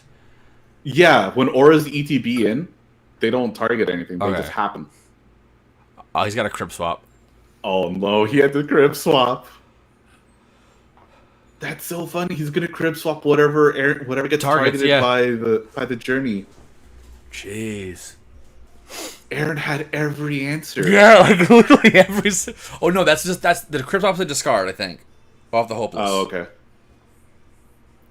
Either side, like he's literally getting every. Like, Either way, that's still a great play of just like, nah, I'm gonna crib swap my own stuff. Yeah. It turns into a 3/3. Yep. The flag bearer. Okay, so now I think they're talking about the standard bearer. Yep. Which again, the aura doesn't target; it just happens. So Yeah.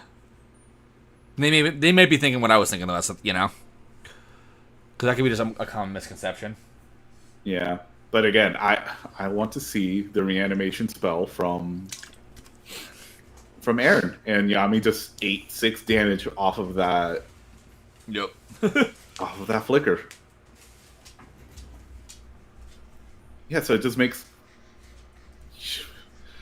Aaron's life easy. Like, sure, he loses 3 skeletons in this trade, but that's enough to kill. All right. I don't know what that is. It's discard. If you discard a thing, you can do 2 damage to everyone. It's an Oh, impulse. that's grab the prize. Yeah. Yeah, it took me a second. Because it looks like the same art as Dire Fleet something. The pirate. It took me a while to see the clown face. So yeah, Yami just took another 2 damage just for existing. And is the Goblin Shizren. Yep.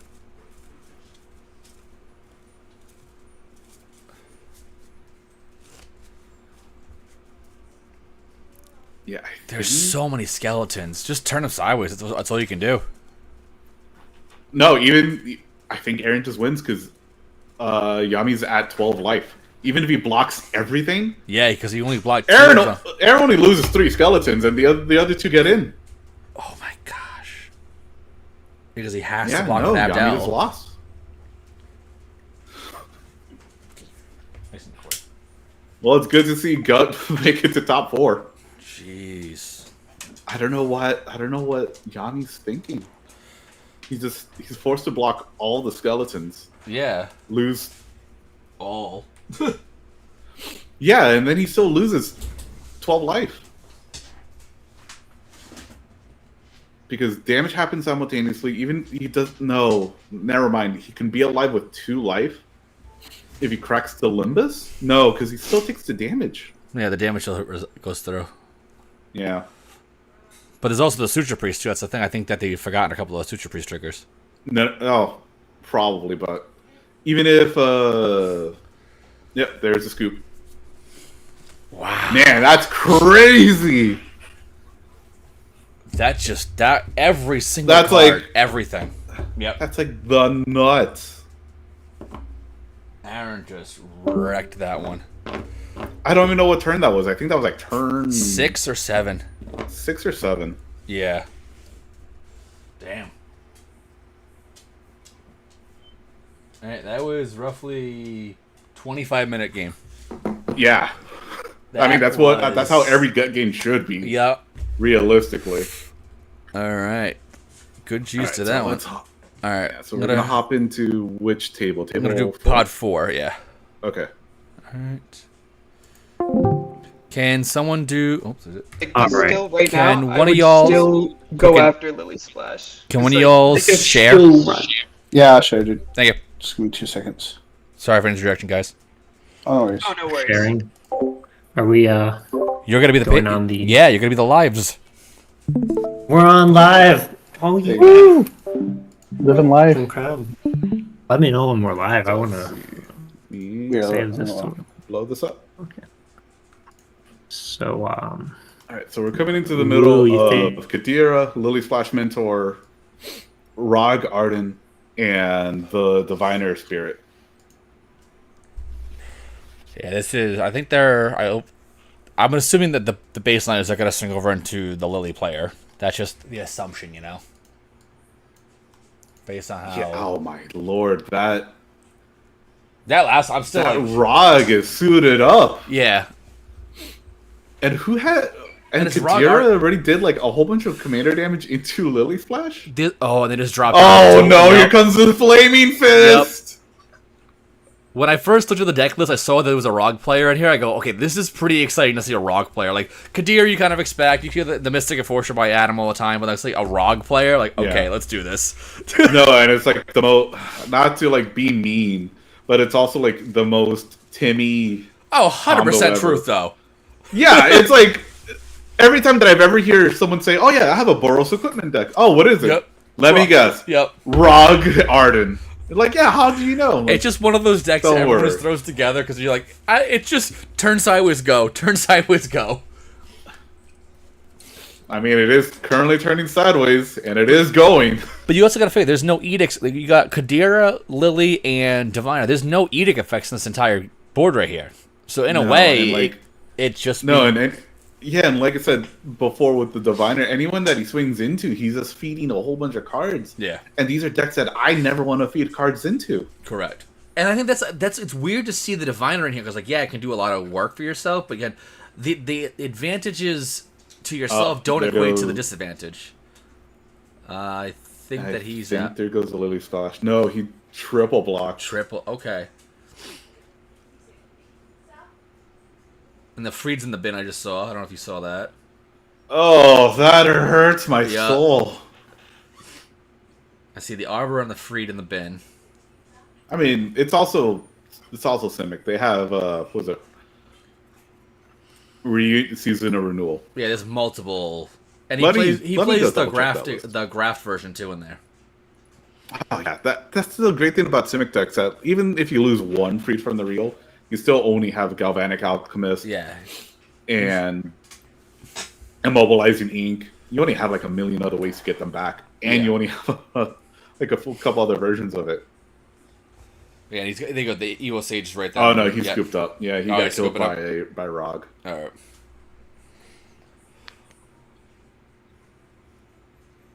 Yeah, going into a Rog, it's like it's usually a 1, 2, 3 if you don't interact with it. Yeah, although I don't know how the Rog's going to deal with the seal removal in the future. But we've seen that Brewbear is extremely patient Correct. with all of his with all the stuff that he currently has on board. But there is, I believe, that's in the gate in the yard. And I don't know in the world that card is. One with the mind. The one downfall of playing on spell table. Yeah, everything's way too small. Really look. I'm surprised the Kadir didn't go with the Heir Apparent build.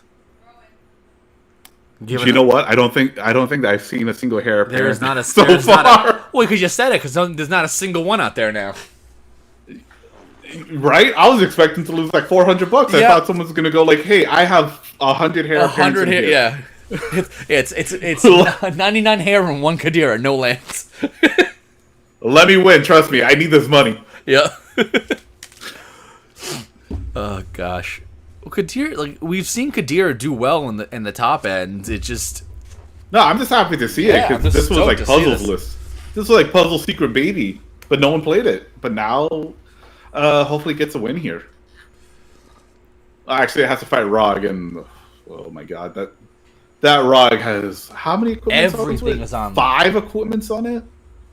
Dear Lord, and it has double strike too. That's the biggest thing. It has a lot of abilities. So I think that the Kadir is basically going to try to get as much life as possible. But again, it's commander damage. So like, I don't think life is going to matter. Life doesn't matter. You matter can at throw all. your entire board and throw all of the bunnies under Rog. Rog's just going to eat all of them. Correct. At this point.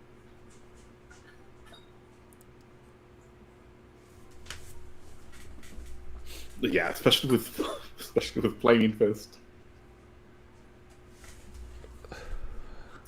Oh my god, I just saw the Teamer Battle Rage too. Oh jeez. Yeah, Scott Johnny didn't have a chance. No. I'm sorry. If you're listening to this, I'm sorry for what happened. Yeah, it just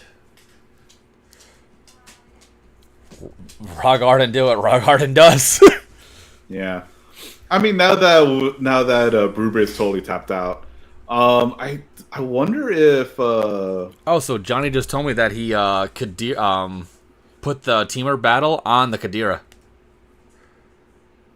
That's amazing. Is he going at Brewbear? Yeah, he has to be going at Brewbear, and that's probably what the discussion is and why nothing has advanced. Because also their life totals are pretty healthy right now on all of them. Yeah. Yes, I wonder what's going on. It's got to be the but seal. that's a great thing about these pump spells, right? That you could use them politically and just be like, hey, you're swinging at the person I want to kill? Perfect. Yeah, I think that the thing that Brew's got is the seal right now, because at any minute. Because right now, yeah, it's the Rog. I think the Rog's just, and Kadir's. No, here's the messed up part. If he pops the seal to bounce Kadir, he loses to Rog. 100%. So like, it's literally in his sitting battle where you have the one bullet, but you have 2 people coming after you. And they're not gonna line up. Nope. So no. I can't wait to see how this plays out. No, and too bad we can't hear. Well, you can hear the table talk. I can't. No, I've muted it. So when I'm talking, I try to mute it to not have to double dip on it. Okay. In certain scenarios. What? Okay. I think Brewbear took the damage or something, or I will something weird tap happened. 1. Because I just saw the board state advance to something. Yeah, it took the damage and passed over, I think. Okay, only because Brewbear looks like he's still at 26.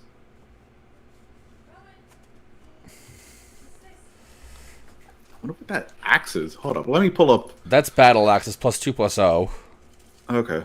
Yeah, with all the equipments in this format, I don't know any of them, to be honest, because I... Well, they're not. It's not a common thing. That's it's one of those things. Right? I had it open, too.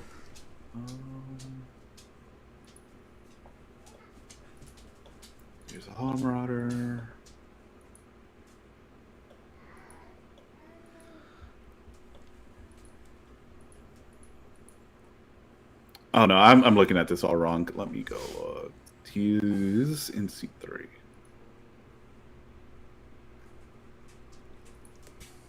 Yeah, they put a lot of things onto Arden right now.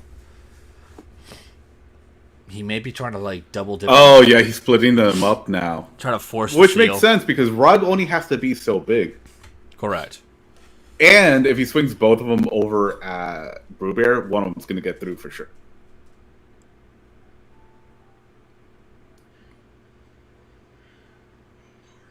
Yeah, he Okay, definitely is looks going to do the like- split. Yeah, because again, Rog only costs 2, most likely. Or if it's seal removal, Yeah, you just if anything, cast Rog. recast instantly, and they just instantly reattach. That's what I would do. Is like I would just like split it evenly halfway through, and then just full sail and just see what happens. You got to force the seal. There's no way around it. All right, he just equipped up and then just passed over. Yeah, but I wonder where the attacks went, because again, No, they light just source passed right over. changed. Okay. That's what it looks like it did. Because Bruce Yeah, started it's- untapping everything. All right, there's a battle axe. Here comes the battle axe for the diviner. I want to know, like, at what point do you figure, like, do I go for this Voltron or do I go for that Voltron? I don't know. I think we're still in the inner universe and not the outer universe. Of Yeah, Voltron. seriously. Because you have one Voltron deck over here in Raw Garden who's like gonna double team you. And then Kadira's just trying to go as wide as possible, but like there's no like unless they Oh, he is going for Kadira. Yeah. I think the fact is like because he has the seal, he has control over the Rog player. In a sense, because like going wide might be yeah, I know. Pseudo quote unquote. Yeah, because the biggest problem is that both Rog and Arden have already resolved. Correct. They're there. Flaming Fist has already resolved. All of these equipments have already resolved. I think it's a little bit too late to start trying to play control. Alright, Brass Knuckles and Ornithopter Paradise. It's just crazy seeing Diviner trying to be like a Voltron group hug. Like, such a weird combination. I mean, today's the first time I've ever heard of that card. Yeah, I had to double check it a couple times. I looked at the list before we started because I like to take a little dabble real quick, and I'm like, okay, this is something. But you gotta figure, so Brew brings in random decks. Like the one event, I think it was the CC4 or CC5. He literally brought in like a Thornwood or something like that, where it was like yeah, with the double mono green. Yeah, so like there's finisher, random things he's done. Oh yeah, that was a Lumberknot. Oh yeah, but that was a mono green removal tribal. Yeah, it's just. Here comes the Thraben Charm. Is it gonna pop the Rog or where's it going? No, it's gonna pop Arden. Arden would be the better choice because she costs more, and so she's got a couple of the things on her. Yeah, that makes sense. But alright, so it goes back to Kadira.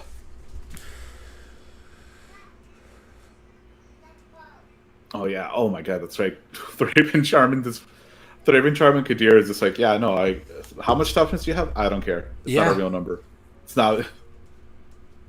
It's not more than what I have. All right, so he's moving Kadira around, moving stuff around.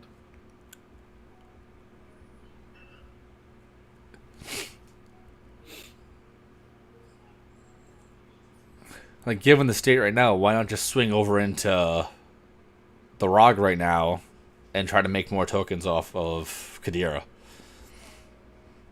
That's probably the best thing for them to do, because again, Brewbear's incredibly patient, so he's not going to pop the sealer removal. Correct. Based on how we've seen it play, like, it's not going to happen for a long time. Yeah.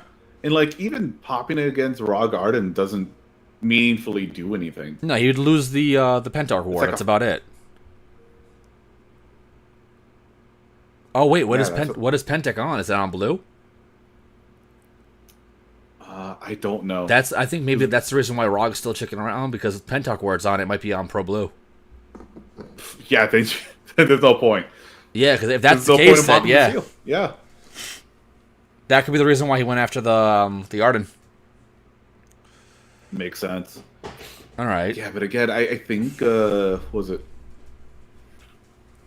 Sorry, I have to look up his name again. Yeah, I think Oscar just has free reign to just. Oh my god, he's down to 4. Yeah, like All right, never mind. He's not long for this world. He's gonna die to bunnies. damn.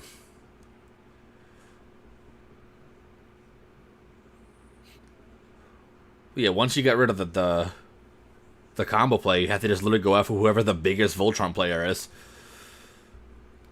I mean, for this exact table, yeah. But, Yeah. Yeah, I if I was Oscar, He's I got don't even know so who many to swing bunnies. at. I think he's got like Yeah. 12 bunnies right now. That's a lot. Again, Yeah. no heir appearance at all so far. And that's the thing, is like I see this and I'm like, obviously you want to make more tokens, but I feel like either a Kadira or an Arabella heir apparent deck could do extremely, extremely well. Seeing how well Kadira does, it needs tokens. Boom, that's making tokens. Boom, Arabella needs a bunch of things that cost power 2 or less. Boom. Yeah, there you but go. Like, something. Yeah, but something that I was running into this entire week was people not knowing the legality of foundations. fair. Which I guess it makes a lot more sense because again, it just hit yesterday, so like, it makes sense. Yeah, that and like Wizards changing they changed their legal rules like 2 years ago with the All Will Be one, and then they just said, yeah, if you somehow get your hands on the physical Yeah, card, which is the congrats, stupidest it's cool. thing. Yeah, No, I'm fine with it. I get it. don't But I say how for Pokemon tournament, does it. yeah. Oh, Pokemon's a whole different freaking thing. Oh, here comes a Aura Tutor. Okay. It's got to be. You need like a Spirit Link or a Life Link on this. Yeah, and then you just Spirit Link up the Diviner Spirit. And then just go. That would be beautiful Yeah, to see, so though. like I was saying, how Pokemon does the set legalities is the set releases and then you have to wait until like 2 or 3 weeks after it. Then it's legal. Really? Yeah, because they keep releasing sets during Worlds. That's super weird. Yeah, no, that's literally the only reason, because they keep releasing sets right before Worlds happens. Yeah. Like, they could easily fix it through their own logistics, but they just choose They not just to. don't It's do it. awful. Yeah, 100%. All right, so let's see. What does Oscar search for? That's what I want to really know. Like, because he doesn't need to worry about trample or anything like that fanciness. He's got the. He does have Lifelink in the deck. I don't think there's a Spirit Link because I don't see it in here. Yeah, I think Lifelink's probably the best thing for him, and then he just Lifelinks up. Yeah. Either the Diviner Spirit or no. I think you just do the Spirit. Because you have to remember, Arden's not in the battlefield right now, so those things that are on the right side aren't going to auto-attach. So he's not going to be as big as we expect it to be. Yeah. And there's also a Benevolent Blessing on the a Benevolent, whatever it's called, on the battlefield, too, for Kadira, having be I think a Feather Wings or something along those lines. Yeah, that's the thing. You can't really meaningfully remove Kadira, so Kadira's going to stay on there forever. Yeah. I think... Yeah, I really don't know how Brewbear gets out of here.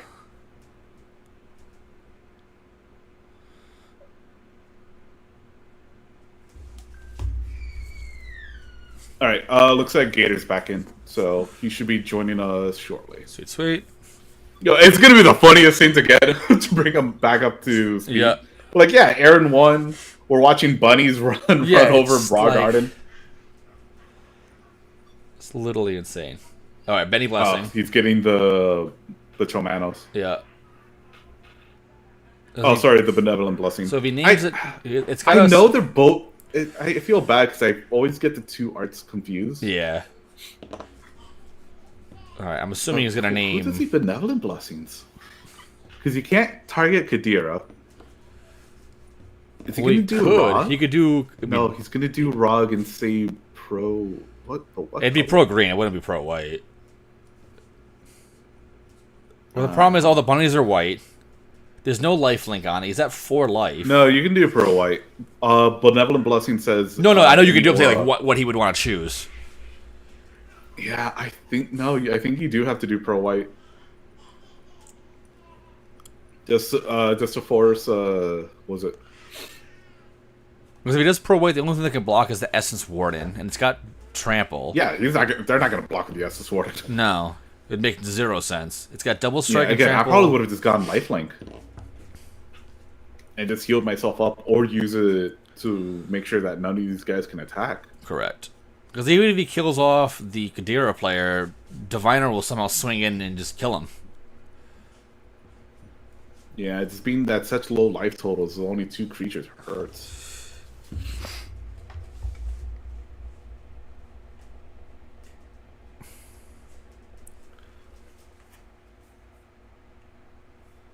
All right, let's see.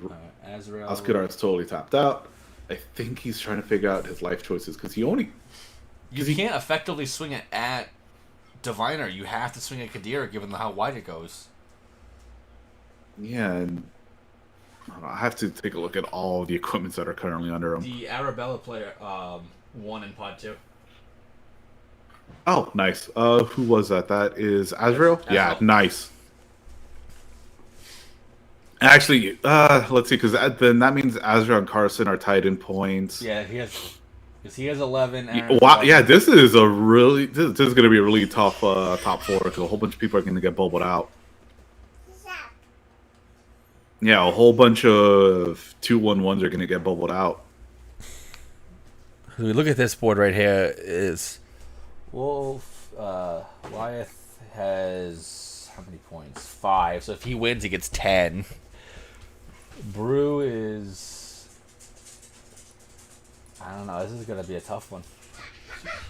Obviously. Yeah. Let's see. Are we? Yeah, we're still in Oscadar's combat. Correct. We're still on his turn, and we're still trying to figure out where he's going. Yeah, I think he's just dead. No, because Oz has no like. The problem with like right now, like on the back end, like Oz, even if he wins, he only has 6 points. Like I was Not even that.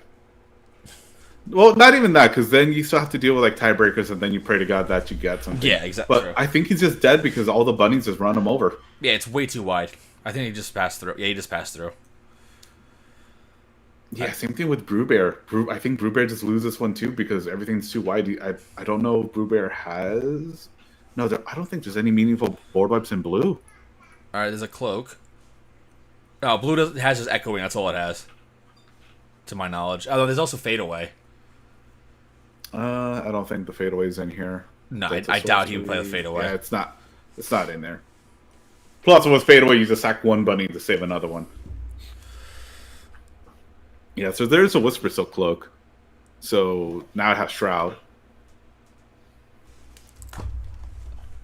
So Brewbear has a clock. If he can get into where's it going? I'm assuming it's gonna go over into Kadira. He has to start killing the Kadira, and then if they just leave Oscadar completely alone, I think that's how Oscadar could win, just by suiting up Rog big enough. Yeah. Where it just one shots both players. But Yeah, he has to one shot what was it? Weavenation first.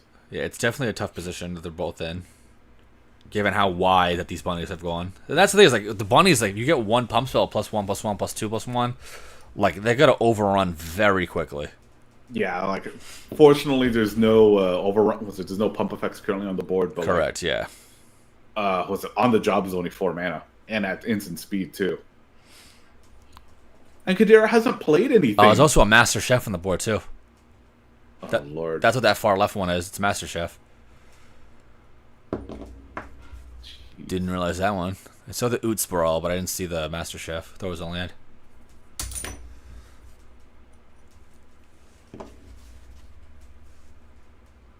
Yeah, that's just nutty.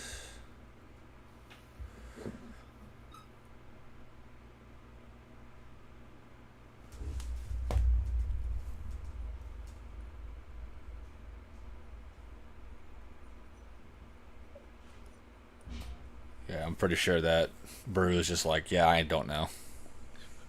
Yeah, because you just die, right? There's you have nothing to... you can. The position that because Wolf has gotten so wide, there really isn't much to do. But again, Brew could do something.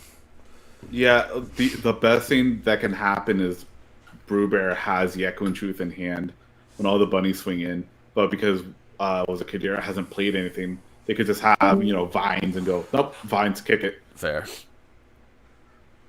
All right. Oh, we lost. No, don't do it. No. I think someone won. Yeah, someone Did won. they win? Yeah. what? Johnny just said Brew won. How? Brew swung at Wov, then Brew clapped back. Yeah, and Brew won turn 7. Yeah, Brew won it. Okay, All right. that makes no sense, but all right. All right. Like we were watching the same stream, right? Yeah, okay. So Brew won that one, everyone. That did not look like it, but all right. Yeah, so Brew won. I did not see that at all. And Brew is... Which one is this? John or Zach? I think it's Zach. Yeah, it's Zach. I'm still like, what just happened? Because I didn't see anything move. I just saw Brew swing and then it was stuck there Yeah. for a while. Johnny's saying they just did it. They discussed it. They didn't actually do the motions. Oh. All right, so that's what we got. We figured that one out. So Brew just made the notion that they were going to win, basically, and Brew won it. I don't know how I feel about that because now Brew is in top 4 for sure with 12 points. Yeah, this is Rog swung at Wov, then Brew clapped back on that turn. So basically, we're going back and forth, and then Yeah, but Wolf had like 1 million tokens out. I don't know how I don't know how Brewbear survives that. That's the part that's like really bothering me because like we didn't see the motions happen. It's just like table discussion that we didn't really hear, and they're just like, yeah, no, this happens, and then we just die. Like, all right, well, there's that. All right, there's anyone else left? There is. Yeah, there's pod 3 left. Pod 3. All right, let's swing over to pod 3. I'm sure Ryan will let us in. I'm gonna cast a Bubbling Muck. Can one of y'all stream, please? Yep. Thank you. Yeah. I'm casting Bubbling Muck. All right, Ooh, I let's know what that go does. take a look into here because I know this is going to be Risen Reef, Hollow Marauder. Yeah, doubles Swamp It's Production. Hollow Marauder, Yeah. Alexios, Okay. Vow Agent, and Risen Reef.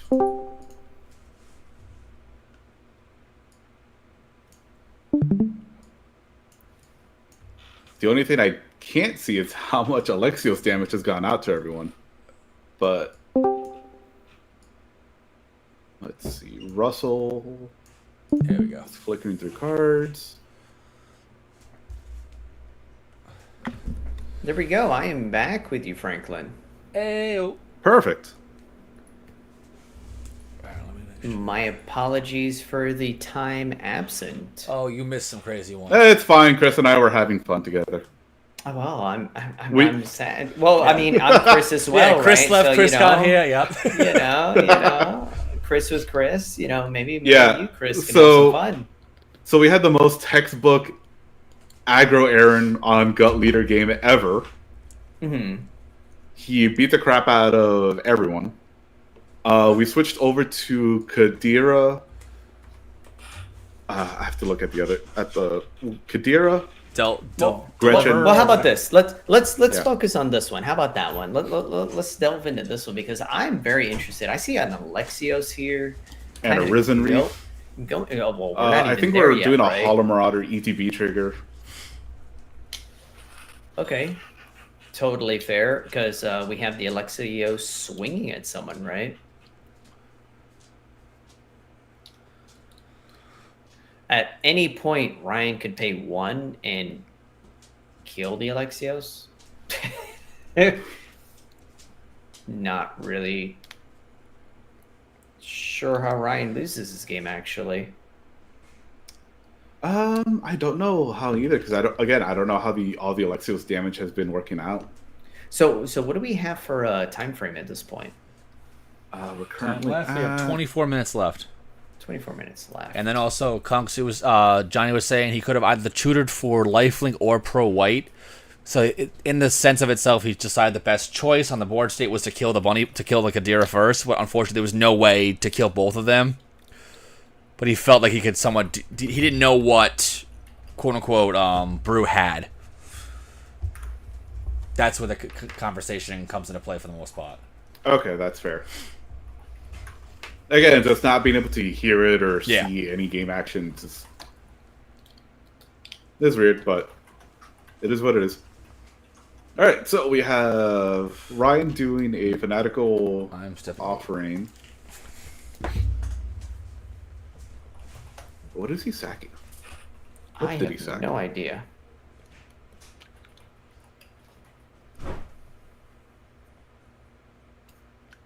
This is very interesting here. Everybody looks so far behind in this game. Val has nothing. Alexios has nothing. Well, Risen Reef technically has Val- nothing. Yeah, 'cause Ryan Val- has a full board state. It's exactly what I said was going to happen, right? I said you're going to pop Cryptrox for one. It's going to get rid of the Alexios. Oh, no, it doesn't get rid of the Alexios. My apologies. I misstated that, right? Alexios cannot be sacrificed. So that was a... Yeah. Yep, that's a big thing on both Alexios and Slicer. Yes. I always forget that. It's such an interesting dynamic there. Yeah, and I think how Alexios is worded, it doesn't have goad, but it still can't swing at its owner if they're the only two left. So I'm very interested in to see what's happening here with this. We can see Ryan politicking like Ryan. What is Ryan doing? What was that? He held something to his mouth. I don't know what it was. And then he set it down. Just to see what that was. Is that his microphone? Oh no, I'm confused here. It's very interesting to see when players have actually themselves on the screen, because it actually shrinks their screen just a bit, because you lose some of the dynamics you get. So this is very interesting. So this is, I gotta feel a little bit of love here, and I gotta push a little bit of love here for Dingus. Dingus is on Australia. I don't know what time frame it is there currently in Australia, but I could tell you it is not. Yeah, I think they're 15 hours ahead. Yeah. So Dingus has been playing since, was it like 2 or 3 in the morning? So I don't know if Dingus and Jonathan either stayed up all night or they just woke up very, very, very early and did like one of those weird overnight shifts. Like yeah, I'm pretty sure that's what they're doing here at this point. So I give Dingus my utmost respect for being able to stay up all night for this incredible charity event that they're participating in. So thank you, Dingus. If you come back to hear this, we really appreciate you staying up all night, donating to the veterans, and really assisting. Much appreciated. Yeah, it looks like Pod 2 ended too. So, oh yeah, that's right. You said Arabella won that one. Oh wow! So this is interesting. So we have the Alexios coming back out, right? Simplistic and nothing crazy. Yep, but I don't think it has a way to gain haste. I don't think either, but I mean, I don't see how Hollow Marauder is it in the driver's seat. I cannot see Ryan's hand size. Yeah, which is one big issue that I personally have with Moxfield players. That with the templating, it's really hard to see how many cards people have. Yeah, I can't see Alexios' hand size either at this point. There's no way for me really to blow it up, but yeah, and even if you try to lean into the monitor, all you're gonna do is hurt your eyes. Yeah, you guys are just gonna see my bigger nose get bigger. So I'm not gonna do that to you guys. I'll appreciate you guys and just appreciate that I'm not going to do that to you guys. Yeah, we have about 20 minutes left in the round as well. Well, it's interesting, right? We have the last tournament winner, Awesome Russo, which is, our man, the last Malcolm Kedis player, and they're playing Risen Reef. By by any chance, I'd have to look. Do they have any wins currently? They do not. Okay, so this is a pair down. Pair downs don't really exist anymore with after how Top Deck changed how matchmaking is done. Because the points in this game are Ryan's at 11, Dingus is at 5 with a win. Tony Baloney has 2 draws, so he has 2 points, and Awesome Russo has 0. Wow. Not sure how I feel about that. Right, like this. Yeah, is... table 1's also the same thing. At 1 win and a draw, 1 draw, 2 wins and 2 wins and a draw. Interesting. I appreciate Tony having the token and just drawing the most basic premise thing on a token to get things done quickly. So, and, if you haven't write down the send it creature's name, you just wrote down Alex. I mean, everyone knows what it is. You know, you send it forward. You know, least amount of time possible. Yeah, I wonder what it's going into. Discrepancies. The Alexius should be going straight into Ryan at this point. It should be. Ryan has, well, I can't see his cards in hand. Maybe I'm incorrect with this, but Risen Reef has 0 board state at this point. Ryan has 2 beaters. What are you talking about? Risen Reef has all the lands in the world. He could, if Risen Reef really wanted to, he could build a land bridge all the way over to Tony's board from where he'll lose. Sure. I missed a little bit of the game dynamic here, so you know I can't. Looks like Risen Reef is taking the hit. Not sure how much I agree with that, considering that, yeah, they took it. I don't know about that, Tony. Yeah, we're gonna have to hear your dynamic after the game for that one. Interesting to hear that. I would think Risen Reef would be my protector to help stop the Alexios at this point.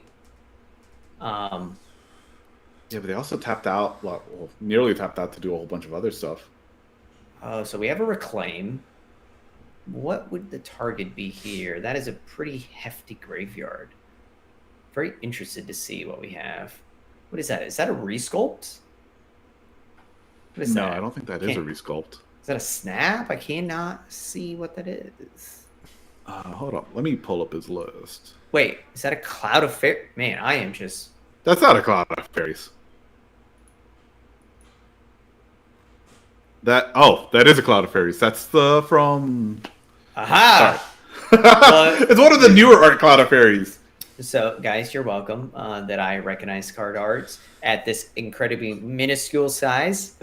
That's a model, for sure. Why would you pull Cloud of Fairies there? That's a very interesting play. Ooh. I wonder what High Tide is going on. What are these dice? What is happening? I have no clue, but here comes a Galvanic Alchemy of Aldalcan Ether Mage. I can speak words. I can say fantasy words. I don't think you can say fantasy words. I'm not going to be able to tell you the line that's about to happen. It's going to be a tutor into a tutor into a tutor into what? I don't know, but if Awesome Russo wins, that messes up points so much, and I'm going to enjoy it. I'm interested to see what he could pull out here. This is a very, very cool line of play that they may be able to produce here out of nowhere. Well, let's see what he's going to Wizard Cycle into. Huh.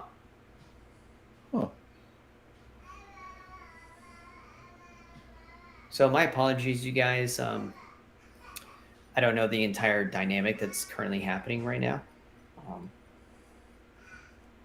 Let's see. Yeah. So Russell's at nearly lethal Alexios damage. Okay, so we're getting something. Yeah, we're Wizard Cycling. Not sure. Okay, what are we doing? For an Archaeomancer. All right, Russell, you've won tournaments before. I need to pick your brain, and you need to tell me what is the shenanigans of you doing. Are you playing the Cloud? I want to believe that Command Tower is going to tap for a blue, and he's going to say High Tide. Are those all islands currently? Believe so. And we're blinking out. Yeah, it's I think that's one. Oh, he is high tiding and he's doing it incorrectly. Don't No! do it. No! No! You have a non-basic blue source! Wait. What is this? What is this? Is that a high tide? Is that the new art of It high is. tide? Yeah, that's the new retro Oh foil, retro my Fahrenheit. gosh, what are we doing, boys? The misplays that we're having today. Oh. Like I said, he had the command tower. He could have just tapped it for blue for the high tide. You are not Even- wrong, sir. Even if he needed it for green, he has a cloud of fairies. We have a memory lapse here. We have a memory lapse. This is actually good for him. Yeah, We just swing this into Ryan. We just Ryan, here you go. The back. Yeah, that's what that is. That's the Alexios. Yeah. I would. Yeah. I forgot that's what that was. So swing it into Ryan. Ryan's gonna. Yeah, I forgot. I just see the two little balls at the bottom. Ryan's gonna block.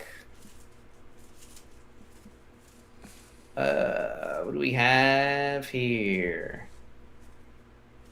What are we doing, Tony? If I was Sony, I would probably just pump up. What is this darkness? What are you doing? Well, hang on, it could have gone at Tony. Which would have fair. blown my mind. I would have been very confused with Russell here, but okay.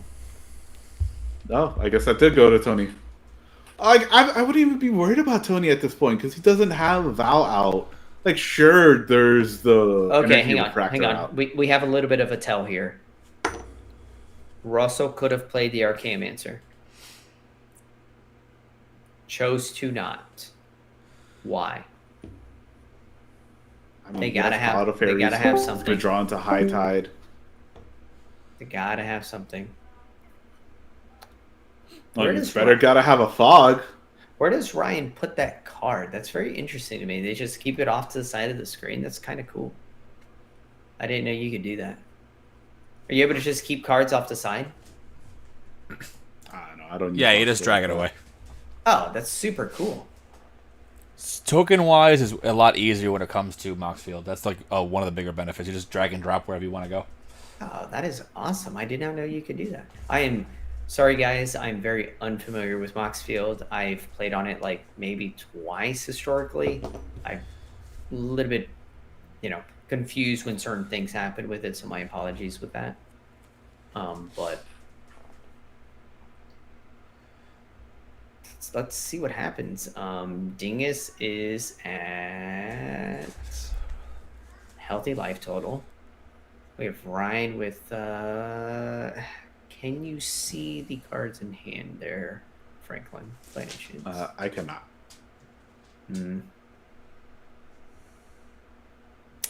So I feel if Ryan gets a draw here, is he automatically in top 4? I don't believe so because if Ryan gets a draw he here, would be 2. He would be 2-0, no, right? yeah, 12 He would have no points, yeah. losses, so he'd be automatically in top 8, or I'm sorry, top 4. yeah, he would just he could draw here and just cruise into top 4. Huh. Yeah. What do we have time in round currently? 11 minutes.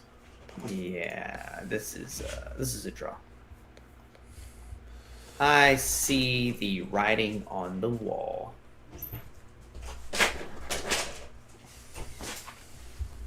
Yeah, but the great thing about that is that we can easily start finals before 7:30. Yeah, I'm in. I appreciate it. That's the second time he's seen that card. Is that the overgrowth one, right? You're gonna hit. We're gonna nuke a player off the table here. Okay, we're gonna target the Hollow Marauder. We're gonna take a player off the table. Who are we killing? I don't think we kill Dingus because We're killing Dingus.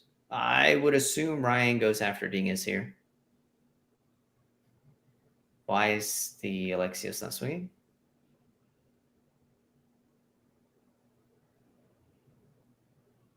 I think he's trying to figure out where it goes.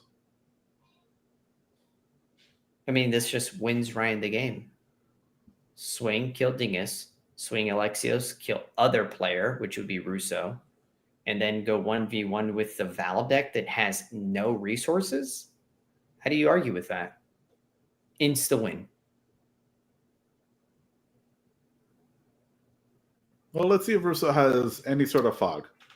Oh, we're showing the moments piece here. Oh, okay. We pulled it to the top of the graveyard. Echoing. We're going to Echoing Truth instead. Ooh. Ooh, what do we have? Oh no! What are we boys? What are we doing? I don't know. What? Unless this is like some sort of like super high big brain play in order for Tony and Russo to draw cards. No, this kills Russo. This kills Dingus. Are they not still in? Okay, so we have 0. Russo dies.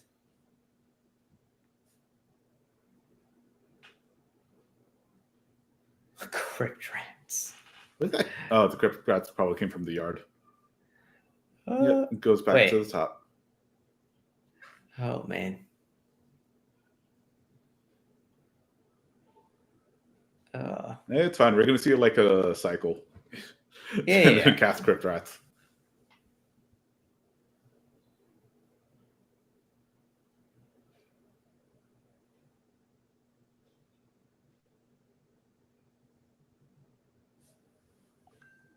Nope, it's Stinkweed Imp. Very interested here. All right, so now we're going to Dingus's turn. Tony draws a card.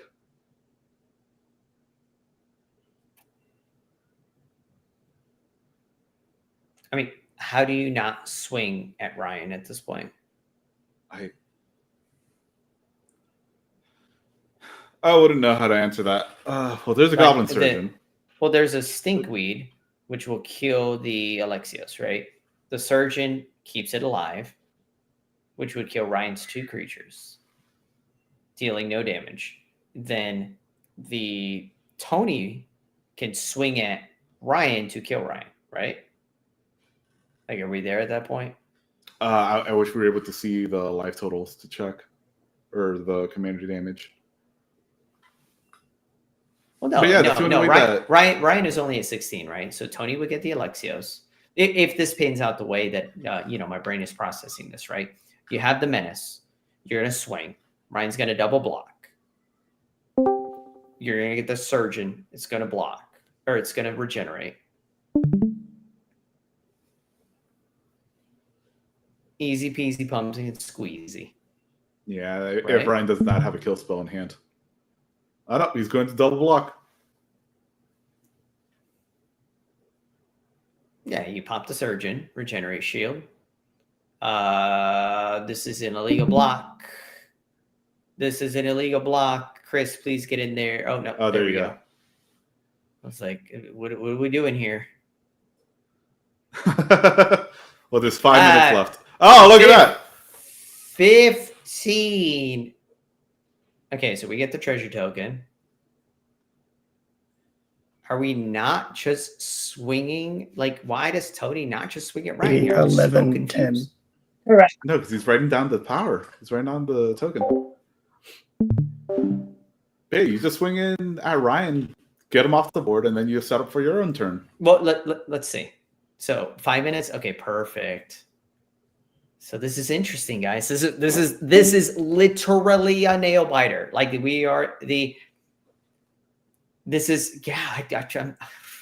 Chris, I'm sorry. Hoping. Oh, there's a stuff out. Look at that. Stop showing your hand, Tony.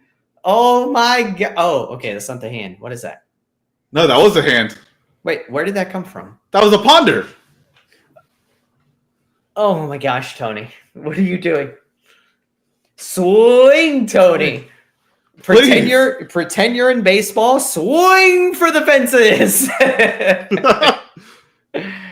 Oh, this is a nail biter, guys. I'm very excited to be presenting this. Oh my lord. Tony's in the Why- tank. He has to snuff out. If Tony just goes to combat, kills Ryan, Ryan's off the And then- table, and then goes 1v1, kills the Alexios, he could win this game.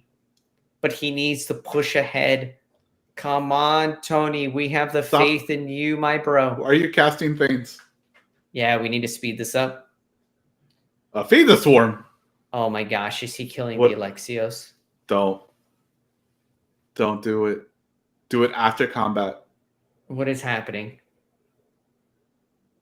You would literally lose the game to yourself. Oh please, Tony. You've top 4'd many events, Tony. What's this? You're allowed to take things back. Per rules. If you kill this, you die. You literally kill yourself to Ryan. It's like self-inflicted death. All right, he's untapping. Who? What is in Come on, Ryan's? just swing Alexios. Come on, make it happen, Tony. Just do it. It has one target. What is happening? Why are we in the tank? We are currently chewing nails as we speak. I am. Come on, just swing. What is our Twitch things that we're allowed to push and do and stuff like that? Oh, I see the talking of the Ryan. We are pushing for the draw. I appreciate it. It puts Ryan into the finals, you know? Yep. I appreciate it. You know? Yeah, Brewbear is already in finals with 12 points.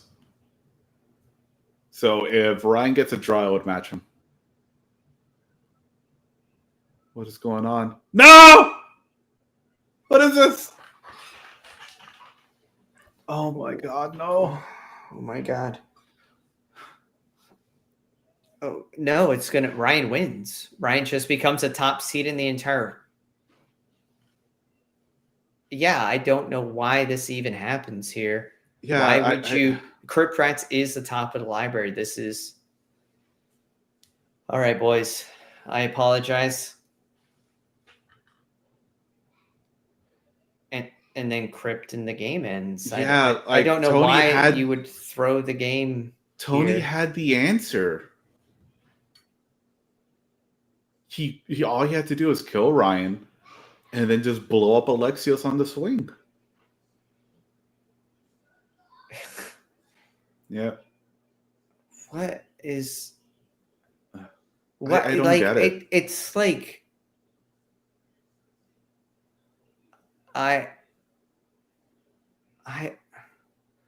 what? No, what interact? There's no interaction. It's literally impossible. Yeah, and you could see Tony just like fumbling too. It's like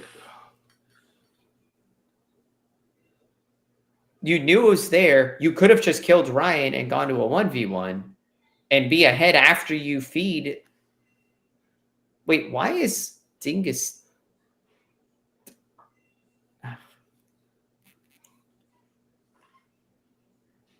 Dear Lord, this is.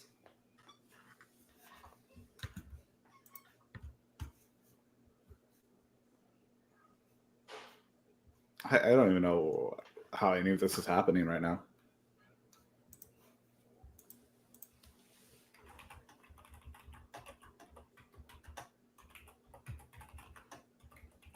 Plus, doesn't Feed the Swarm do more damage than just like snuffing out? That's the point. It's no Alexios is 4. It's the same amount of damage. Okay. But I don't understand why you would do that even at all. Like none of this makes any sense. It's like you're deliberately like throwing the game at this point. I don't get it. I don't get it at all. I don't even know how this game hasn't ended yet. There's only like 10 seconds left.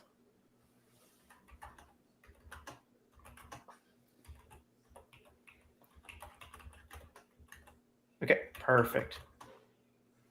8/8s that turn into elementals. Yep, that's it. It's Yeah. over. Yeah, we're dead. Sorry. Can I just say that was a masterclass in politics? Like, thank you.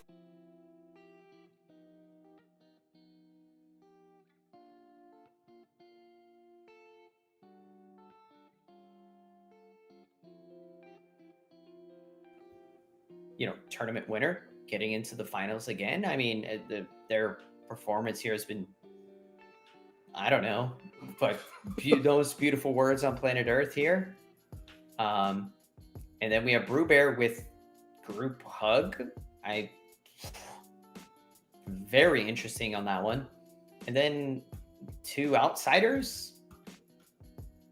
So looks like we have a double Abdel pod again.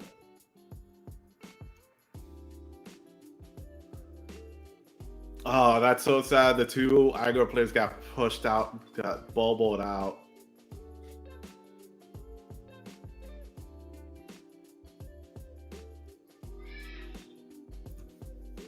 All right.